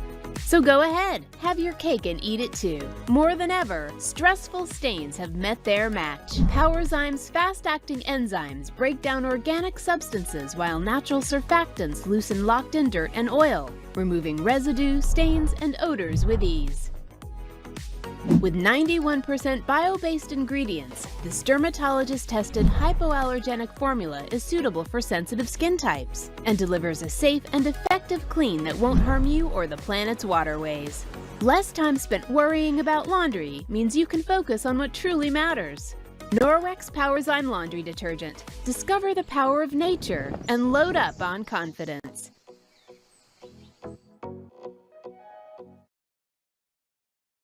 But with Brandon, it's always cutting edge stuff happening in the world, and it's not just from the political angle, because you can get that on other platforms, but it's always from the biblical angle. So you're dealing with a guy that loves Jesus, you're dealing with a guy that's very intelligent, you're dealing with a guy that is cutting edge conservatism, and you're dealing with a guy that wants to be biblical all at the same time. And so for that reason alone, I hope many, many people will not just lift up his ministry in prayer, but will also financially get behind it, because he, from the angle I'm trying to describe, he really is the only game in town. And we desperately need it in these last days. Can I get an amen to that? Amen. Welcome back to Live Up to Freedom. I hope you enjoyed that segment with Bill Feather as much as I did. I was not about to interrupt him. It's just fascinating, right? Even when you know it, it's still fascinating. It's the depth and the ability to put that into, I don't know, 35 minutes. He's amazing. And I meant what I said at the beginning of the show. While plugging my book, I will plug his. These two books together, I think, can definitely give anybody who's willing to have the full picture, these two books together will do it. Grab them from Amazon in whatever format you like. And if you don't have, some of you might already have his book, everything that Americans need to know about the Quran. And then grab a copy of mine, if you don't mind, The Architecture of Jihad. Perfect two pieces of puzzle that basically gives you the picture of why we say what we say. Why we're not Islamophobes, bigots, or racist, as Robert Spencer said kindly on that endorsement video. We say it because we have studied the pattern. And those of you who, been with me long enough, my obsession with pattern recognition. I think one of the reasons I have fairly survived a lot of hits in my life is the fact that I'm very good at quickly recognizing pattern recognition. No, I am not AI, because somebody was telling me that it is like, AI or artificial intelligence is, that's what it is. It's pattern recognition. I'm like, well, then they made AI from me, because I was here before AI. Hey, Dylan, good to see you. Let's quickly head over very quickly on the chat before we have to wrap. Everybody on Facebook, on YouTube, on Substack, on Rumble, I do see your comments, and I see that you were definitely having fun with that segment as well. Yes, he is amazing, and I hope he comes back as well. Cookie says, come back, Bill. I'll reach out to him. It'd be great to have him back again. And that's the thing, I think one of the reasons I personally am still a reader, I read books, is, in a program, it's an hour, maybe hour and a half, and that's it. It's just, you can't dig deep. You can if you turn it into an 8-hour documentary, like, for example, Brennan's Siege, or Sabotage, or Brainwashed America. But on a regular basis of programming daily, hi Zach, good to see you. Hey Tennessee girl. On a daily basis show, it's just hard to do the digging you can do in a book, either as an author or as a reader. Teresa, good to see you. Any thanks? Was wonderful hearing all of that history. Just goes to show we really shouldn't be over there not knowing all their history and understanding it all exactly. And that was the thing. Again, I've been following Bill Federer for a long time. Whenever he's on with Brannon, I'm there watching. And I asked Brannon about a week ago or so. I said, would you please put me in touch with him? Because I would love to, one, I would love to send him a copy of my book. Secondly, I would love to have him on the show. So I was very excited to have him on. But it was also that thing of, it's always good to have more than one voice. When he goes over the treaties, the three, those of you who have already read my book, I literally have a section on a chapter that I go through literally that. And interesting enough, that is my migration jihad chapter, the Hijra. That's where I explained that he supposedly goes in as a immigrant and where he ends up and what he does with that very three tribes, and how those tribes end up. I use them on the betrayal jihad to show how they did it for Muhammad by hating on each other and allowing that not even hate. I didn't use the term hate in the book. I used the term their disagreements, how they allowed their disagreement to become a tool for Islam to conquer Medina, which wasn't even called Medina. Muhammad named it Medina historically. Hey, Annalise, good to see you.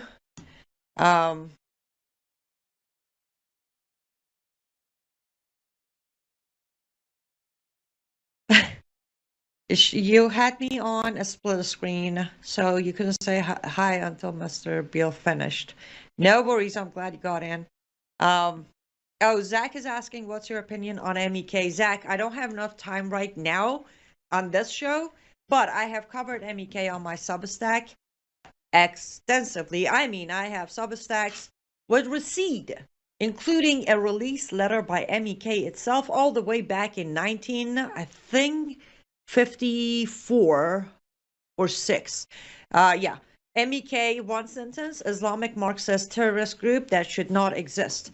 That's one sentence answer. But I have covered MEK for last 10 years extensively. So if you want to know more about my thoughts, or if you want to see more of my receipt and analysis, actually the picture I just picked up is a list of MEK members who were, there you go. You got Mayim Rajavi, who's the leader now and was always a leader. Masud Rajavi, the husband. This was for another show that I was covering, how Sabak, the Shah's secret murderous torture group, was actually after these killers. So there you go. Lot to say about. I always have a lot to say about MEK. But my Substack, liveuptofreedom.substack.com, you can find a lot of information on MEK. Trevor's The Enemies Within, also brilliant. Yes, spooky. And that was the thing. It was such an honor where Trevor actually endorsed the book for me as a advanced praise. It was wonderful to have Trevor's words on it. Thank you, Zach. It is great to see you on the chat always. Okay, so here's the situation, guys. We have about 5 minutes to wrap.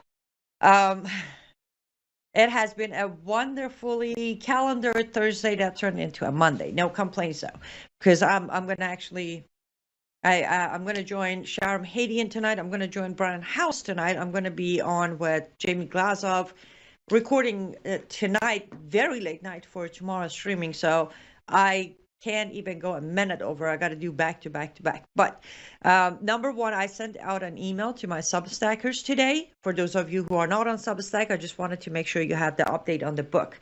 So, of course, the signed copies are available on my website. That's liveuptofreedom.com, liveuptofreedom.com. The paperback that is not signed, paperbacks and Kindle version are available on Amazon. And as of yesterday morning, if you have Kindle Unlimited, you can read the book for free on Kindle Unlimited. So it's now available there. And for the audiobook, Lord willing, tomorrow midday, we're going to start the recording. And as I said, I decided I'm going to do my own voice, my own reading, my own mispronunciations, and my own accent. So tomorrow, I am scheduled to record. And when I say schedule, it's going to take place right here. However, a very dear friend of mine of almost 22 years who is a sound engineer, and most of his life, adult life, he has been doing recording and mastering, is going to join me to just give me a couple of tips on my setup on my recording program. And then when I'm done recording, he has agreed to master the file so we can submit it. That is on the audiobook. What was the Quranic verse Mr. Bill referenced at the end? I know it was Surah 7, but missed the verse number. Annalise, which one was it? I'm sorry. Did he reverse? Are you talking about the do not say Jesus? I'm sorry. I need to gather my thoughts. I'll go back to the recording of this. I'll catch it and then I message it to you, Annalise, on Substack. Yes, Christine. I'm gonna try to focus on the audiobook this weekend as much as possible and see if I can get that out sooner rather than later. In meantime, I will be working on, we're gonna do some book reading for Substackers. So if you're not subscribed to my Substack, it's not going to be necessarily behind paywall, but it's going to be only streaming inside my Substack. We're going to schedule some book reading so we can go over the book together, read it together. You guys can ask questions. We can maybe emphasize in certain chapters and bring up more explanation so we can, all understand it better. That is your invitation to become a subscriber, either free or paid subscriber on my Substack if you want to join our book reading sessions on Substack. Of course, as always, I will encourage you to become a paid subscriber because that will help me financially.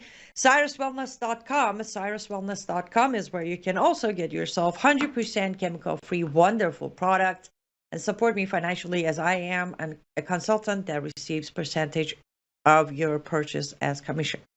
LUTFstudio.com, that's the Artist Studio. Those of you who placed your orders yesterday on Artist Studio, your packages are ready to be picked up tomorrow morning.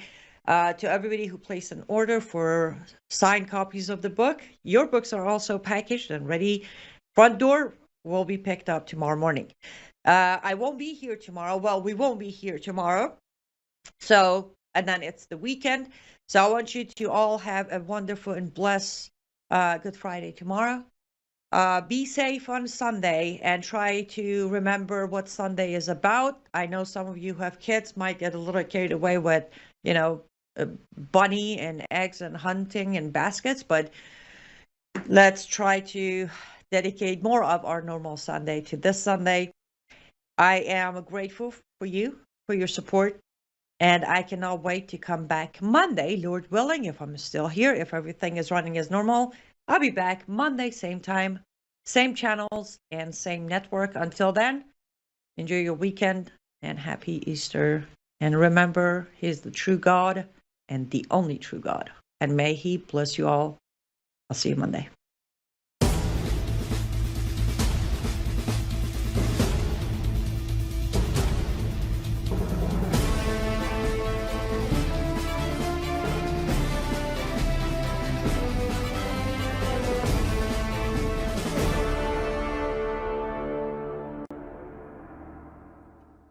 This is a book that Annie Cyrus has written.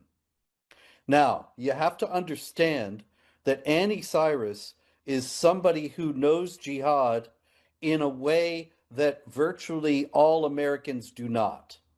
Now, Jamie, you have studied jihad and Islam to some degree, as so many of us have, driven by the grim necessity of trying to understand what happened on 9/11, what happened on October 7th, what happened on so many other terrible days.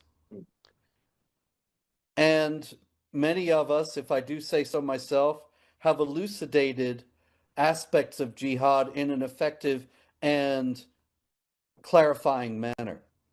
But Annie Cyrus has lived it in a way that we have not, and has suffered the sharpest edges of the Islamic Republic of Iran's tools for dealing with dissidents, which all involve terror.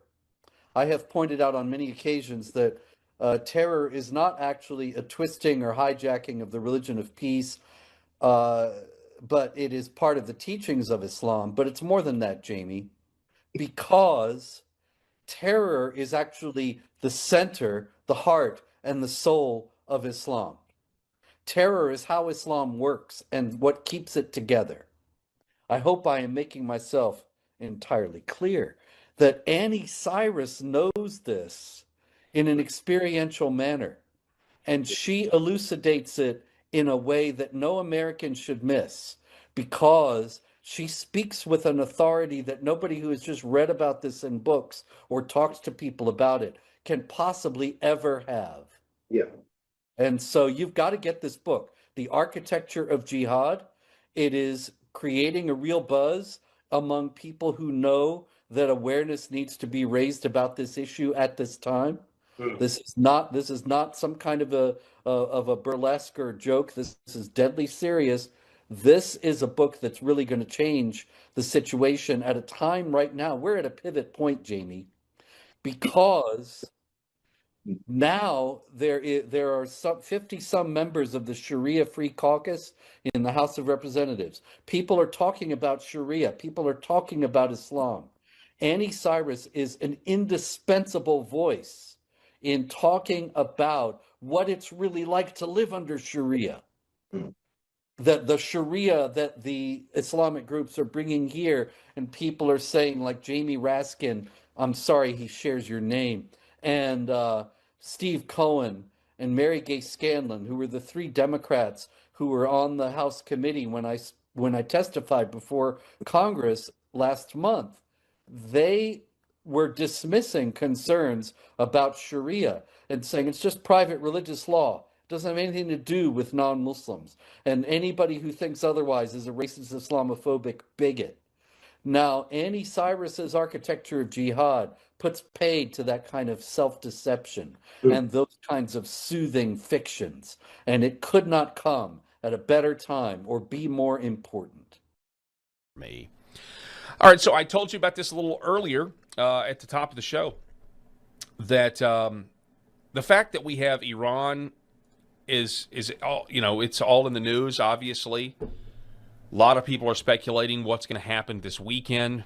President Trump giving another reprieve, saying we're not going to destroy some of these energy facilities for another, I don't know, at this point, was it another 10 days? Now is it 9 or 8 days? And so I got the opportunity. I think this is kind of one of those things where it works out perfectly, where Annie Cyrus has a new book out called The Architecture of Jihad. And she, it just came out this week. So if you guys want to go check it out, I know it would certainly help. I know when a book gets released on Amazon, if you get so many sales in the first week, it can actually get catapulted onto the front page or the top seller list or something like that. And so I just want to welcome Annie to the program, and I want to say, Annie, congratulations on your new book, The Architecture of Jihad. Welcome to the show. Thank you so much on the congratulations, and it is great to be on your show. It's been a while. Yes, we've known each other. We've worked together for a while, and it's good that I finally made it on camera with you. Absolutely, absolutely. So I'm really excited. I'm excited for your perspective, your point of view. But the first thing I'd like to talk about is what made you, first of all, how long you've been working on this book, and what made you want to write this, want to get this pen to paper? Sure. So the idea hit me last year after the 12 Days War. And then I've been pretty much working on it since then, which would be early July of 25. It is a self-published book. It was the fact of, well, good luck getting most publishing companies to want to touch such a controversial topic.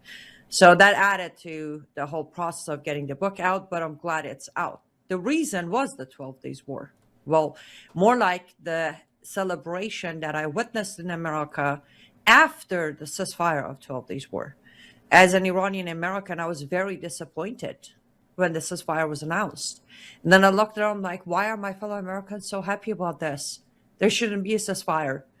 And I came to realize because since September 11, a lot of Americans have come to realize there's such a thing as jihad. They call it Islamic terrorism. But it has slowed down. Therefore, there's no real threat. So I realized, as an ex-Muslim who was raised right in the heart of Islamic teaching, from a Quran teacher being my mother and a sheikh being my father, the best way for me is to write a book to show my fellow Americans or anyone who doesn't understand Islam, including many Muslims who don't even understand Islam, that jihad doesn't mean Allahu Akbar, boom, blow it up. Jihad is way more than that. So I broke it into 10 categories of different phases of jihad.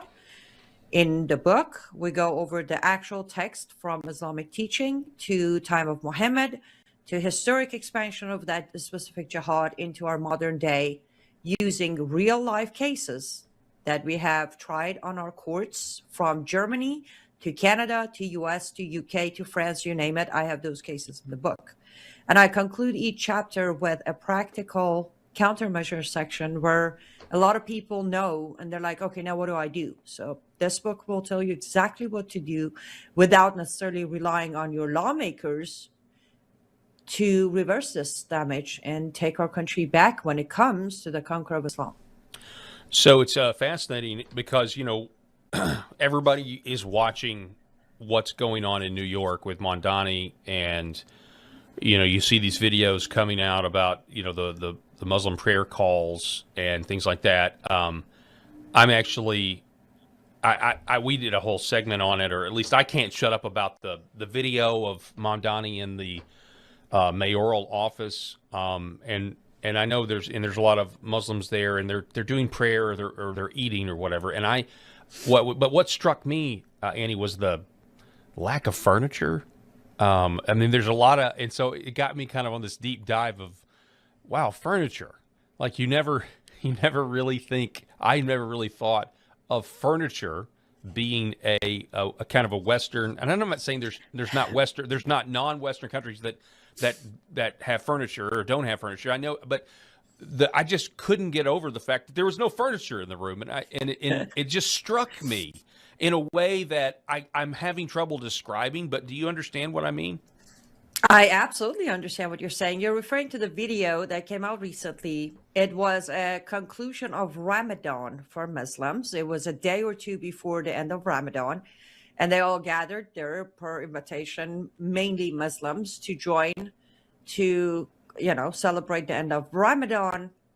And what you saw, it's not a Western concept to them. So in Islam, part of jihad, which a lot of Muslims will tell you, jihad word itself means a struggle, inner struggle, which is accurate. Part of that struggle is to stay humble and not have fancy homes, cars, technology, furniture, bed. All of that comes with the practice. So you have so much of nothing, the cliche of you'll have nothing and you'll be happy. Yeah, that really applies. That literally applies to Islam. You have to live such a zero grounded life that at any moment, if you have to give your life, you're willing to do it, because their understanding, or at least their teaching, is the more you have, the more you're attached to this world. Turning you into a jihadi will become hard. Let's go to Iran, for example. In Islamic Republic of Iran, there are mansions, there are families with full furniture, fancy furniture, average furniture. Some can't afford it, so they have less fancy. But if you go to any of the leaders' homes, you'll notice there's no furniture. There's no bed. If there's a bed, it's a very small, full-size metal bed with a thin mattress. It's part of the training. They call it leading a humble life, just like they call hijab a symbol of modesty. But technically the underlying part is, if you are a true Muslim, you leave life to bare minimum. You don't do anything. So it's more of a kafir or non-believer aspect to them than Western culture, which at the end of the day, Westerners are the highest level of, enemy to Islam. So it makes sense. Can you tell me a little bit about, I have so many questions, and So I'm going to start here. So what was it like? You lived in Iran until you're 15. So can you please just explain to us first of all what it was like?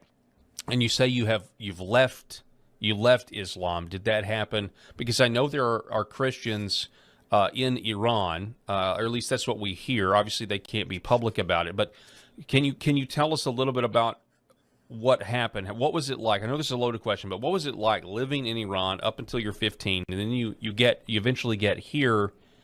Can you just tell us your story, I guess?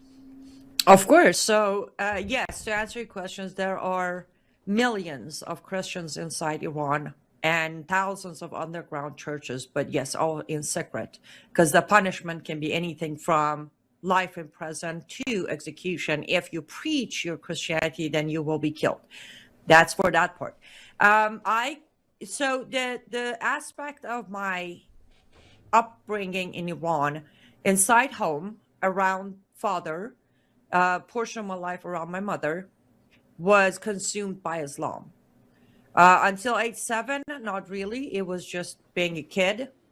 But from age 7, starting a school, I had to temporarily wear the hijab to learn how to develop it by the time it becomes mandatory for me. There was a lot of confusion and questions between school and home. Inside home, pretty much by age 8, I started getting prepared to become an adult woman, because at age 9, legally, by the law of the land, I would be an adult woman. So everybody was trying to get me there. From learning the prayer, learning the call to prayer, learning how to fast, doing the dua, wearing the hijab properly. All of that started at age 8, when I received an invitation from my school, on the invitation with a date on when my celebration of adulthood will start at age 9. By age 9, I became an adult woman. Not just me. Every 9-year-old in the country became legally an adult woman. With that comes such as you're an adult person, so any crime you commit, you will face consequences on your own. You'll be punished or tried as an adult. With that comes the fact that now you're an adult, your guardian, your male guardian, which in my case was my father, but if the father isn't there, it could be grandfather, uncle, older brother, depending on the situation. Your male guardian can decide for you to get married and go from there. In my case, my male guardian did not decide for me to become somebody's wife right away, but I started acting up too much. So from age 9, technically 10, because until 10 I was never arrested, but as of age 10 until becoming somebody's wife at age 13, I pretty much got arrested for crimes such as singing publicly, showing my hair from the back of my hijab, not purposely, having nail polish, going to party where boys and girls are all in the same room, sitting in the front seat as a passenger in a taxi, and on and on. With that came the, courts, arrests, detention center, prison time, lashes, until I reached the age of 13, where my father decided it's time for me to become somebody's wife. So I became somebody's wife who was willing to pay the proper price that my father set for me, which was $50 American dollars, and about a month of personal opium use for my father. So I became that guy's wife. I stayed his wife per their terminology. Later in America, I learned that I was his sex slave for about a year and a half, until my grandmother from my mother's side hired smugglers to smuggle me out of the country. At that point, I was 15. I was smuggled out to Turkey, went to UN. Can I interrupt you? Absolutely. You say your grandmother smuggled you, arranged to have you smuggled out of Iran via Turkey. Why? Why do you know why? Because my grandmother from my mother's side was not a Muslim, was very aware that there's a different life, because she grew up during the life before the Islamic Revolution. And she was pretty set that if I stay, if I don't leave, she's not going to have me for more than a year or two. I will cause a scenario where either my father or my husband will kill me. So in her mind, I had a 50-50 chance of surviving if I left. And that was her last message when she told me when we were done. But when I was about to walk away, she said, don't ever forget where you come from, but you'll never look back. You'll never come back. There's a 50% chance you make it out there. But if you stay here for the next year or two, I'm going to lose you. So go. Wow. That is harrowing. You talk about how you were prepared for womanhood, or you were officially a woman at age 9. And I think about, my daughter's about to turn 9 in, I don't know, 5 months or so. Just totally different culture. And I know I've heard it. I mean, I know this, but to hear your story puts things in a completely different perspective for me. So go ahead and continue with your story. You get smuggled via Turkey, and tell us how you wound up here. Sure. So I was smuggled to Turkey, and I went to UN. And believe it or not, it's for a lot of people, this is shocking, but there was a time when UN actually did UN work, and that was luckily my time.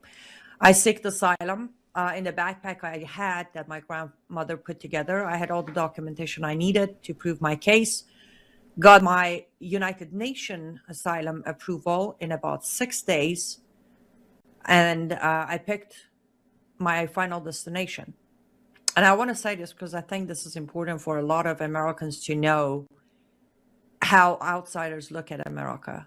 I had no vision. I'm 15. I don't really know world history or countries. So I asked the lawyer at UN, and I said, name a country that they will leave me alone and let me be me, even if I can think half of their man. And the answer was America. So I had 3 options. You could pick 3 destinations. I wrote America on all 3 of them. And they were like, if America doesn't accept you, you need to have a backup country. I was like, I either go there or I don't want to go anywhere. I'm done. I want to go where they let me be me. So, and they did. There were delays for me coming. I spent over 3 years in Turkey as a refugee. Number 1 reason was I was an underage kid with no guardian, and U.S. was not allowing me in the country until I turn 18 or until I find a family in America who's willing to adopt me. Which second case came to after I turned 18, they contacted me and they said my flight has been issued. The second reason, of course, I was the second batch of Middle Eastern refugees to come to America after September 11th. When I finished my first interview at the embassy, September 11th happened. So there was a gap there as well. But I went through embassy, 2 interviews, medical testing, all of that. When I received my I-94 visa, which is an asylum seeker visa that never expires, I got my Welcome to United States of America package, got on my flight, flew from Istanbul, Turkey to Frankfurt, Germany to Miami, Florida to Chicago, where my story in America started. And I was 18 at that point. Okay, so you get to America. What's your first impression? So that's and feel free to take it wherever you want to go. And then I'm curious, when did you reject Islam, or when did you leave? I guess technically you could say you started to leave when you literally left Iran, but when did you say, okay, Islam is not for me? So funny story. I rejected Islam at age 9. In order to be a full adult Muslim, you have to say the Shahada. On the day I referred to, where there was a ceremony for all 9-year-olds across the country to receive our certification of adulthood, in the room, I did not repeat the Shahada after the Imam. I didn't. So by definition, I never became a Muslim. I was labeled a Muslim in an Islamic country by birth, but I didn't. And the reason I rejected it at that moment was because when I was being prepared around between 8 and 9, and I'm constantly told I need to learn these verses for my prayer and these verses for call to prayer in Arabic, where my mother tongue is Farsi. And at some point I turn, I'm like, wait, if this guy created me, why is he not bilingual? And why do I have to become bilingual? And the answer I received was all I needed, even as a kid, to realize something is off. And the answer was basically I got hit in the face, followed by, you don't question Allah. was like, oh, okay. So I barely can read and write my own mother tongue, and you expect me to learn a secondary language now. And it was frustrating because I would mispronounce and I would get frustrated, and then my dad would be very mad at me, and his hands were a little loose on the slapping. So I never said the Shahada. So I know I'm not even an ex-Muslim, but I'm labeled an ex-Muslim because I was born in a country that everybody born is a stamped Muslim. Now, as a more of a figure of realizing this thing is not even a religion, was probably about a year or so before my escape, when everything formed in my head, when I faced it all. When my father was selling me, I asked him, why would you do that? And I even tried to make threats, like, I'm going to go to the police. And he opened the Quran and he read me from Quran chapter 4, verse 3, said, look, if he can afford the proper price for you, he can have you. And from there, I was like, wait, so I'm an adult at 9. This country lashed me under the name of Quran, telling me that everything I committed is punishable by lashing or prison time. Now my father's selling me, telling me you were given lashes, correct? Yes. At different occasions, different numbers. One time I was sentenced to 75 lashes. My grandmother, again, came to rescue. She purchased 50 of them, but I had to serve 25. Another time I was sentenced to 35, and none of them were purchasable, so I had to serve all of them. Based on my calculation, early on, 10 years ago, I was lashed over 100 times. Different occasions, but over 100 times. And I want to be very clear, I was lashed. I was not whipped. So don't have the image that I have this messed up, scarred skin on my back. I don't. I was lashed, which is basically like a belt that they hit you with. I'm not trying to undermine it. Trust me, it hurts like hell. But some people automatically think like, oh, her back is all like messed up. No, I wasn't whipped. I was lashed. But well, yes, I appreciate the context there. I think that's good. Okay, so you get to Miami, and what was your impression? The Miami moment, honestly, the only thing I can remember, it was about 8 or so hours inside the airport. First thing, they put us all, very respectfully, they put us all in a room when we landed from Germany. And an immigration officer walked in and said, one by one, they're going to take us. We're going to do a final interview. We're going to have to go through some process. And my process was just a verification or identification, my flight process, and then they did a fingerprint, handprint, footprint, eye laser scan, and confirm my identity, who I am and everything. And 2 officers, because it was my connection flight. I was flying to my final destination, Chicago, next morning. And they walked me to a motel very close to the airport. I was locked in the motel room that night. When I say locked, yes, the door was actually locked. And it wasn't they were mistreating me. They wanted to make sure they're not losing an 18-year-old who hasn't made it to her final destination to be handed over. The only thing I remember was am I here? During that 8 hours or so, am I going to make it out of that door? Are they going to deport me? Did some Muslim kill somebody yesterday? Now they're going to deport all of us. And when I finally made it out of that door, I stepped back and I said, it's like a sauna out there. It was August. Oh, wow. I was like, it's like a sauna out there. So they actually gave me a bottle of water, and then I stepped out again. And to be honest, I was lost between excitement and absolute terrifying thought of, okay, we made it, but now what? That was my very first impression in Miami. But I did crash pretty good that night. I fell asleep like a baby. They had to wake me up in the morning so I wouldn't miss my flight. They actually knocked at my door, the agents. They're like, ma'am, we got to get you to your flight. And I was like, I have no idea what they're saying, but I guess I need to wake up. I should probably say I landed in Miami knowing the following words: America, mispronounced as America. I knew dollar because I was purchased through dollar. And hello, I did know how to say hello.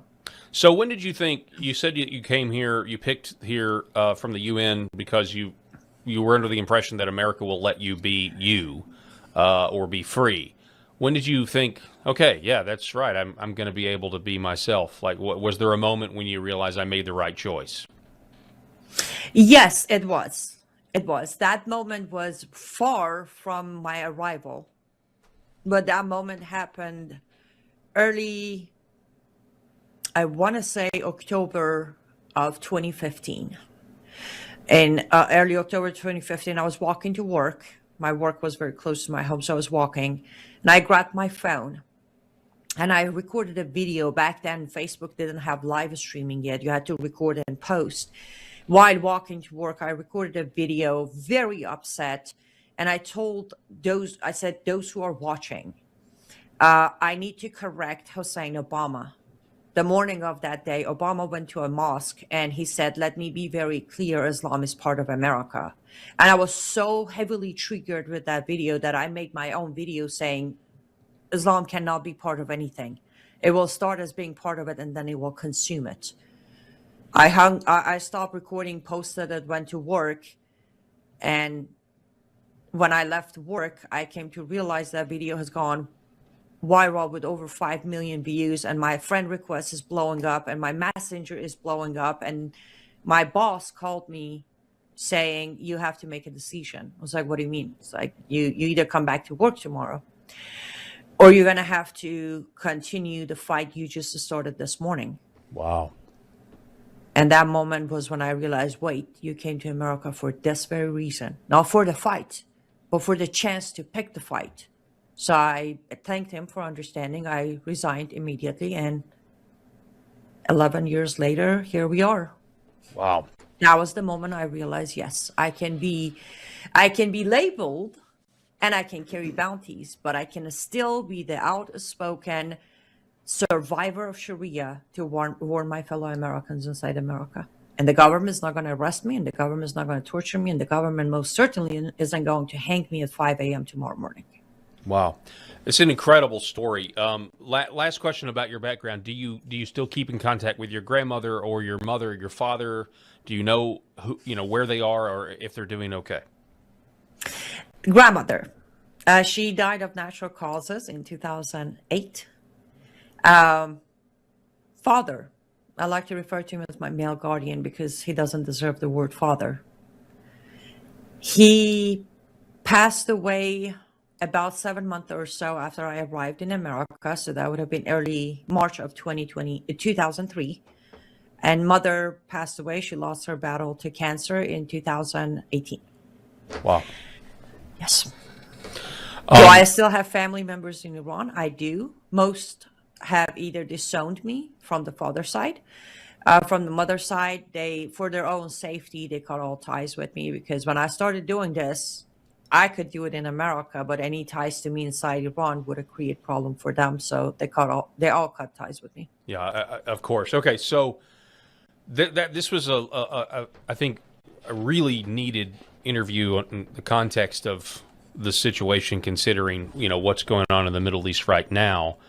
Obviously, you've painted a picture of a civilizational clash that is ongoing, and I want to talk more about your book here in a minute, because I really don't want to lose light of that. The ideology, the law, the global strategy driving Islam's multi-front expansion, and I understand the foreword written by Dr. Bill Warner.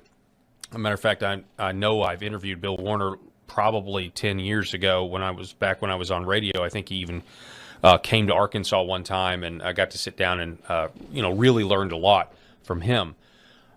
Specifically about the Crusades. They're just fascinating examples of how we've been lied to about that in a lot of ways. But I wanted to go back to something that you said at the beginning of the interview here. You said something about the 12-day war. That's when you started to write the book, or you had the idea, and people were excited when the ceasefire happened, and you were not excited with the ceasefire. So I'd like to understand. I think I know the answer to this as somebody who's come out of this, as we just talked about the millions of Christians who are living underground there. But I just want you to know, Annie, like one of the reasons I voted for President Trump personally, one of those reasons was because I did not want to go to another war in the Middle East. Specifically, don't want American soldiers, boots on the ground in the Middle East. And now we're here, and I pray for our troops. I hope that they're kept safe, and that's kind of where I'm coming from on it. That's my hesitancy with all of this.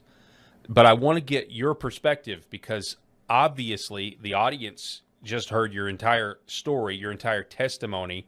And so you may have a totally different point of view or a slightly different point of view. So tell us, go ahead and talk about the 12-day war, but talk about what's going on now. Like, what's your position on this? Let me start by saying I am with you on that 100%. Last year during 12 days war, this year, my stance has been we need to stay out of it. Not because this is not our fight. I want to be very clear. Islam has been at war with humanity for 1400 years. And I have documented that in my book. So this is not my bad experiences with Islam. This is documentation. Islamic Republic of Iran's regime has been at war with America for 47 years. Again, where did we start with Iran? They took our citizens, our employees from our embassy inside Tehran, held them hostages for 444 days. Some testified later that they were tortured, they were starved, they faced mocked executions. They picked this war with us from day one. This happened in 1979. The hostages were released early 1980. So they started this war with America. So when I said we need to stay out of it, it's not because I'm in some denial bubble saying this isn't our fight. No, it is. But the reason I said we need to stay out of it, two reasons. Number one, Israel was handling it perfectly. They were doing just fine. They had a plan. They worked on their plan for years. They have Mossad agents who know the streets and alleys and back alleys inside Iran and Tehran. We didn't need to go in. But I agree with you. Now we're there every day. I pray for our troops. I pray for President Trump. I pray for Pete Hegseth to make the right call, right decision. All of that matters. But I want to make sure you understand that I did not want America involved either. Number two, the second reason, respectfully, I love America and I will fight for America to my last breath. However, American foreign policy has always been a disaster in the Middle East. Yes. That's the second reason I said we should stay out of it. This isn't about President Trump. This is about American foreign policy. Even if we go to war with Iran, the outcome might possibly be a disaster. So let's stay out of it. All that being said, the 12 days war, all 12 days, as I was reporting, I kept saying, we need to stay out of it. We need to stay out of it. And every time I was asked why regarding 12 days war, I said, if we get involved, we're going to go for a ceasefire. And look what we have achieved with Gaza and Hamas during all of these ceasefires. Absolutely nothing. Every time we got a ceasefire between Israel and Hamas, we ended up buying time for Hamas. They went back, regrouped, came back stronger until we reached October 7th. We're going to play the same pattern with the regime. And we kind of are, because we got them a ceasefire last year, and we're kind of negotiating with them now. And if this negotiation ends up with another ceasefire, we just recreated the failed pattern with Hamas. We just recreated that with Hamas's grandpa, which is IRGC. And I'm worried that all of these ceasefires are going to finally achieve the American October 7th that IRGC has been talking about for almost 7 years now. I'm sorry, 6 years now. You're talking about another 9/11 Black Swan type event. That's what you're worried about here on American soil? Yes, but way larger and bigger. From what I've been tracking through IRGC, we're not talking about one attack, and I'm not undermining what happened on September 11 at all. But the coordination based on the number they have inside America, there's a potential for 7 attacks of 75 attacks of 7-man groups across America at the same time. And we can all thank Biden for this one for sure. Absolutely for sure. But the confirmed number of sleeper cells of IRGC, now I want your audience to understand, when we say Hamas, we say Houthis, we say Hezbollah, they're all IRGC. That's where they get their funding. That's when they get their training. That's where they get their weapons. And I also want you to pay attention that it is confirmed that IRGC has had a deal with the Mexican cartel for not a year or two, but again, over 10 years of collaboration and partnership. That's for anyone who thinks, why did I say thanks to Biden? That border cartel, IRGC, a sleeper cells slipped in. That's the connection. But yes, that is what I'm concerned, that if we keep allowing the Islamic regime and IRGC to breathe, we will end up where Israel did on October 7th. Well, so there's a lot there. I just wonder about. Well, let me ask you this, because I've had a different. Maybe, I don't know if it's a different theory, but I've often wondered, in a theocracy like Iran, and again, you grew up there, you were there until you were 15. In a theocracy like Iran, I've often wondered if the people at the top really believe what it is they preach to keep the masses in line and in control. And I'd like to get your opinion on that. And what I mean by that is, does self-preservation factor in to the leaders of Iran? And I know right now, we've had the Ayatollah's been killed, and the next Ayatollah's been killed, and I understand that, but just in terms of, well, let's just take the nuclear narrative, the narrative that if Iran did get a nuke, they would use it, which would mean the total end of their civilization, one way or another, their entire civilization, their standard of living, which I'm sure is quite nice if they want it to be, right? If they don't want to, just sleep on a metal bed like you were saying earlier. So I guess my question is, because we are told that they are a theocracy, which they are, but that they are crazy, okay? Like, they're not just evil, but they're also crazy and, wanting to bring about the end of the world. And I certainly know that is taught, but do you think the leaders at the top really believe that the way we're told here in America? They do, yes. And I would say even when what you hear in America is the sugar-coated version of them. And I give you some examples. Now, let me talk about nuke, you said. I have been one of the voices that has always said, if Iran, Iran already has nuke, but that's an argument we can have another time. But based on scenario here, if Iran comes to have nuclear weapon, they are not, I repeat, they are not going to use it on Israel. Their own teaching, their own text commands the Holy Land, Israel, to not be contaminated. It has to stay clean. There is no way they're going to nuke Israel, because that will defeat the purpose of their fight. So that's for that. Will they nuke America? Absolutely. But do they have that capability today? That was not the urgency that needed us to go into the country or the region, for that matter. Now back to the leaders.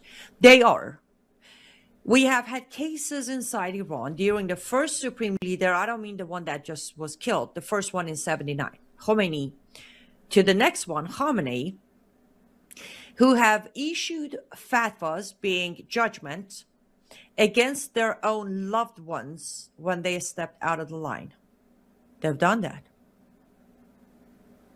So, yeah, I mean, so that would be the answer to my question, because, I mean, if you're going to do that to your own kids, right, then, yeah, I mean, if you're ever going to pull your punches and not be consistent with whatever your dogma or theology is, when your kids are now going to be, subject to the death or torture or whatever, yeah, so if they're willing to do it to their own kids, then that would answer my question.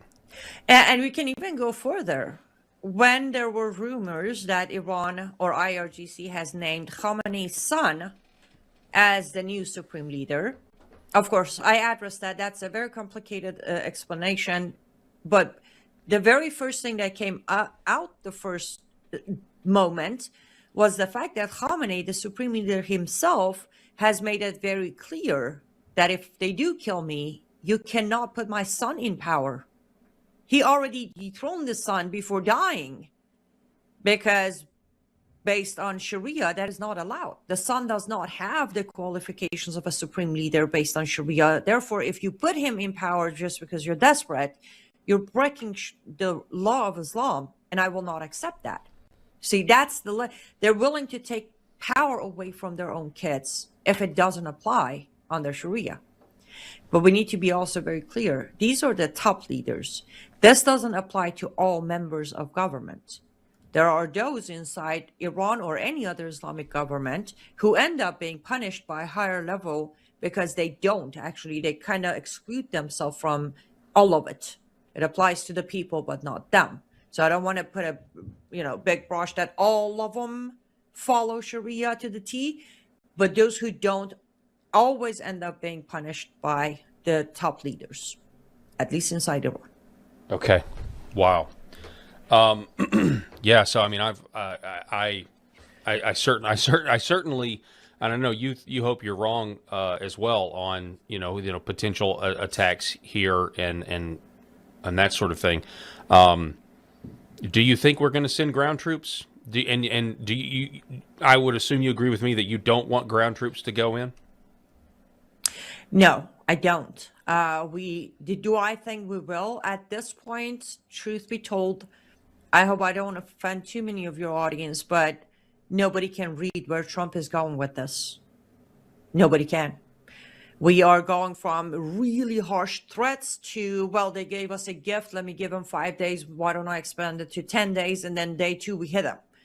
It's, who knows? However, I do pray every day that we do not go for boots on the ground.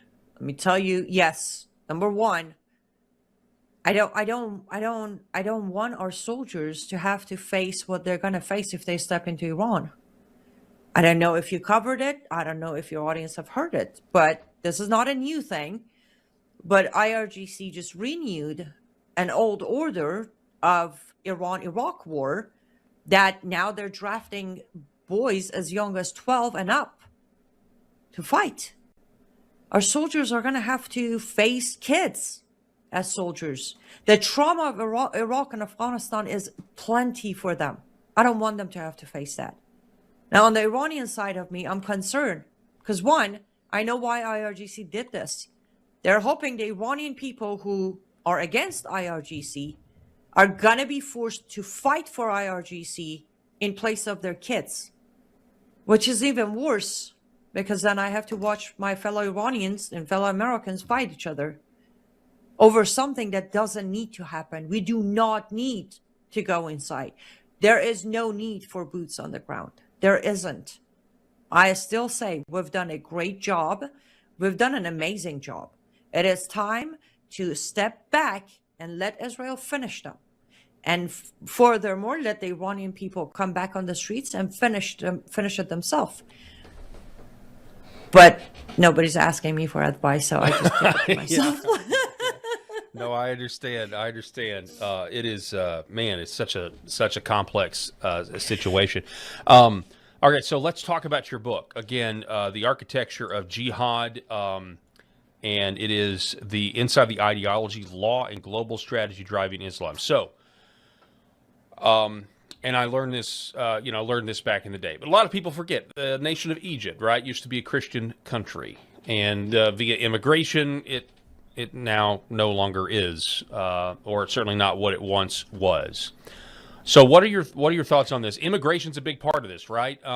I've been told a lot of people like to think that America has magic soil. Or they don't say it like this, but this is how I would describe it, that anybody can be an American. And I know this, and I know, you're from Iran, you're now an American. and you've obviously assimilated in that sort of thing, and that's good. But not everybody does that, Annie. And we're in a situation, if we just look at New York, okay, this is a conquered country. It's a conquered nation. And it's not just with Islam, although I know that's what we're going to focus here. But I mean, you've got 90-foot tall monkey statues in Texas now, that are of other lowercase g gods, right? So, I mean, you look around America in a lot of different areas, and it looks like we lost a war. And in New York, that's certainly true when you're now hearing the call to prayer over, public loudspeakers. So immigration, right? That is a key tool for how Islam spreads, correct? Absolutely.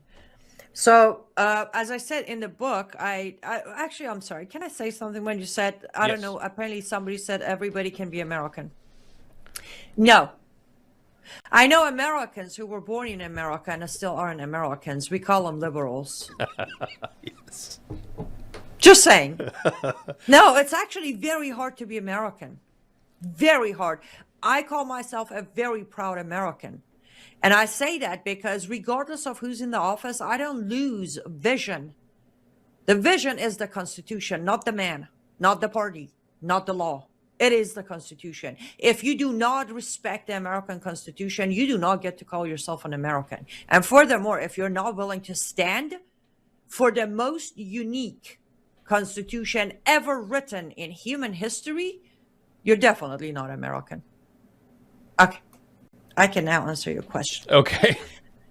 I just had to get that out of my system because I don't like it. Like, it's so easy to be. Like, No, I so appreciate that you're confirming what I say. And I guess this modern liberalism has adopted this concept that anybody can be an American, and we can just let everybody come here, and that's obviously not the case, because if you're bringing another culture and you're going to then use our system, and there are some cultures that just are not compatible with America, that was fundamentally based on really just a bunch of countries that had already learned to live together because they had fought each other for hundreds of years in Western Europe. I mean, that was the backbone of what created the country that we have now, and now it's been changed. It's been systematically changed, and for whatever reason, I think New York City kind of puts that myth to rest. What's going on in New York City right now destroys this 20th century idea where anybody can be an American. That's obviously not the case. So, absolutely, yes, and let's not forget Dearborn, Michigan. or Minnesota. Yeah, absolutely. Exactly.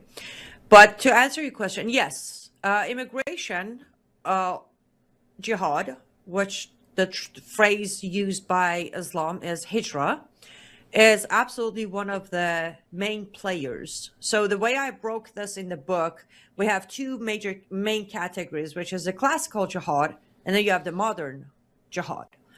Now, just because we call them modern doesn't mean they're not rooted in Islam and Muhammad didn't practice them. It's just that they have found their modern way of practicing rather than the old way of practicing.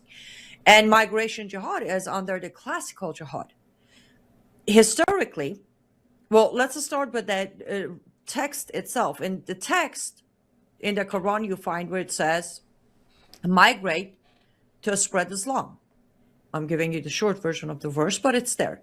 And then there's Muhammad, who migrated from Mecca to Medina because he was failing Mecca and he didn't have the power. So he migrated to Medina. Now, this is where it might be interesting for anyone who still thinks these ceasefires have a meaning, or even Abraham Accords have any meanings. Muhammad migrated from Mecca to Medina, not as a refugee, not as someone who was escaping persecution. No, he made a deal with the government of Medina. In return, they would give him safe haven and his people in Medina. When he arrived in Medina, he broke every promise, every agreement, built his first mosque ever, and built his military inside it.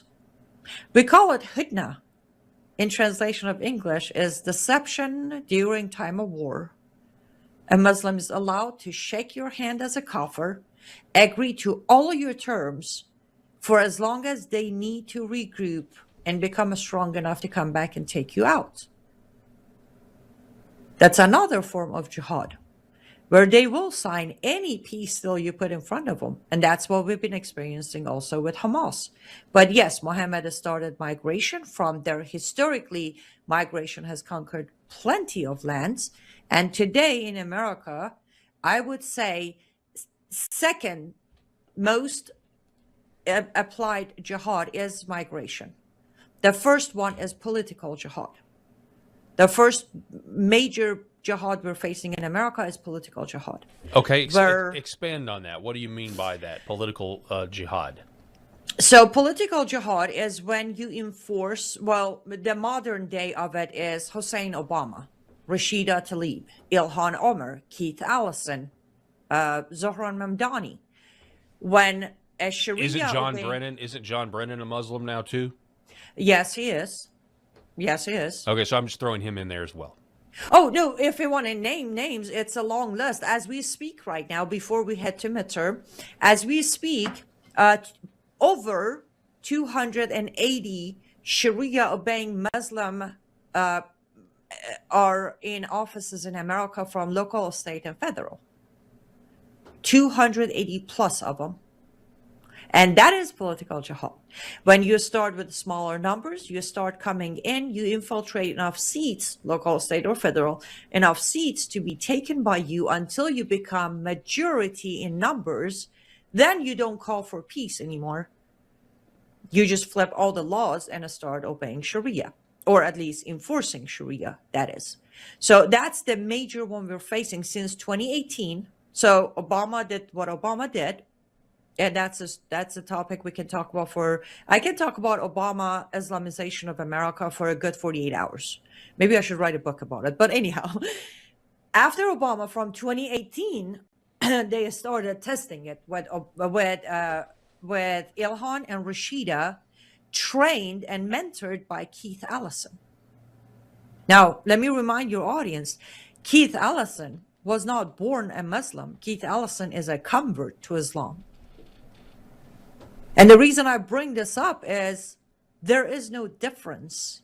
When you accept the system of Islam, it doesn't matter if you converted to it, if you were born and raised in it, if you came to it at age 60, the system dictates the same behavior. You see the same behavior from Keith Allison that you saw from Hussein Obama, that you see from Ilhan Omar. So right now we're facing, but so far based on my putting together, we are facing about another 30 to 35 candidates hitting us on midterm. So right now that's the number one jihad, political jihad, as they try to conquer our offices, local, state, and federal. And the second one is migration jihad. Those are the two fastest growing jihad we're facing in America.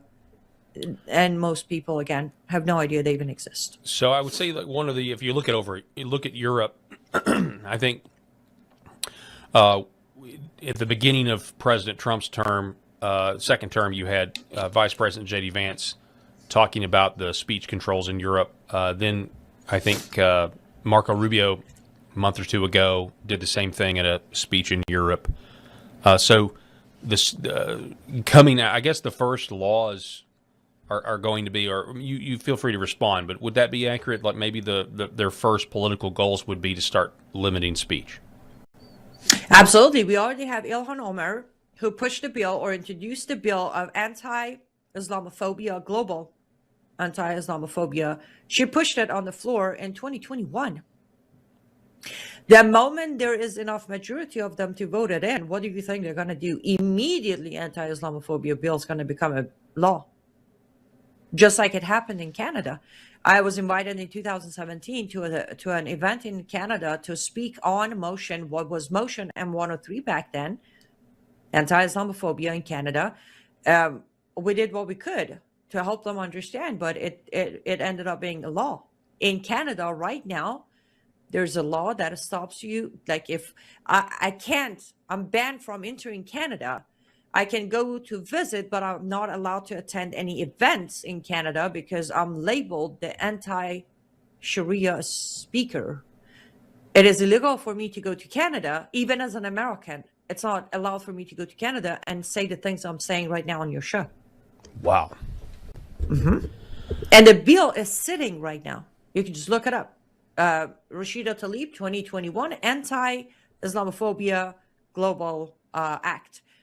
The bill is sitting there. They just need enough numbers to push it and turn it into law. And then I need to, I don't know, I'll find a new career, no problem. I actually don't think you'll stop speaking. Honestly, I don't think any of us will. Then we also have what's going on in Minnesota in the fraud. So that kind of, to me, goes in with the immigration. Like when we saw the reporting from Nick Shirley, we saw all this fraud, this generational wealth. Like, so the average American right now is struggling. We have high prices. And there's so much at play here, and I don't really know what comes first, the chicken or the egg. I know in the mid-level ranks of your liberals, progressives, or communists, they're diehard believers in their. It's a religious fervor to them, not necessarily Islam, but the wokeness, the hey, we've got to come in and we got to bring these third world immigrants into our country, and we've got to make them business owners. Right, they wouldn't be business owners otherwise, but we'll make them business owners because then we can say, see, the third worlders are just these hardworking Americans that own their own businesses, which is a whole lot of work, and there's a whole lot of work there. But we're struggling. The average American is struggling, and then the government is giving these people generational wealth to really sit at home and just spend time with their families. By the way, wouldn't that be nice? And it's all done in the name of multiculturalism. I mean, to your point, I mean, we now have that. I would say that's also political jihad. You have Minnesota is a union of the political and the immigration, because you're using the political system to make the immigration process easier. Not only it's desirable, it's always been desirable to come to America, but it sure as heck is desirable if you're going to come here and get a fake business and all of this money. And, you can have all the leering centers you want, right? I mean, do you see what I'm talking about? That there's a union there between the political and the immigration. Yes, but actually, this is where I'm going to introduce two other faces of jihad for you. One is financial jihad. One is missionary jihad. They both support the other two fronts. So missionary jihad, part of it is actually the interfaith dialogue. I'm sure you've discussed that with other people before. The other part of it is... No, stop right there. I actually haven't, but I think I know what interfaith dialogue is, but can you give us a definition of that? Of course. Interfaith dialogue is the new cool thing where pastors come into their congregation and say, listen, I want you to go to this mosque and listen to this wonderful imam who believes in Jesus, just like with you. And if you like, just join him, leave Christianity and become Muslim. I'm not even over-exaggerating, people. That's exactly how interfaith dialogue works. Not a single imam sends a Muslim to church. Churches send their congregation to imams to tell them how Muhammad perfected Christ's words. Blasphemy. So that you are not far off at all. So we actually here in Arkansas, where I live in my little corner of northeast Arkansas, there is a mosque here. Yes. And the woke Presbyterian church, and I'm pointing this way, is literally right up the road from where I'm pointing. I knew a guy who was, and I am Presbyterian, but I'm not a part of that particular denomination. I'm a part of another one that is conservative confessional. But anyway, what I'm saying is he actually left that church. He was giving it, they are already kind of woke in a lot of ways, but he was very, very, this guy, he's since passed away, bless his heart, but he was very attuned with, the dangers of Islam, the infiltration of it, very, very engaged in that. And the pastor had a joint service with the mosque.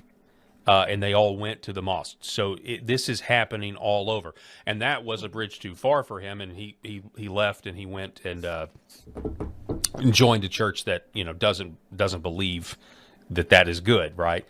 So to your point, it is happening. This interfaith nonsense and it's really just universalism. And it'll send you to hell. So be careful of that. They also call it Chrislam.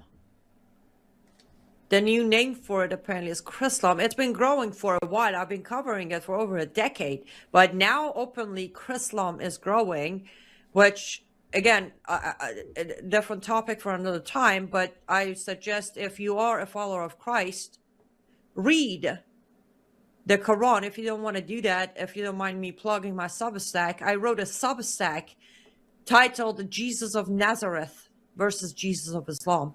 I give you all of it. It's almost, I think, 12 pages, 12 pages of Substack.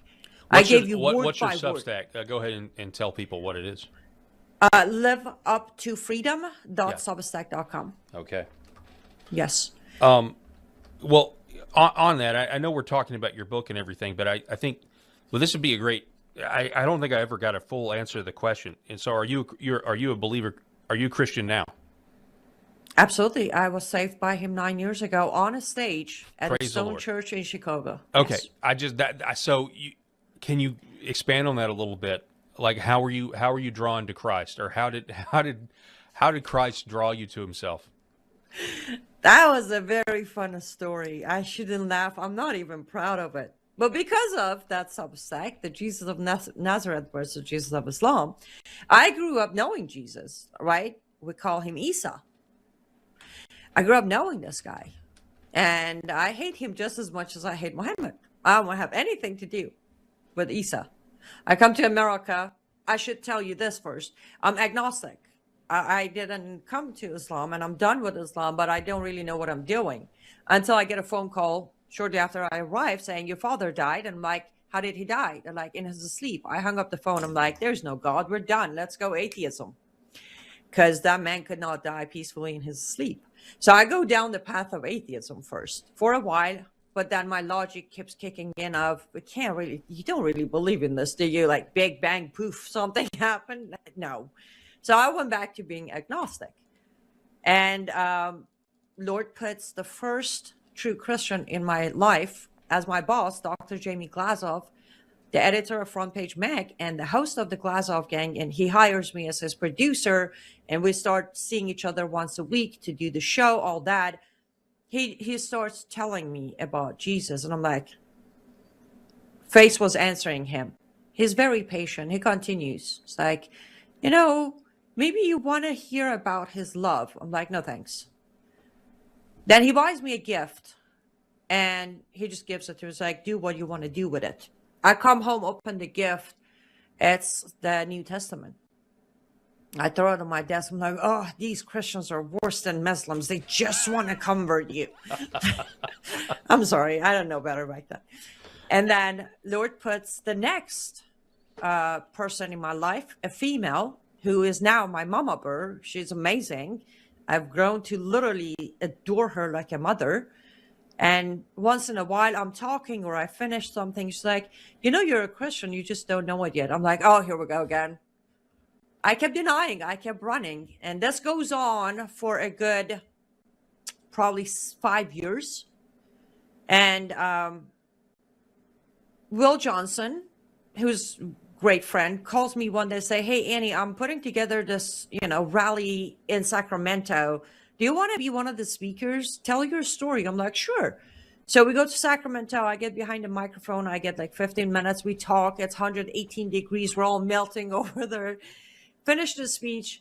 And somebody screams in the middle of my speech saying, burn down all the mosques. And I'm like, no, don't burn them down. This is America. We don't burn things down. We build things up.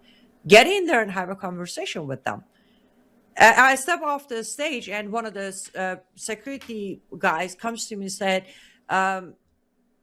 you're a follower, aren't you?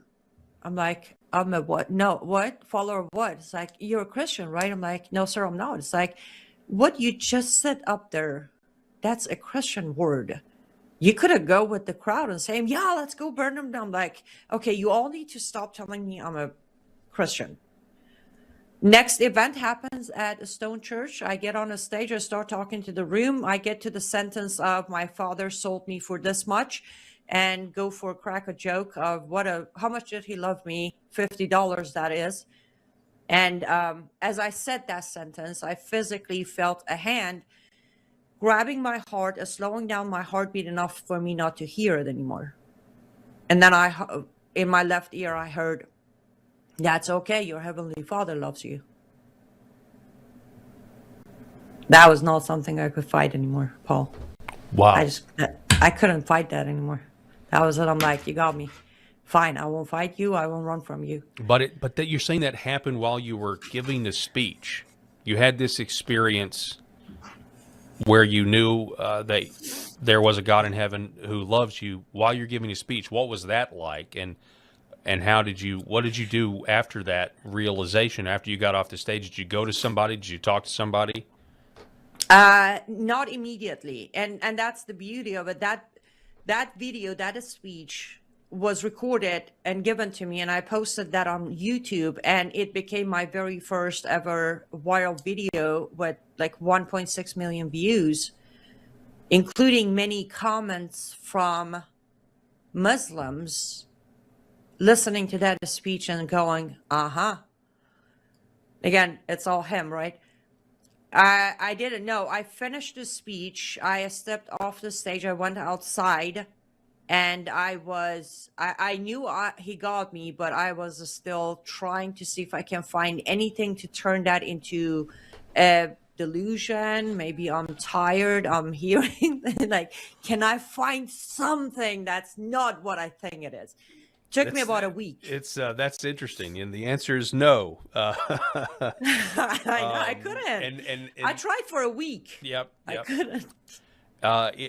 It's been called irresistible grace, or you could just say, well, God, God's not a punk. He the sheep hear his voice. But go ahead, continue.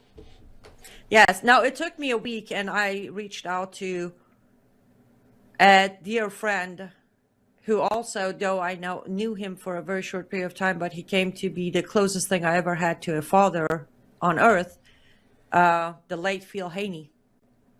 I called him. So, Phil, this happened. I don't know what's happening, but something happened. And he talked to me. He talked to me. He didn't explain it. He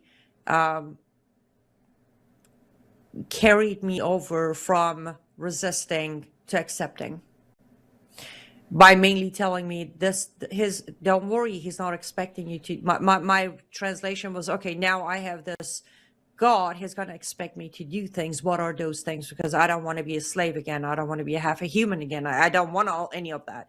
So Phil explained to me that he's not going to ask you to do anything. You just surrender to him.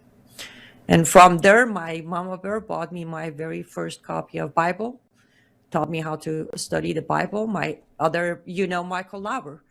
Michael bought me a Christmas gift, a Farsi Bible, where he knew I was struggling to fully understand the English Bible. So he bought me a Farsi Bible. And from there, I read and I learned, and I found me a great home church. And yeah, life's great. Wow. Praise the Lord. Thank you so much for sharing that part of your testimony.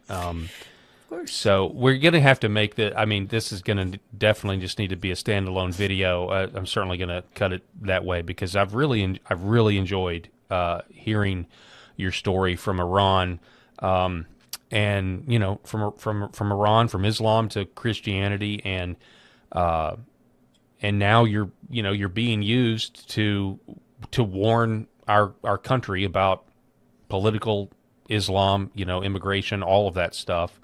I know you have to go, because I know we've gone over the hour that we had scheduled you to be here, but I do want to make sure that you get the last word on your book, and I want people to go buy it if they want to read further. And I feel like this interview is going to do what it's designed to do, which is pique people's interest in your book. But did we not cover anything that you wanted to cover? I just want to make sure that we've covered what you want to cover, Ani. I appreciate you having me on, and thank you. Yes, I think we covered everything. The only thing I want to tell your audience is, if you have any unease feelings, there's a lot going on around us, and I agree. Sometimes it's confusing, sometimes it's terrifying, sometimes it's making no sense. But you heard my testimony. Took me years, many years, too long, to realize that I didn't go through hell alone. He carried me through it and made sure that not only I'll make it, but I will make it back to him. When I'm asked to describe myself, I say I'm a child of God who was raised by the devil, but returned home to my Father. Remember that when you have that unease feeling. Remember that when you're getting angry, when you want to attack your neighbor, when you want to call somebody names. Remember all of that. That person, that individual, their actions, God is in control, and you don't need to waste your precious energy on negative. Stay with him, do your part, and he'll take care of the rest. I promise you, I'm right here, alive, giving you the testimony. He took care of it. He'll take care of you too. And you know, your testimony is, I'll summarize it, it is not difficult for God to walk a tightrope on your behalf. I couldn't walk a tightrope, but the Lord can, and he does it literally all the time, constantly. Your book, again, is The Architecture of Jihad.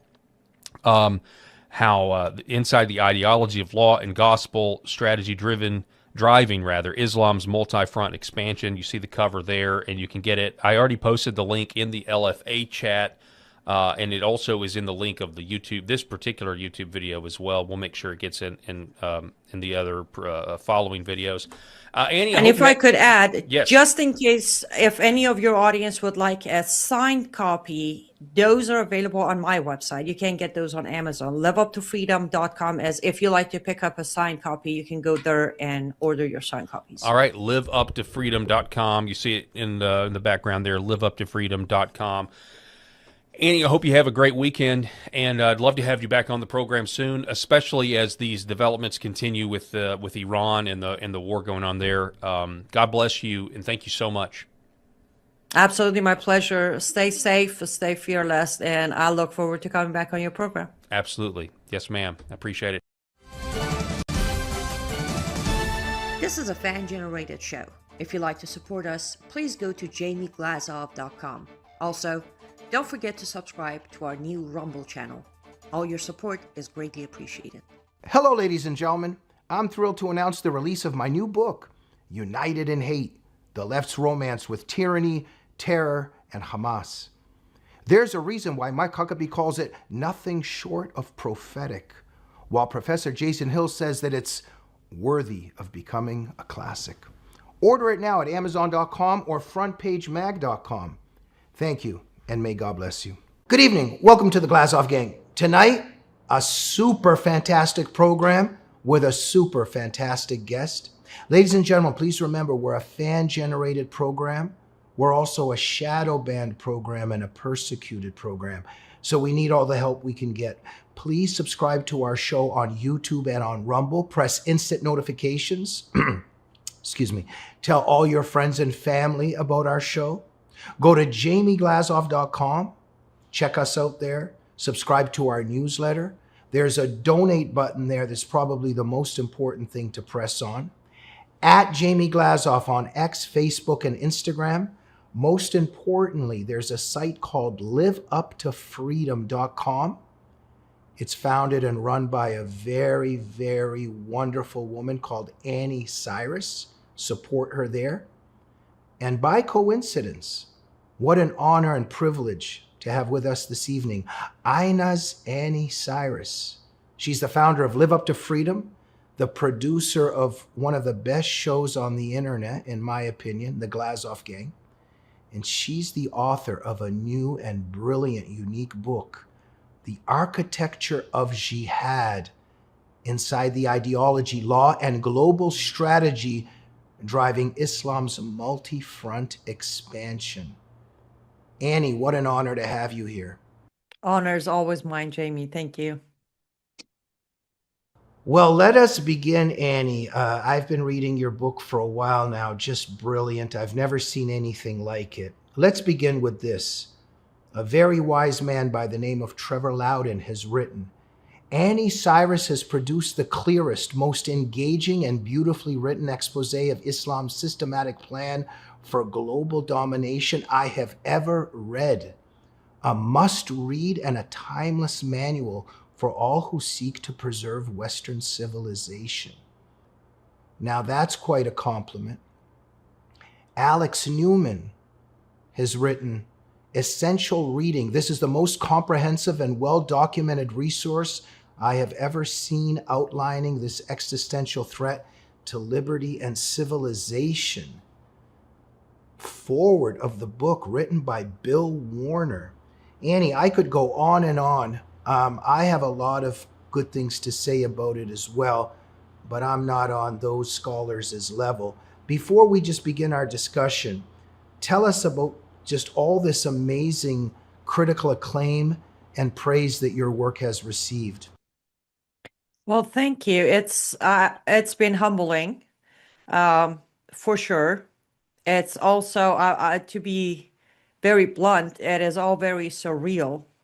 Of course, you know, when you, especially someone like me, you work on your first book, the concern is not, am I going to sell enough? Is anybody going to care? Do I have grammar errors? The number one concern is, am I listening close enough to write what Lord wishes for me to write? And then after that, the concern is, we have so many scholars and leading voices in this very topic that regardless of the fact that I come from experience of this, they've been like Dr. Bill Warner, I refer to him as the godfather of this movement.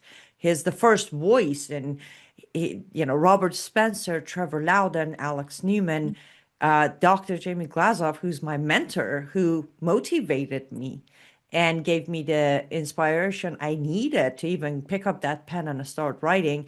So that was there. I was like, what is the feedback? So I have been very honored by all the words that I want to say. I don't take these words lightly. I don't. I take every single one of these words to heart. I stay humble, and it's just encouraging to know that maybe, just maybe in the future, there might even be a second book. Wow. Well, thank you, Annie. Look, a lot of times when I've been reading about Islam throughout my life, and I've been doing that since I was about 13 years old, and I don't want to talk about how long ago that was. But, you know, I've been reading about Islam and jihad, and it's evil and it's bad. And I'm not minimizing that. It's just that things are pretty much the same. And all of a sudden, your book says there's 10 jihads. There's many jihads. Let's crystallize it into 10. Here's exactly what those 10 are. And here's a practical manual of what can be done about it.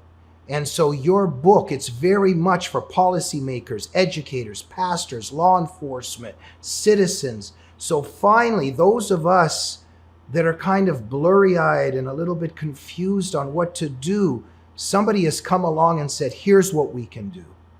And so maybe I'll just use, not the best, maybe a silly analogy, but this is how I was just thinking the other day. There's 10 holes in the ceiling, and there's just, you know, it's flooding in. And there's a whole bunch of people running around, and they're like, here, use this. And a person gets a bucket, and it doesn't have a bottom, and he's just standing there, and it goes. Then the other person says, go tell the neighbors. The guy runs and doesn't come back. Then 8 other people are doing something that's completely useless.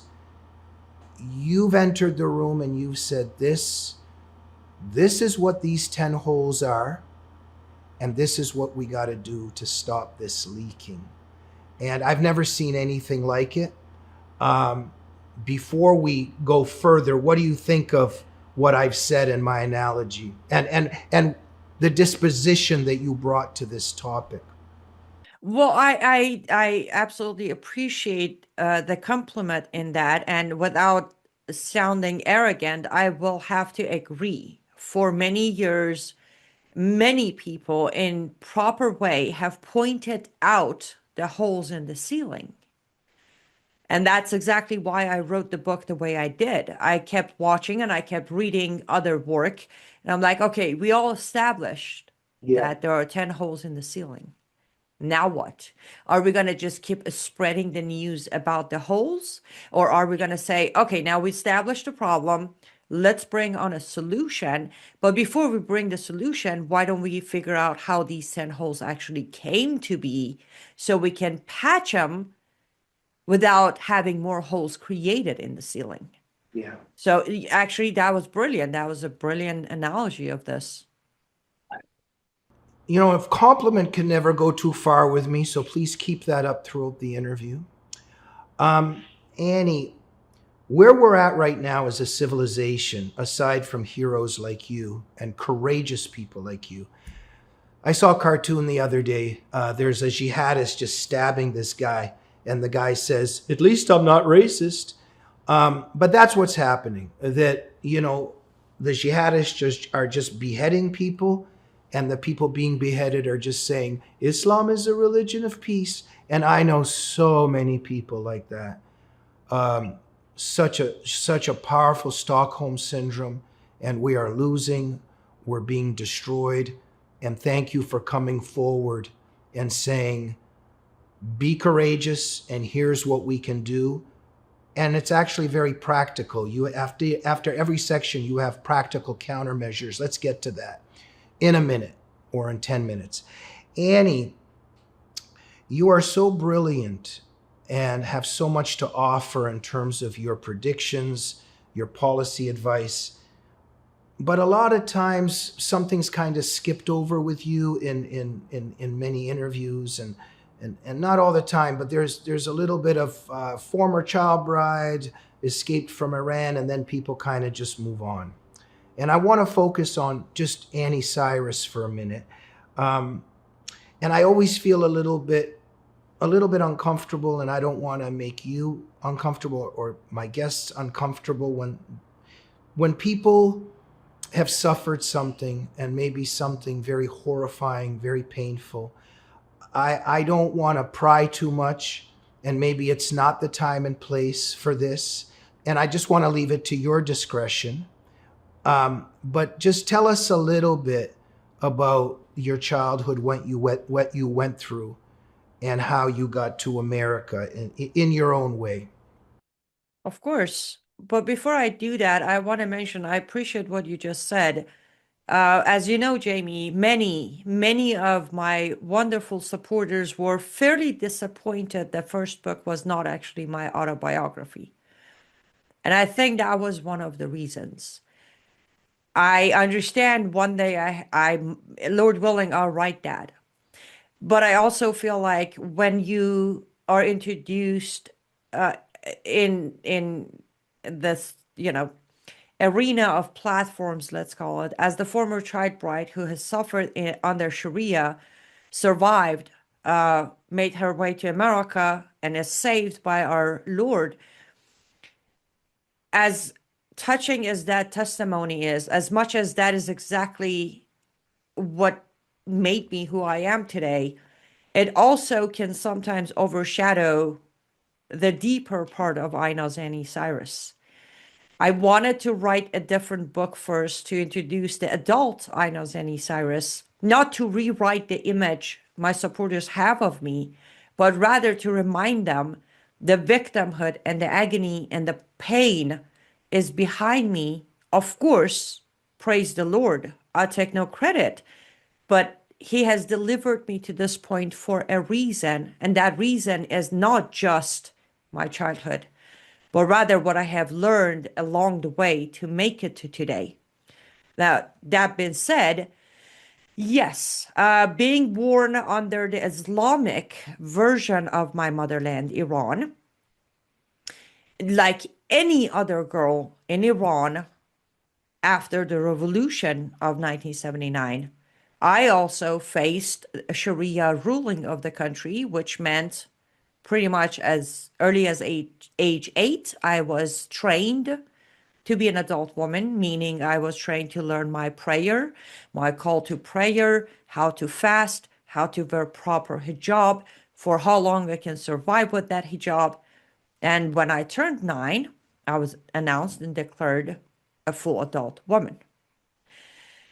When I say I was, because this is my story, but I want to be clear, every girl in Iran at age 9 is declared a full adult woman. And the definition by that legally inside the country is you're an adult woman. You are responsible. You're mature enough by their standards that not to make a mistake, not to commit a crime. If you do so, you face punishments as an adult. You're also going to be eligible to become somebody's wife per your male guardian's decision. That part, by the way, never changes. No. And Annie, I'm so sorry to interrupt. A 9-year-old girl biologically is not ready for certain physical things in terms of sexuality. So right there, the abuse is interwoven right within that system, right? Absolutely. We can even go further, at least in my case, at age 9, until age 18. I still didn't have the ability to differentiate between serious punishment that I kept facing than my nature as a kid or as a teenager for that matter. That's also the other part of abuse. It's literally taking your childhood away, your innocence away, because immediately in a blink of an eye, I tested it. I wasn't taking it. Well, it wasn't that I wasn't taking it serious, but I was normal. And I'm still, Jamie, I'm very hyper. I can't sit still. I got to dance around and move around, and I'm pretty loud. All of those were crimes against Sharia, but I couldn't stop myself. That's how I ended up being arrested over and over. I was lashed. I was sentenced to 48 hours, 72 hours punishment, prison time. I was taken into detention centers. Many horrifying memories I have of those detention centers that I spent nights at, just because I was a normal child. What we would love in America. I would still be an exhausting child to my mother, but probably my mother would be grateful that she has such a healthy daughter. But that I was punished for that. I was punished for being healthy. I was punished for being a happy kid. And again, I keep saying I was, but I'm not the exception. Every other child, and though we're talking about girls at age 9, it isn't that much better for boys either. At age 13, they become full adult men.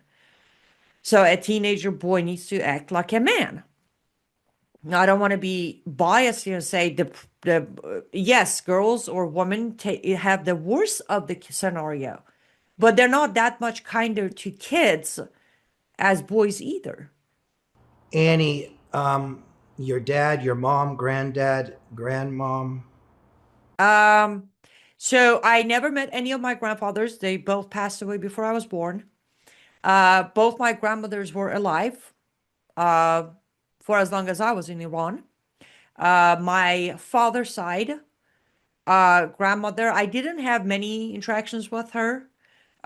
Most of memories I have from her were not delightful, not based on the fact that she was Muslim. No, she wasn't. It was more of she was just bitter. I don't blame her nowadays, because if I had a son who I raised a gentleman and a good soul and was hijacked by IRGC and converted to Islam and became what my father later became, I would probably be better too. My mother's side, my grandmother from my mother's side is the woman who saved me. She was the woman that while I was growing up, she was the voice in my ear of, this is not it. As much as the brainwash was being implemented, she would remind me that, remember, before this, we had a life in Iran where we had a king and we didn't wear hijab and we did this, and women could go to school and women could do this and that. And at the end of it, she was the one who risked everything to hire smugglers to smuggle me out of the country. So she is the hero of my story. She later passed away, natural causes. Maternal grandmother. Okay. Yes. And I would like to say this because I think it matters, especially when it comes to argument that I make of, convert Muslims in Western countries versus born Muslims. Me, myself, I don't have a Muslim tie family-wise. From neither side of my family, nobody was Muslim except my father, who was a convert by choice, choose to convert to become a Muslim and then later on become a sheikh. No other side of my family were Muslims. They pretended to be Muslims on the streets, of course, wear the hijab or whatever, but we didn't come from the Iranian Muslims of duration of Arab Muslim invasion of Iran. And the reason I say that's important, number one, I was forced to be an ex-Muslim. I wasn't born into an Islamic family. I didn't say the Shahada. By dictation of the country, I was stamped a Muslim. Therefore, later they stamped me an ex-Muslim so they could put a death penalty on my head. But the other reason is my father, the convert who always felt the need to catch up and make up for the days of being a kafir, went way out of his way to make sure when he died, he had a literal discoloration of his prayer stone on his forehead. Yeah, in a lot of cases, converts, just in all religions, don't get me wrong, some very beautiful, whatever, but sometimes converts are a little bit, they're kind of a little extra, right? Yes. Now, I'm one of them, actually. I've been saved for only 9 years, and I have friends from 12 years ago who sometimes message me like, you're so churchy. And I take that as a compliment because I am extra in 9 years because there is a need. I want to catch up with what I missed, which was love, gratitude, grace, mercy. Of course, you want to catch up with that. But then you had the other end where in order to catch up, you need to be absolutely crazy. You sell your own daughter to catch up with it. So, and my heart very much, yes, absolutely, Annie. Yeah, I'm just, I guess what I was saying, there's some beautiful ways perhaps of catching up. And then there's other instances when they're trying to catch up, maybe not in the most impressive or positive ways, but let's leave that to another time and place. Annie, I want to get to your book, but this is really essential. But I'm sorry for raising this, but your dad had, I guess I'll just leave it to kind of transferred you or sold you in some way into a form of slavery? Yes, by our values, being Western Judeo-Christian values, he arranged a transition. Exchange on the table was me, in return receiving $50 and opium, enough for his personal usage of a month or so. He handed me over to the man. He called me my husband, and the man handed over the money and the opium. How old were you? 13. And you must have experienced hell up until what age? 15. I was 15 when my grandmother hired the smugglers to get me out of the country. Okay. So a year and a half or so of the process. Annie, has any of those people, or has there been an apology of any kind from those individuals? From my father, no. No. From the man who purchased me, not directly. However, later in life, I was informed that he has come to Christ.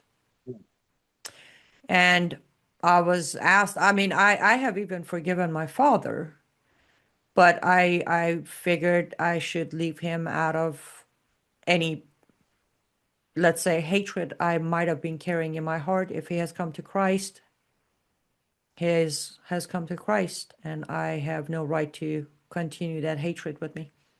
You said you have forgiven your father? Yes, Wow. I've forgiven all of them.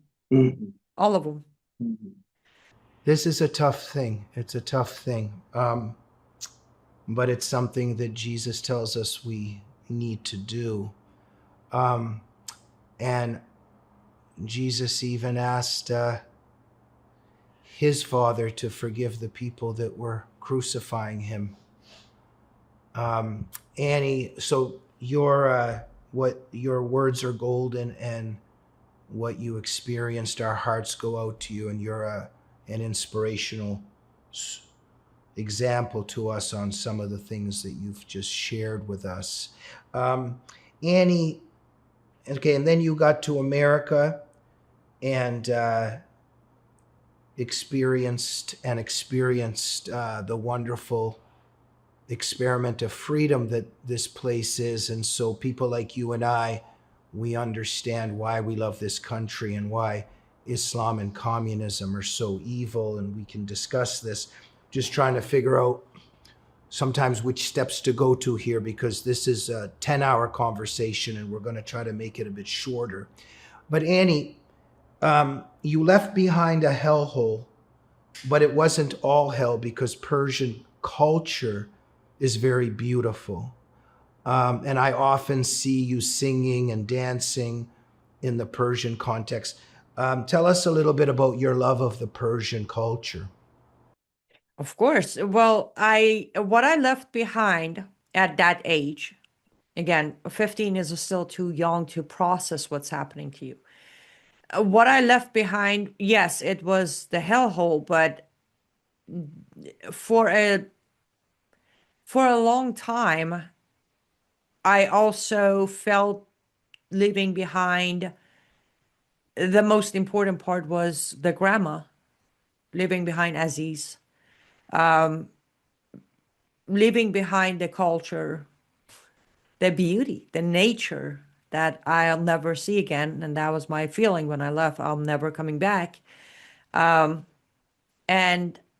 later on in America, I learned that I'm not the only one, but by existence of Islamic Republic regime in Iran, the entire history and the role that Iran, not even Persia, just Iran as people know it today, has played in the formation of our civilization here in America has been forgotten, just because the dark shadow of this Islamic regime has made it disappear outside of our own eyes as Iranians. That is the sad part. That is what I would love to see come back in reality of the earthly matter inside Iran, and also in reality where we can hold our head up and remind everybody, including my fellow Americans, that look, this is what you easily called a barbaric third world country that should be nuked. The mullahs are not Iran. IRGC does not represent our culture, our heritage, or the role, again, we have played. Furthermore, to my fellow Christians, I mean, where do you think Cyrus the Great came from? He was the king of Persia. He was the king of Iran before he expanded the Persian Empire. So the land we're talking about today, that many easily on their social media say, nuke it, should not be nuked. Annie, just as you were growing up, can you name a Persian author, poet, artist, singer, somebody that's very deeply entrenched in Persian culture and that you yourself loved and admired? Yes. So by Persian culture, I have to name Ferdowsi, the man who wrote the Shahnameh, the myth of the Persian kings. Every Iranian has grown up with that book. I have a copy of it right here in front of me in English. I also have a copy of it in Farsi. Those were my bedtime stories whenever I spend the night at my, family. Ferdosi? Ferdowsi, yes. Ferdosi, okay. Yes. And Shahnameh is, the translation to English is the myth of kings of Persia. It is such a beautiful book. It is, a lot of our culture is tied to that book. However, on a personal level, to this day, when I decide to stay with my Farsi capability of reading, writing, and speaking, the book I pick up immediately is by Sohrab, a poet who touched me deeply during my refugee time in Turkey. His words and his poetry kept me very grounded, very grounded. And mind you, at that point, I wasn't saved. I was running from whatever the creator is. So those words kept me sane to still believe in good, in good endings, in possibility of reaching happiness, though the world might be very dark. So he's my own personal name that I would say. Thank you, Annie. Well, this is the tragedy of how Satan works because, for instance, a lot of Iranian people that I speak with, many of them will say, I'm not religious. And it's like, I see. So the demons poisoned religion, quote unquote, through Islam, but then separated them from Jesus. That's how they work, right? Exactly. Yeah. Yes, that's why sometimes I make sure to mention that I went through a time of atheism. It just didn't work with my logic. But I bring that up because I plead to my fellow Christians to be patient with ex-Muslims. Be patient with them. You Yeah. have no idea when you say God, in their processor, they're not separating Allah from it. Yeah. Immediately you lose them. Just be a little bit more patient with them. I mean, if you don't mind me saying, Jamie, if it wasn't for you being so caring and patient with me, I probably still would be searching. You saw my face reactions to you talking about Christ, and you still patiently talk to me. You bought me my New Testament. I still cherish it. It's right here on my table across here. That's what it took. You didn't judge me. You didn't force me. You didn't tell me I'm better than you because I'm saved. You patiently described the truth of Christ to me, where in my head, Christ is Isa, the man who's going to come back and stand behind Muhammad and break the cross and establish Islamic prayer. Your patience changed that image in my head to be willing to hear him and feel him. There's an exception with ex-Muslims who are going through the atheism. Thank you, Annie. And this is the tragedy that for many Iranians, God is the person throwing acid into women's faces if they don't wear the hijab. Annie,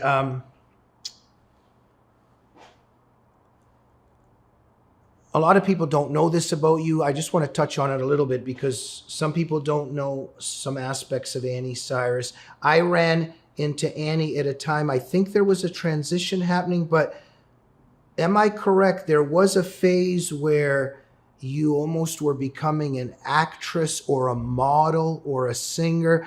There was something happening in the industry, in the entertainment industry. Where were you? What were you doing and where were you headed? Yes, actually, I started working with you originally as one of your camera operators and editor, right around the time that my career as a model was picking up. I was doing some side projects as acting, however, not for movies. My direction was UN. I've done a couple of work for UN campaigns across the world as far as acting goes, but I was fairly involved in picking up projects on modeling when we met. I was also a still photographer who worked for De Laurentiis production at Paramount Pictures Studio. So I was taking the direction, I don't know, I don't know if I should say I wanted to, because I don't know if I wanted to.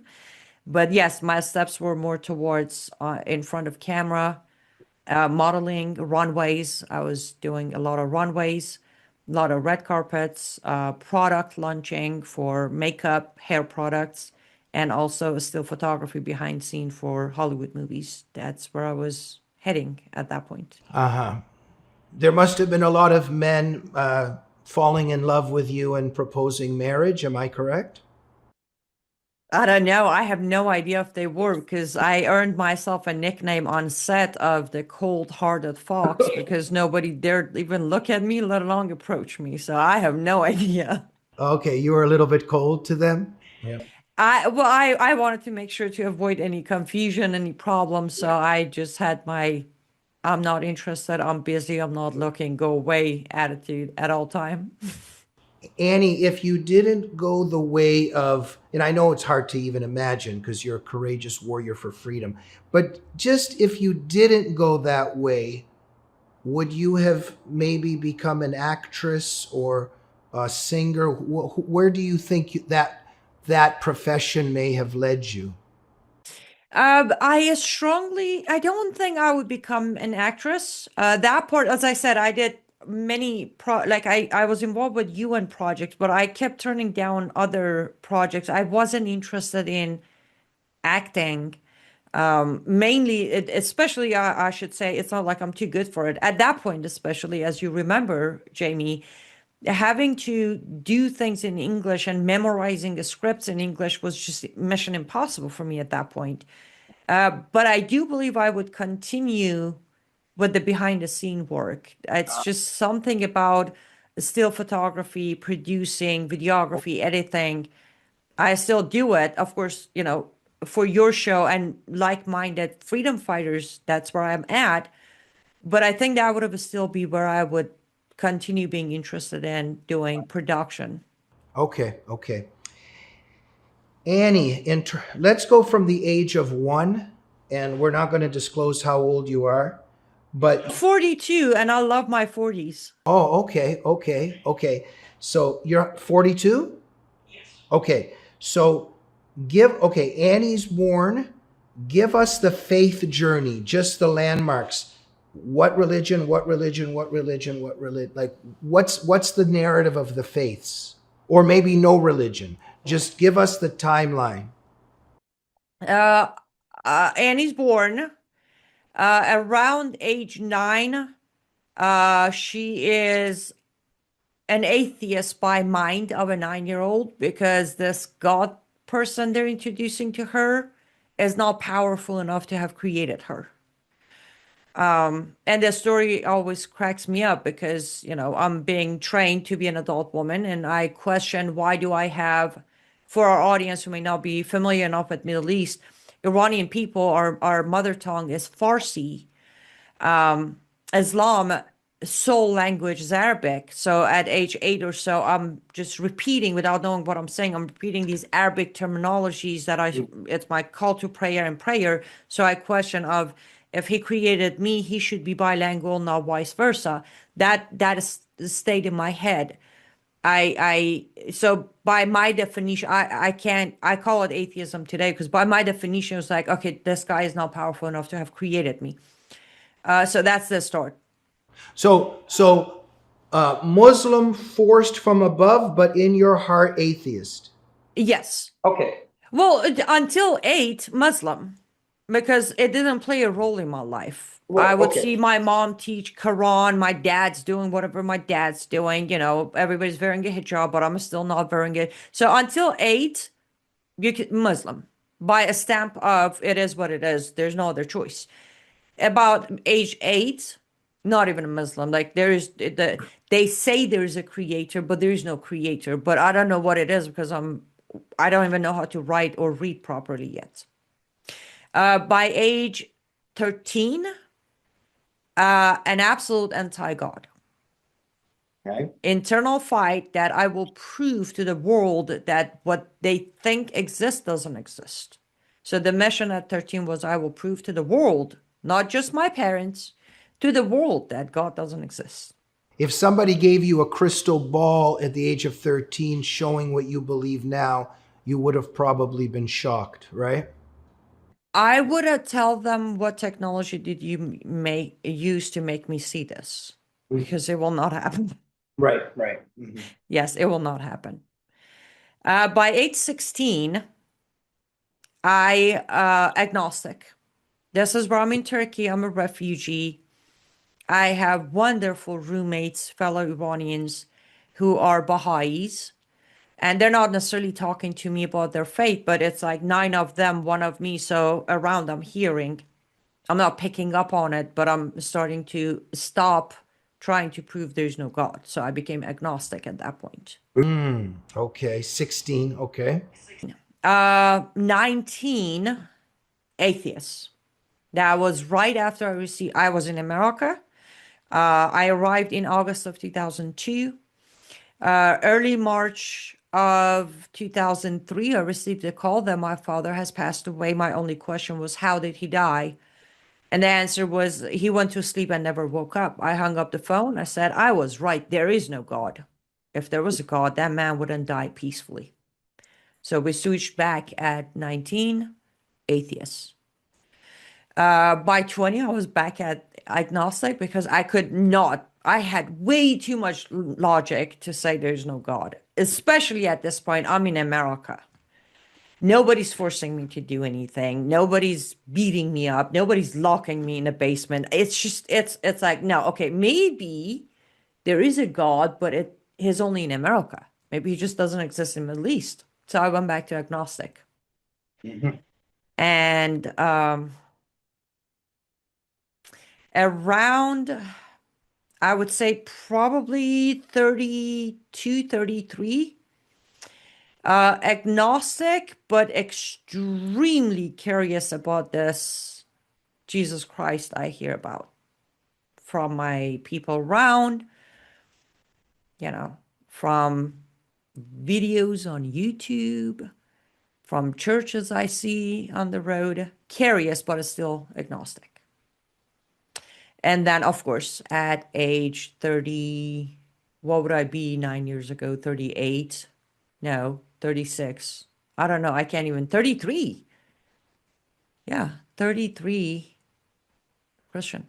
Well, thank you for sharing that, Annie. If we have some time, we will, obviously, this is something that we need to devote, I think, a 3-part series to in terms of what Christ has brought into your life.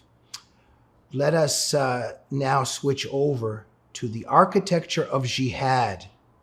And I think it's very important for many reasons, but just to get to know Annie and to get to know your entire disposition there, because, and also where you're from, because first of all, everything that we just heard, when a leftist in America comes up to you and starts telling you that Islam is a great thing and you don't understand something about Iran, we just see the absurdity of the whole thing.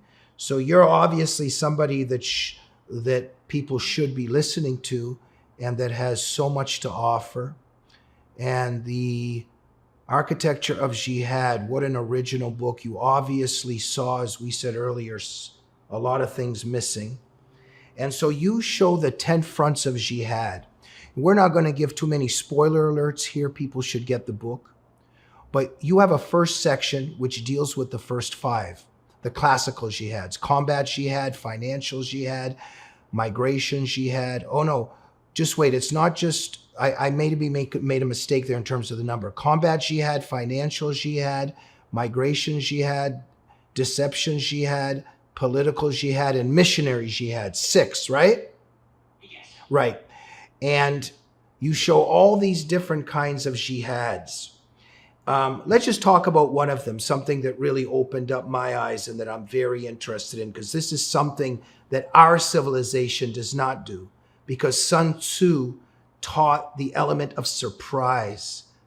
And we know that in the sport, in the sports world, in terms of fighting, combat, boxing, UFC, basketball, hockey, there often has to be forms of deception.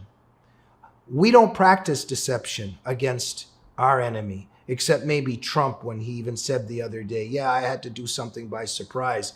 Finally, we have a president that gets some of it. But our enemy is engaged in deception jihad.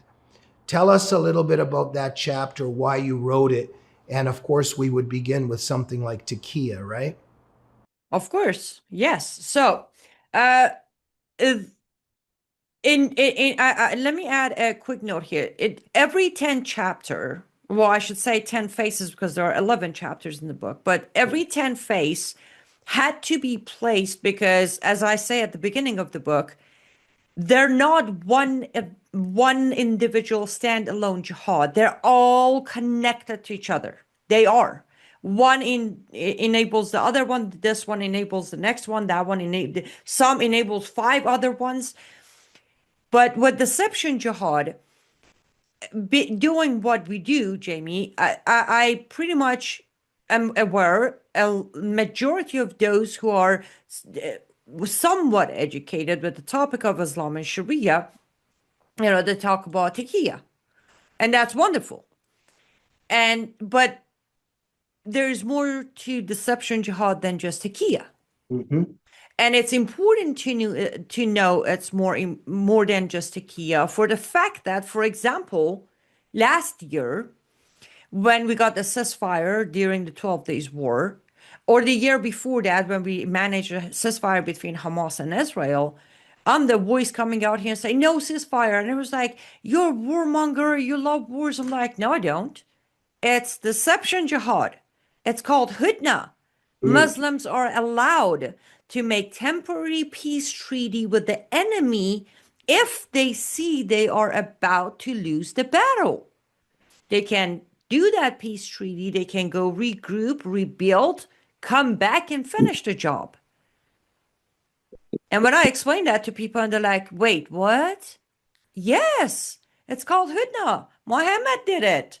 Quran says you can do it. So Hamas does it. Hezbollah does it. Al-Qaeda does it. ISIS does it. Guess what? IRGC does it. And then there's the other side. There is the fact that it's not just used in war or combat jihad, as you call it. Your very lovely next door neighbor could, I'm not saying they are, but they could use deception and present themselves as a moderate Muslim who can even go to a bar and have a beer with you. After that, hey, they can even head over to a strip club with you. Muruna. Morana, yes. Blending in. Blending in. Because we see that Syrian president, he's got the tie and the jacket on, but we also see the picture of him holding 2 heads, right? Bingo. Yeah. Exactly. One of the examples I bring on. But even Hillary, Obama, with that whole Alinsky strategy, because they talked about don't have the long hair and the beard, put on the tie and the jacket, start hanging around with the middle class and pretend you're middle class, Exactly. And that's the thing. The sample I use in the book, which some of people who have read it actually told me that, wow, we didn't know that. But I used the September 11 and the hijackers, how they actually blended because there were testimonies, how they were so moderate and they were going to bars and the strip clubs, hanging out with a girlfriend. And the pattern continues into the rest of the jihad attacks you see in America or in Germany or in France or UK. So there is that. They are allowed to temporarily break the rules, Islamic rules, also known as Sharia, with no punishment if their heart is still with Allah and if they are breaking the rules to achieve any jihad in the way of Allah. They're allowed to do that. Same thing with, for example, the Muslim woman you see who doesn't wear the hijab in America, and will tell you that it's a choice. And you believe her.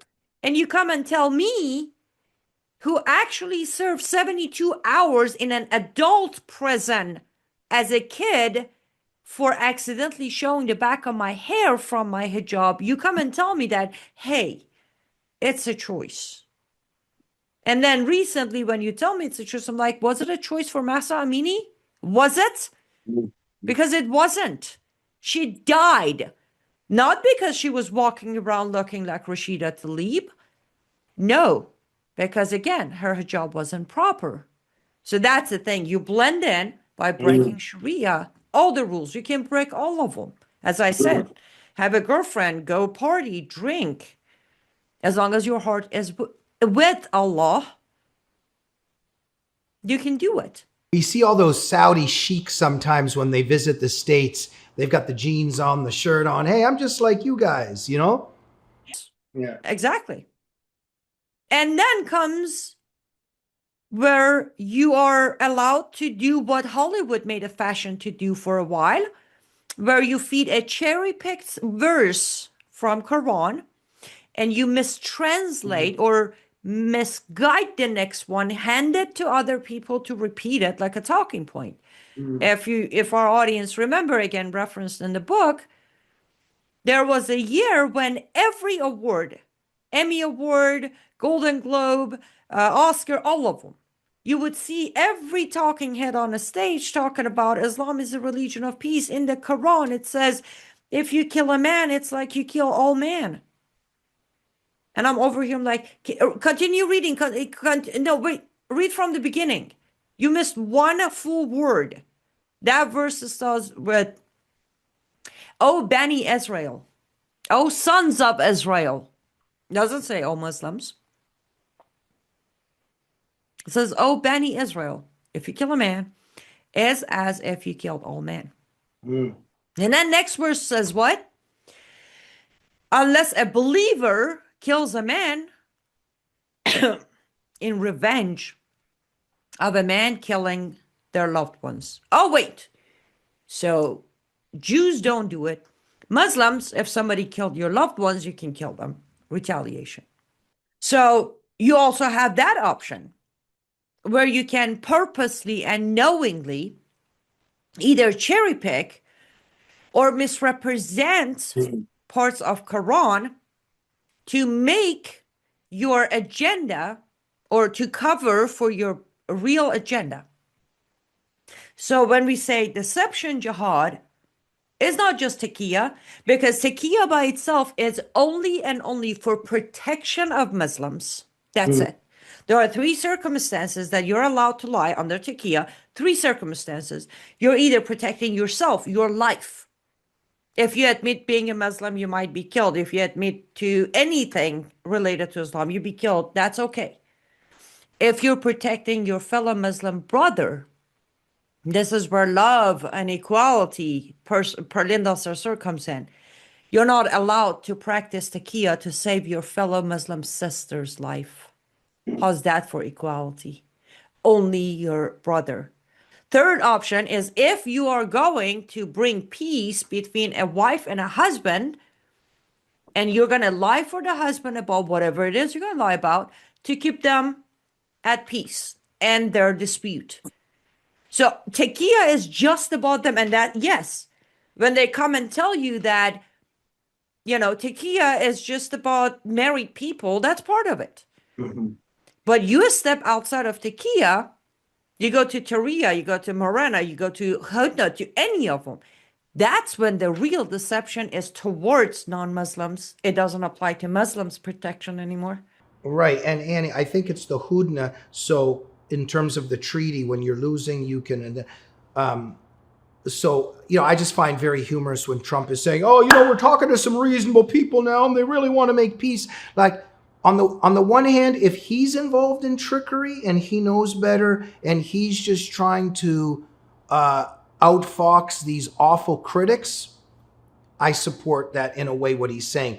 But you and I know, come on, man, like new people, what are you talking about? Like, you know what I'm saying? Like, it's not new. Like, they might be talking a good game for now because they're losing, but Islam is Islam. And you put in in Deception Jihad that jihad, quote, jihad is not a moment, it's momentum. It's a very powerful statement by you in your book, because these people got 200-300 years. They're not thinking about 1 year. Nope.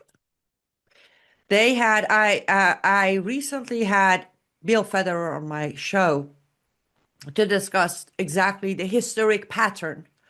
Because one thing I pray that I have achieved, I wanted to establish a pattern recognition in my book for people to read it and say, aha, to see the pattern. It didn't start yesterday. It didn't start during September 11th. It didn't start in 1979. It started 1400 years ago. And the pattern is exactly the same. The only thing that has changed is the method, but the pattern is the same. And that's why I can sometimes say, I know exactly where this one's going. Not because I'm a prophet, no, because pretty much this is my life. Recognizing the pattern. When you have al-Shura invited to the White House, you stand there and refer to him as a good-looking guy who's going to make Syria great again with the help of us. I'm standing, I'm looking at al-Shura because I'm recognizing the pattern. And then I wait for him to go back to Syria and do the first speech. And then I wait months later for him to come out 2 days ago and say, we have no fight with Iran. They haven't bombed us. They haven't threatened us. We're not getting involved with you. And meanwhile, we know that he's smirking and giggling as he's going to bed every night while Christians are being massacred in an escalating genocide in Syria now. And also, he's definitely giggling, knowing that we knowingly abandoned the Kurds in Syria. Yeah. Because we didn't know better. Annie, if I'm correct, it's Kitman, Partial Truths. And that's so powerful that you crystallize that, because, like you said, everybody thinks, taqiyya. Yeah, taqiyya is important, but there's all these other tactics they use. And a very wise man once told me when I was young, he was just telling me that the devil's not always showing up with pitchforks and horns, that it's the truth, but just slightly blurred. And so, for instance, so many people up to even the other day, oh man, I got this Muslim friend. Yeah, he was telling me, they really love Jesus and they believe Jesus is the prophet and they really respect him. And I'm like, yeah, okay. So in that interfaith dialogue, the Muslims are always, we love Jesus and Jesus is this and he's a prophet and they're saying all these nice things. Well, just a second. And then when they walk away, they're like, yeah, but he didn't die on the cross. Yeah, and he's not divine and he's not part of the Holy Trinity. And they kind of whisper that amongst themselves. So you respect Jesus, he just didn't die on the cross. I wonder in whose interest it would be to spread that lie. But it's done with partial truth, right? Exactly. Yes. Kitman is where they are allowed again to admit to partial truth to an extent that will get your attention or get your agreement or gain your trust without having to finish that verse. That was what I was explaining. Yeah. Don't finish the verse. Just give them the first part of the verse. And I go back to hijab. I have argued, yes, hijab is a choice. That's correct. By definition, that's your half-truth. You know what they don't tell you after that? The choice is wear the hijab or be raped, be beaten, be killed. That's the partial truth. Yeah. It's a choice. The same thing when, of course, you already brought up the concept of one of their biggest deception is when they say, oh, no, we believe in Jesus. Oh, yeah. Jesus is in our, we have a full chapter in the Quran about Mary. But don't go read it, because if you read it, you really know what we stand for. Another part of Kitman Genuinely. It's just Annie, I'm sorry, so sorry to interrupt. It's just, I always think, how can you respect, like if I was to say, I really love Annie Cyrus, she's just such a great volleyball player. It's a lie. How can you respect somebody when you're lying about who they are? Yeah, but here's the thing. The truth of the matter is they, from their point of view, we lie. We commit blasphemy for what we believe, right? In the Quran, it says, oh, believers, do not commit over-exaggeration about your faith and about Allah, and do not say the Trinity. Plainly, it does say it. Those who believe shall not say the Trinity, nor believe it, otherwise they're exaggerating. Like, what do you mean by exaggerating? Again, in the Quran says, though, that blasphemers are those who call Allah a father. We don't. We call Allah Satan. But that's besides the point. No, that's actually exactly the point. And that was another reason because that's the thing, again, earlier I was talking to someone. Yes, I could even pick a different name because I was asked, like, Architecture of Jihad, I don't think you're going to sell much because of the title. I said, I don't think you understand this. I didn't write this book. Is it helpful to have some financial support? Of course, because it's self-published. I don't have investors. I don't have help. But this isn't about how many copies I'm going to sell. Yeah. This is about finally, even my banner, my promotional banner is, are you ready? The conversation is about to change. No more clickbait, no more comfort, no more sugarcoat. No, this is what it is. This is the architecture of jihad, because once and for all, everybody needs to realize jihad is a struggle. But it isn't a struggle to make it to the gym and stay fit. Yeah. It is the struggle to finish your mission as a Muslim in path of Allah. They call it fi sabilillah. So it is what it is. We need to call it exactly what it is. And every chapter name had to be properly picked. And that's why Deception Jihad was the choice, because at least we, the Christians, we know exactly who's the master of deception. And didn't Allah himself describe himself as the greatest of deceivers in the Quran? Yeah. Oops. Yeah. And who does Jesus call a liar in the New Testament? Exactly. They can fancy it up in whatever names they want. Half-truth, cherry picking, temporary peace treaty. Lie is a lie. Practice it however you want to label it. But we know better. Your entire cult is thriving for 1400 years based on lying. And it's done through all of this deception. I gotta say, well, beautiful chapter in the sense of how greatly it's written, but about a very ugly thing. But you really deconstruct and reveal all of it, and we're going to have to leave it to the readers to read it all. We don't want to give too many spoiler alerts. They've got to read this book. They got to read this chapter.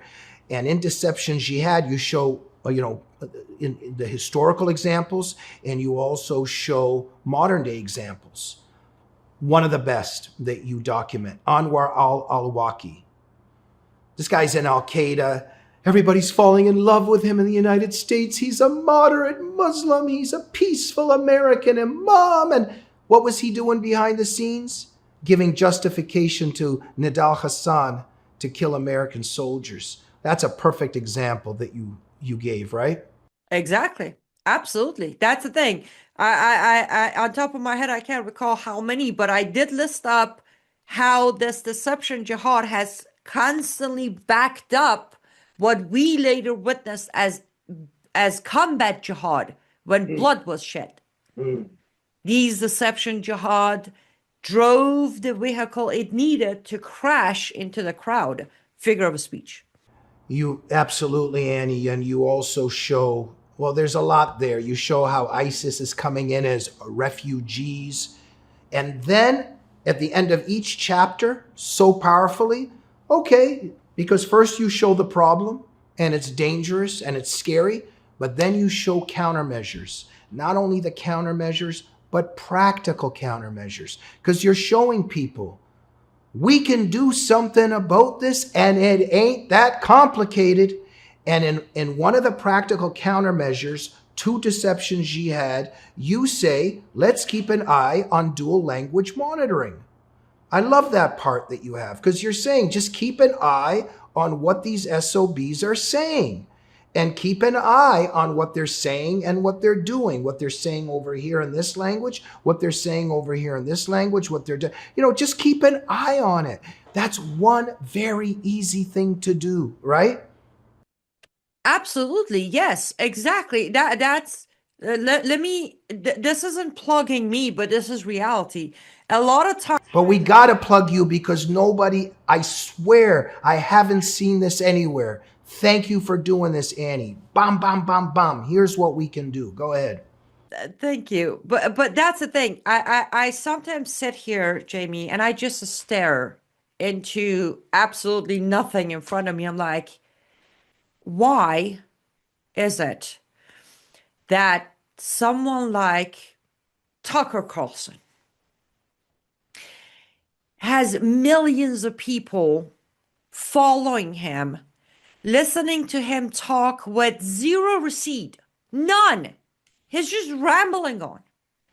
But then you have people like me who's in real time is grabbing information from Iran, translating into the best of possible proper English, pushing it out all day long. And most people come and comment not with questions or clarification, but rather of, if you love Iran so much, why don't you just move back? Somebody revoke her citizenship. And I'm like, why? I'm an asset for this company. You shouldn't request my deportation. And I'm not the only one.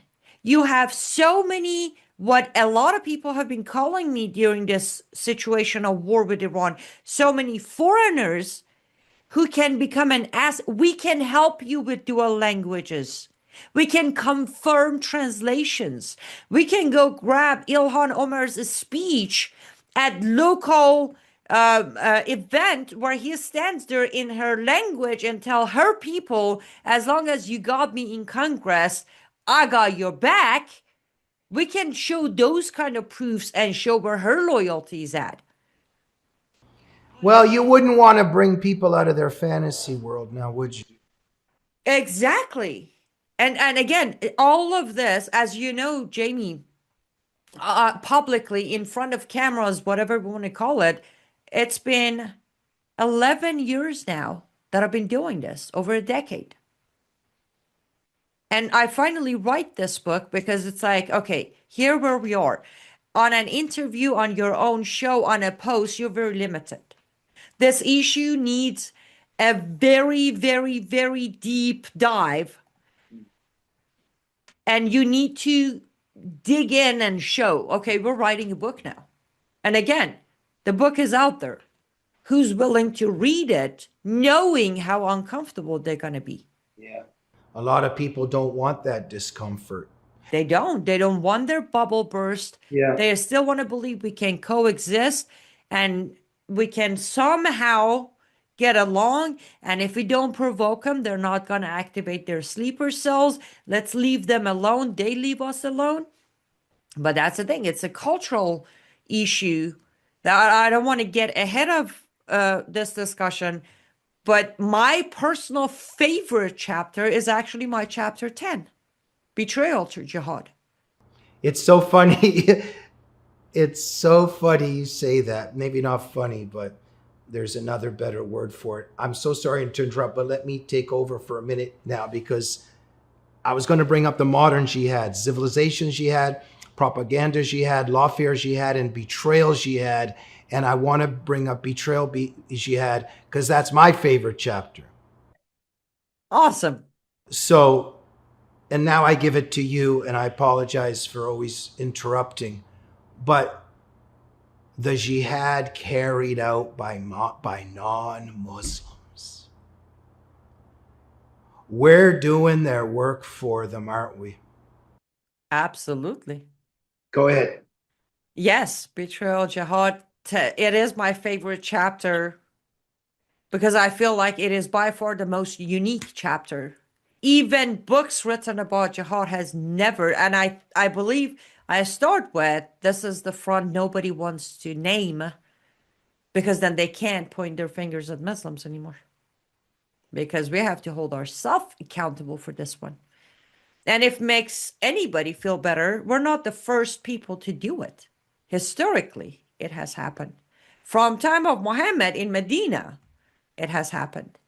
But we have driven it to the whole new level, to where non-Muslims will commit the jihad for Muslims by rejecting the knowledge, calling us the bad guys, defending Muslims instead of understanding the battle is over Islam, not those who practice it, by even teaming up with them, known as red-green axis, because the enemy of my enemy is my friend. And we've been doing it inside America. We have been stepping up every year farther and farther since September 11. The purpose of September 11 wasn't about how many they're going to manage to kill. No. It was about to open the gates of the rest of the jihads we're facing. It was about to change the narrative, change the conversation. Poor minorities, poor Muslims are going to receive backlash. You're a stereotyping, you're Islamophobe. That was the goal of September 11. To them, it wasn't about how many they're going to manage to kill. If you go back and watch and listen to reactions and comments after September 11, you don't hear any of them, including Bin Laden himself, brag about how many died. They don't. They brag about the chaos they created. Why? Explained in the book in many different chapters. They create chaos to be able to start the new cycle of the new jihad. Migration jihad boosted. Why? Because we went to Iraq, we went to Afghanistan, the flood turned right back around, came to America. Civilization jihad has started, where the narrative changed by many Muslims saying, I was born in America, I love America. Oh, so you be the sample of all Muslims, not the jihadi. Okay, all Muslims are peaceful. Law for Jihad is started for CARE, Council for American Islamic Relations, that stands up and say, we are the civil rights activists for all Muslims. Let's go sue anybody who doesn't like us. Every single one of these has started coming right in. And we kept accepting every single one of these because we wanted to be a good host while they take over our land. And that is betrayal jihad. Yeah, brilliant chapter. I can't say the most important because they're all important, but definitely so important because that's exactly this Stockholm syndrome, this surrender is just the key part. You're unraveling it, and it's a betrayal from our own side. Kenneth Levin has written a book, The Oslo Syndrome. He shows the psychology of people under siege. And he shows that throughout the Oslo Syndrome, beyond all reasonable doubt, this is not gonna work. The enemy hates you and wants to kill you. But what are a lot of the left-wing Israelis thinking? Oh, we just give a little bit more money. We just give a little bit more land. Oh, let's give a couple more hugs too. That'll do it. And you talk about survival at the cost of betrayal. How many people, they just want to survive through that day without standing up for themselves. You talk about a population that's too intimidated to fight back. That's quoting you. And we've got to the point now where when they say you're a racist, So many Americans are trying to dodge that. And you can't say anything about Islam, because if you say something about Islam, you're being racist, even though Islam's not a race, but they got that battle going really well there. So people are so intimidated to be called these names that they are willing to give their own life and surrender an entire civilization, right? Absolutely. And I would say you're correct. We can't call this chapter the most important, but I comfortably can call it the most impactful. If it wasn't for betrayal jihad, no other jihad would succeed. If a nation would fight back, if a nation wouldn't bend, if a nation wouldn't abandon their own values, none of these jihads would survive. So it is the most impactful jihad when it comes to the architecture of jihad. And yes, the arguments have become, I don't want to lose my job. I don't want to be hateful. I'm a Christian. I'm to love everybody. I don't want to argue over that. It makes my friend very uncomfortable. Well, I just lost 100 followers on my Instagram. You know, I'd rather post my cat pictures over that. Yes, comfort. And again, unfortunately, survival. Remember, Muhammad himself said, the heaven is under the shadow of the sword. He wasn't meaning that they have a sword as an entry door. No, he meant fear is how you make your way to heaven. Because the only way to make your way to heaven is to commit jihad with your wealth or your life. That's why shadow of the sword is there. And that fear, which the disappointing part for me, Jamie, and though I'm very grateful, it's very humbling, I'm honored every time I'm called courageous or brave. But to me, I'm not. I'm not courageous. I'm not brave. Other people are cowards. There's a difference. Yeah. We are Christians. We are called to stand our grounds. We shall not allow any fear. And that's the thing.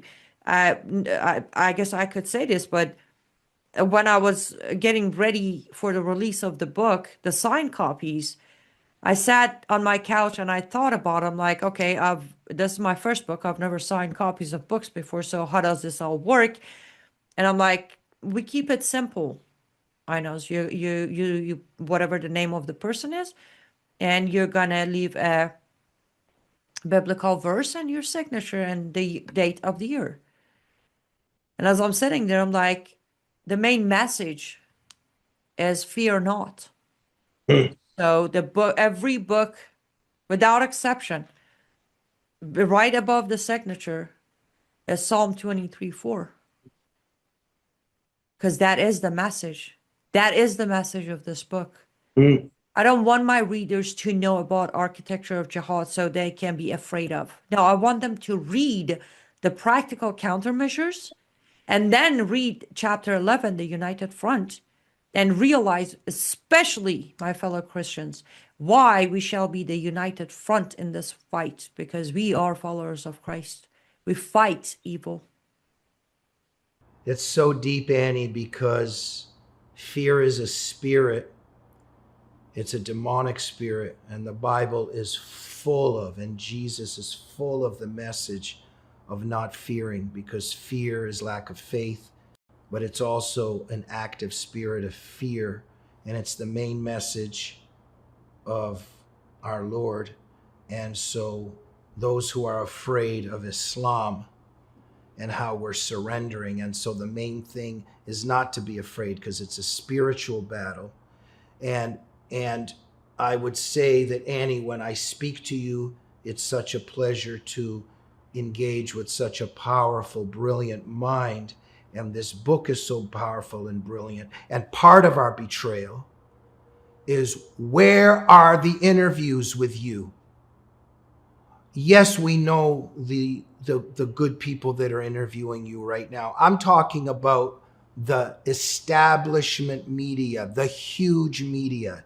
Nobody Almost nobody. And that's part of Betrayal Jihad. And that's part of your chapter. You're showing that the journalism sphere is part of Betrayal Jihad. The campuses, Betrayal Jihad. You know, I was raised by two parents, and I'd be little kid, and they'd be watching, and they would say, "Why are they shaking hands with that man?"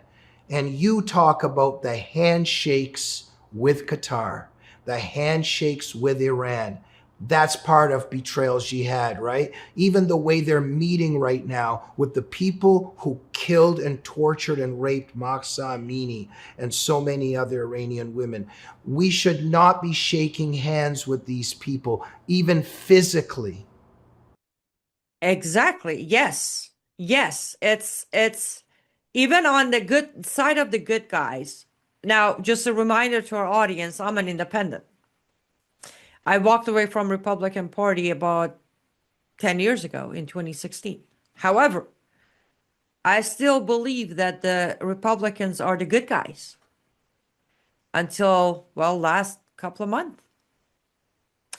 When you have 144 sitting Congress members, Republican, endorsing Maryam Rajavi of MEK, also known as Mujahideen Khalq, the Islamic Marxist terrorist group that has blood of Americans on their hands. That is the handshake that directly drives jihad right into our doors. When you see Trump administration, we already talked about al-Shura, but there is Erdogan. There is Mamdani, who's not even sworn in yet, gets invitation to the White House. These aren't just about handshakes. These aren't just about 3D chess. No, these are about the future betrayal our kids are going to have to call us out for. Remember, I was born in 1983. The Islamic Revolution was finalized in February 11th, 1979. And I paid the price for everyone at that revolution who stayed home, who waited for somebody else to stop it, who said, oh, they're just going to get tired and go home, who said it can get worse. Their betrayal of their own nation ended up the cost of my childhood. Thank you, Annie. If some Christians ran into a mosque and started shooting, it would be front page news everywhere. New York Times, Washington Post, New York, The View, ABC News. This is happening every day. Nigeria. It's happening right now with escalation in Syria. A genocide against Christians skyrocketing throughout the world. In terms of Betrayal Jihad, you call out the West's faith leaders. Now, look, I don't want to talk too much here in the sense that, for instance, I'm Catholic. This is a bad pope. And there's been prophecies with Our Lady of Fatima, Our Lady of La Salette. There's prophecies that Rome will lose the faith. It'll be infiltrated, but the Bible teaches us that Satan's war against the church, he will not prevail. But as Christians, we know that Satan is infiltrating. And so something's happening in the church, and I believe it doesn't delegitimize Catholicism, but it shows that the devil is waging war on God's church and on God's faithful. So this Pope, I mean, what a disgrace. I don't see, you should be friends with Muslims. Just why don't you just chill out on that and talk about what jihad is doing to the Christians in Egypt, in Nigeria, in Pakistan, in Syria, and also just in the Protestant world. Where are the faith leaders right now? What are they saying? It's complete silence. Thank you for calling it out, because in Betrayal Jihad, you call out the West's faith leaders, and also including the Jewish leaders, saying the ones who should really be saying something about Hamas and jihad and October 7th and its roots are not saying anything. Talk a little bit about why you added this and thank you for adding it. And that's part of your practical countermeasures too. You're saying that the West's religious leaders should be held to account.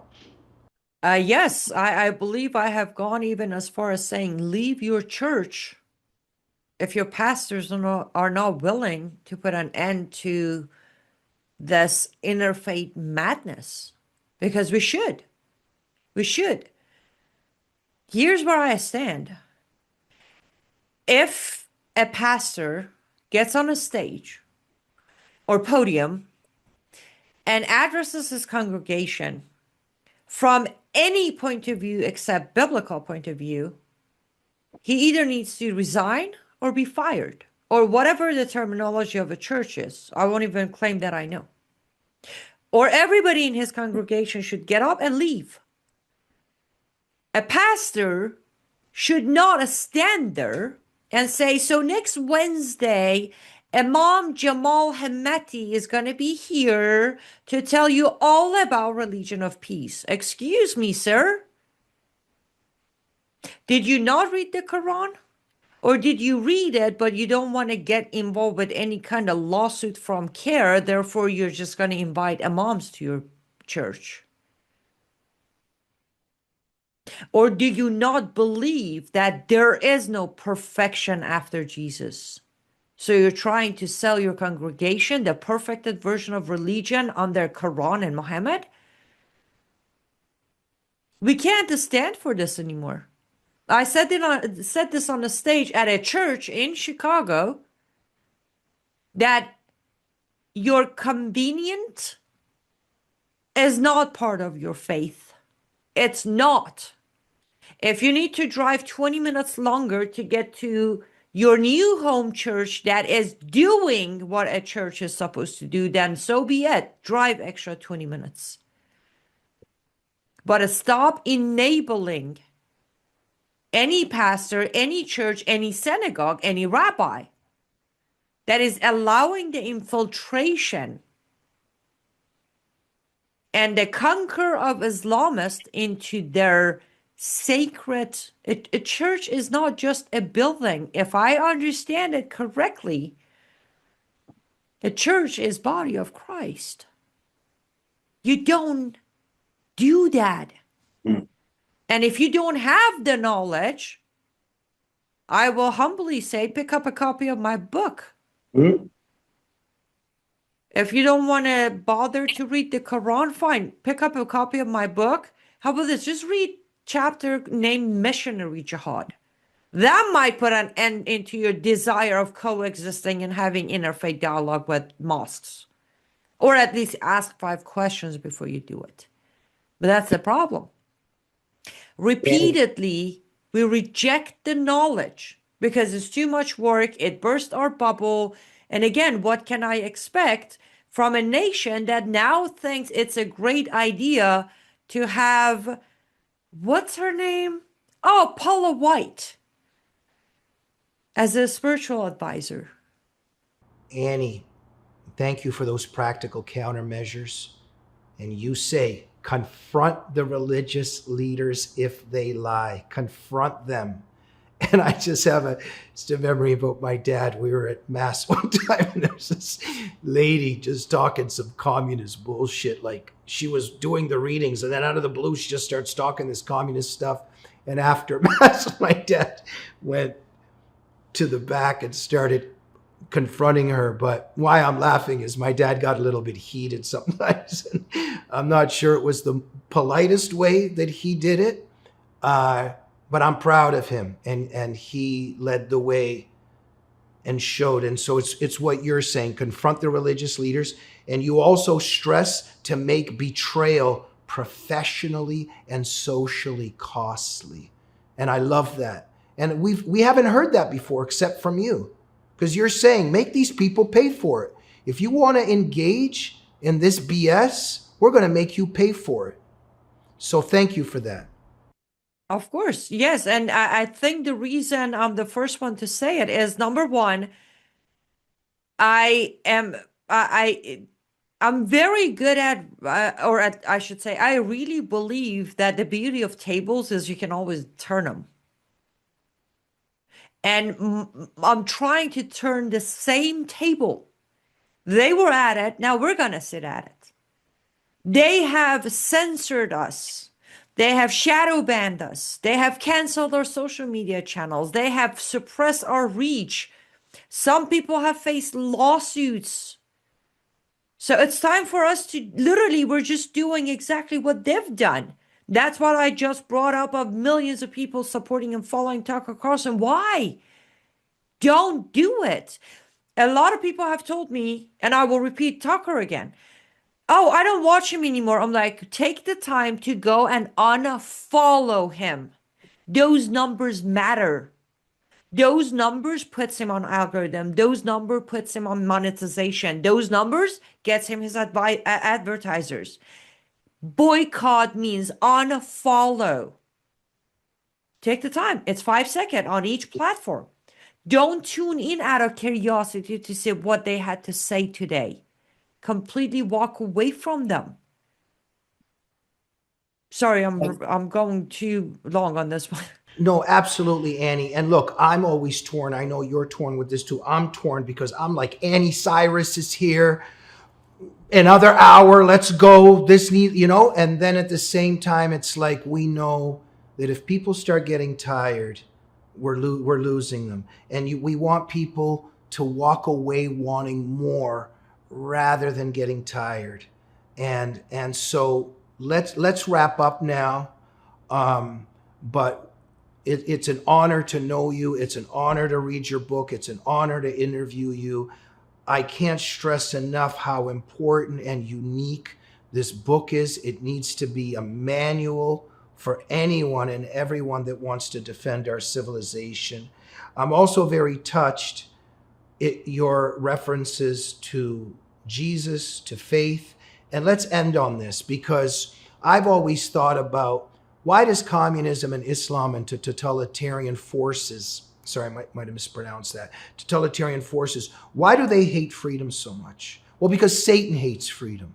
Because let us make man in our own image. God is the ultimate free agent. God loves freedom, and he wants us to be free, and he gives us free will.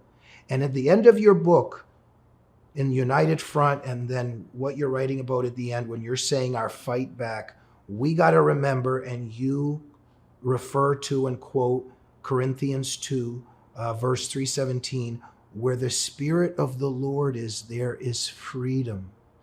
Thank you for quoting that. Tell us what that means to you, that verse.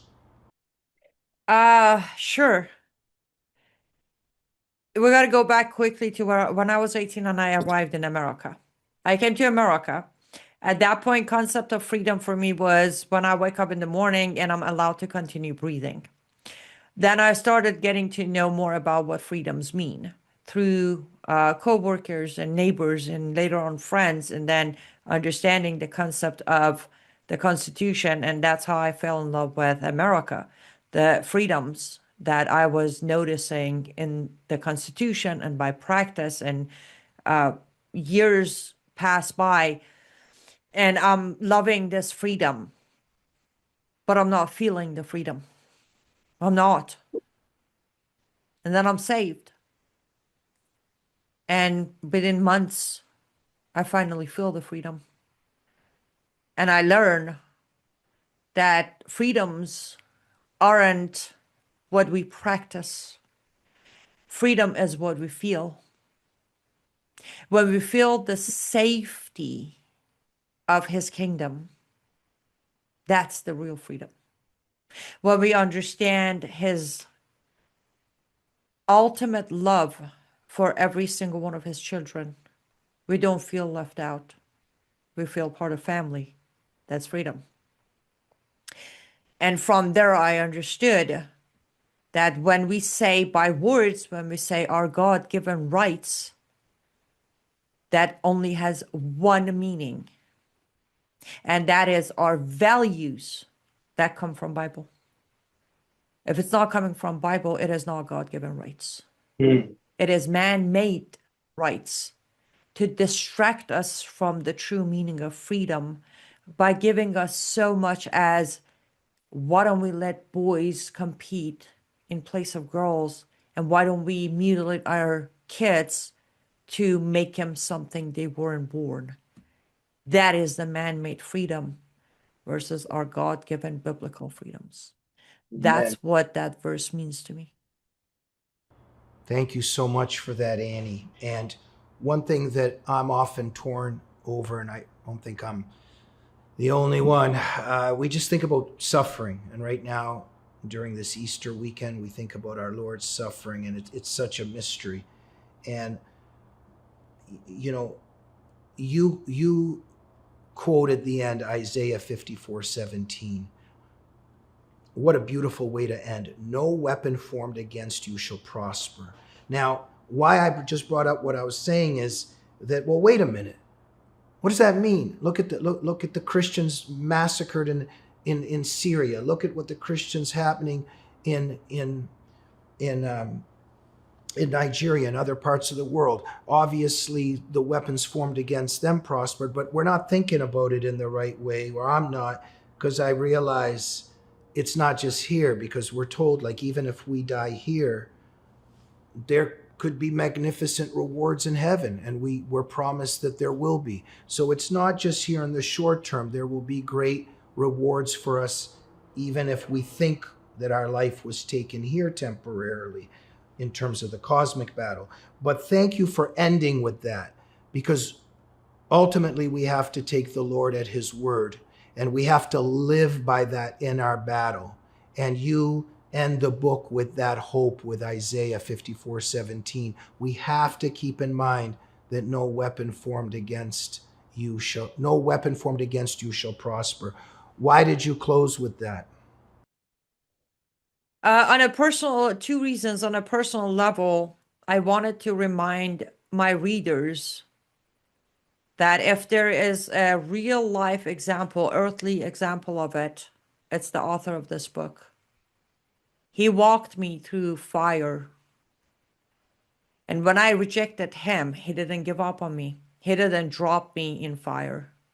He carried me until I was ready to walk on my own behind him. And that's important. I understand the example you brought up, but I can even prove it on earth in this life.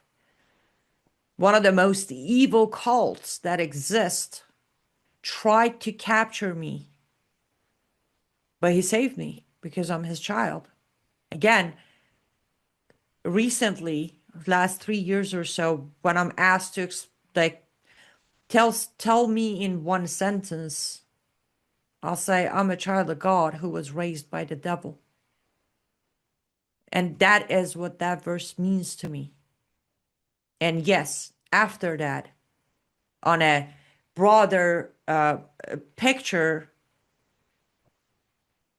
the ending of that verse shall not prosper against you. Who is you, Jamie? You is not someone who wakes up and gets so distracted with earthly desires that won't even have a chance to say, thank you, Lord, for another beautiful day and a chance to try to do better. That's the you that this promise is made. I'm not trying to question anyone's salvation, but though none of us are perfect, as Christians, we are to form the most perfected imperfection of ourselves. We can't just hide behind nobody is perfect, everybody sins, and repeatedly repeat the same sinister lifestyle, including engaging with enabling absolute evil in our country. I know the topic is Islam, but we can expand that to what I just said. Our kids, the number of unborn child that have been taken in this country, that promise is not made for those yous. So I wanted to remind my fellow Christians that starting tomorrow, put on God's armor instead of yours, because that's the only armor that's going to protect you against any weapon. Amen. Annie, thank you. Annie, there were times in your life, I don't know, like when you did start believing in God, or if there's a God before, after, you think, if there's a God, why did I have to experience this? Why did I have to go through this? But I'm not sure if this is a but it's an and. I just want to be careful sometimes with what I'm saying. When I look at you and your life, and I think about the horrors that you went through, and I think about the mysteries of God and how he works, but now all of a sudden we have this lady who just gave us a manual of how to defend ourselves from a demonic antichrist ideology and movement that's taking over the world. But it took your suffering to create that. What do you think of that? About your life, about how you think about what you went through and now where you're at? I feel extremely honored. I don't see anything special about me, because he loves us all equally. We're all created in his image. But I feel honored that he allowed me to be the butterfly coming out of a cocoon without even knowing I was in a cocoon. It's that blessing of, yes, there was a time, way back in the time, even before I was saved, one of my arguments was, if there is a God, I wouldn't have to suffer.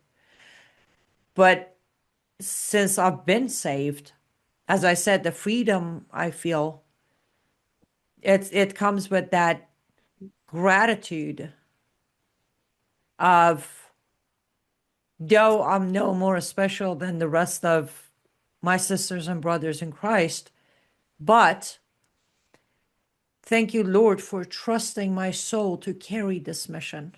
And for that, I'm honored. Wow. What an honor to be your friend, to have you as the producer of our show, to speak with you this evening. I consider this a very special, important discussion, not because of me necessarily, but because of what you've shared. Let's wrap up with this. I think that Wednesday, May 27th, is one of the most important dates and times of the century. 6:30 p.m. to 8:30 p.m. What's happening May 27th, Annie? And I think everybody needs to be there. I would love for everybody to be there. I would very much, absolutely love it. But on that afternoon, I will be joining everybody who's there for a for a book signing put together by Front Page Mag, which I'm very honored. And it's also me coming back to that very location, Lux Hotel in Sunset Boulevard, after 10 years.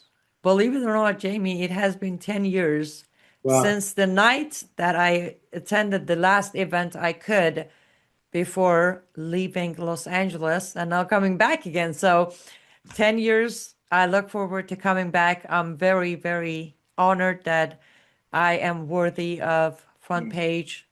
Everybody involved, they all know how much I love them all. I respect them all. But again, the first day I talked to you to become your editor / camera operator, I never thought one day I would be the speaker and the author to be honored to have an event organized by Front Page. It's such a blessing.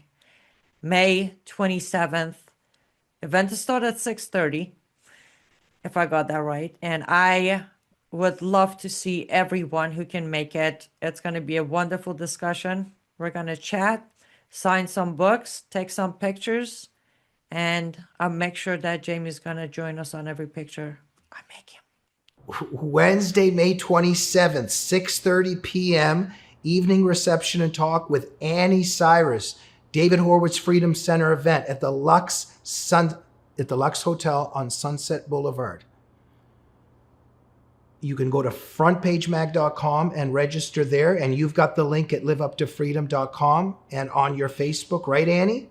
Yes, Okay? Everybody buy The Architecture of Jihad at Amazon.com and at liveuptofreedom.com, right, Annie? So for signed copies, if you like to pick up a signed copy, you got to go to my website, liveuptofreedom.com. If you don't want a signed copy, paperback and Kindles are available on Amazon. And if you do have Kindle Unlimited, you can read the book for free on your Kindle Unlimited. Okay, I think we did it.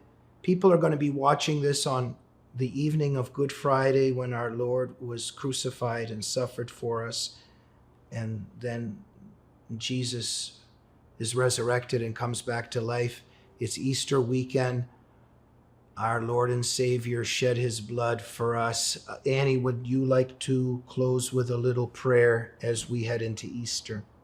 Absolutely. Heavenly Father, we come to you humbly. We thank you for all the blessings that you have given us, every single one of us, regardless of the borders, the nationalities and races we come from. We are grateful to have a Father that has made all possible through him. Most of all, we are grateful and humbled, and we will never forget for how much you have loved us all from past to the future, that you send your Son to die for our sins. And he had to suffer all the pain, all the suffering, and still give us nothing but love and grace. Thank you for all your blessings. Thank you for Jamie. Personally, I'm so grateful that you blessed me with him on a personal level, professional level. Thank you for everybody who's watching the Glazov Gang, either new or old. Bless them all, keep them safe, guide them as they walk with us through this journey. And show us where you'd like us to go next. Tell us what is the knowledge we're to spread and what is the knowledge we are to learn. We shall stay humble and grateful to you, truth to you, and speak nothing but your truth as long as we shall live on this earth. And we pray that we will make our way to your kingdom one day as your children. Until then, we pray in your Son's name, Jesus Christ. Amen. Amen. Annie, I don't know. I think you're on your road to becoming a pastor with your own ministry, but I'm not allowed. How come? I've got to stay on this side of the battle. Remember, Okay. I will be fighting the info war. My job is on the info war end, at least for now. Exactly. Annie, look, the audience might not completely know. I just want to say to you, you thank me and I appreciate it. From the time I was a little kid, I was 8, 9 years old, and I had a tape recorder, and I was pretending I was David Brinkley hosting This Week with David Brinkley, and I'd pretend I'm George Will, then I'd pretend I'm Sam Donaldson, and I was doing that since I was a kid, and my dream was to have a talk show. And there's an individual by the name of Annie Cyrus that brought my dream to reality, and for that alone, I'm very grateful to you, because it's something that gives me so much fulfillment and joy, and I'm very, very grateful to you. I believe that you're an angel that God sent into my life, and I'd like to thank our Father in heaven for giving us Annie Cyrus for a million reasons. Thank you for joining us this evening, Annie. Good luck with your book. Absolutely. Appreciate you. It has been an honor and privilege, and I look forward for, many more years of having you in my life and continue producing the Glazov Gang. Thank you. Thank you, Annie. Thank you for being on the front lines. Continue the battle. We'll see you soon. Thank you, Annie. We love you. I love you. May 27th, the Lux Hotel, an evening with Annie Cyrus. If you haven't done it already, go to Amazon.com, go to liveuptofreedom.com and order The Architecture of Jihad and get 4 extra copies for 4 extra friends or enemies. We'll see you soon on the Glazov Gang. Good night.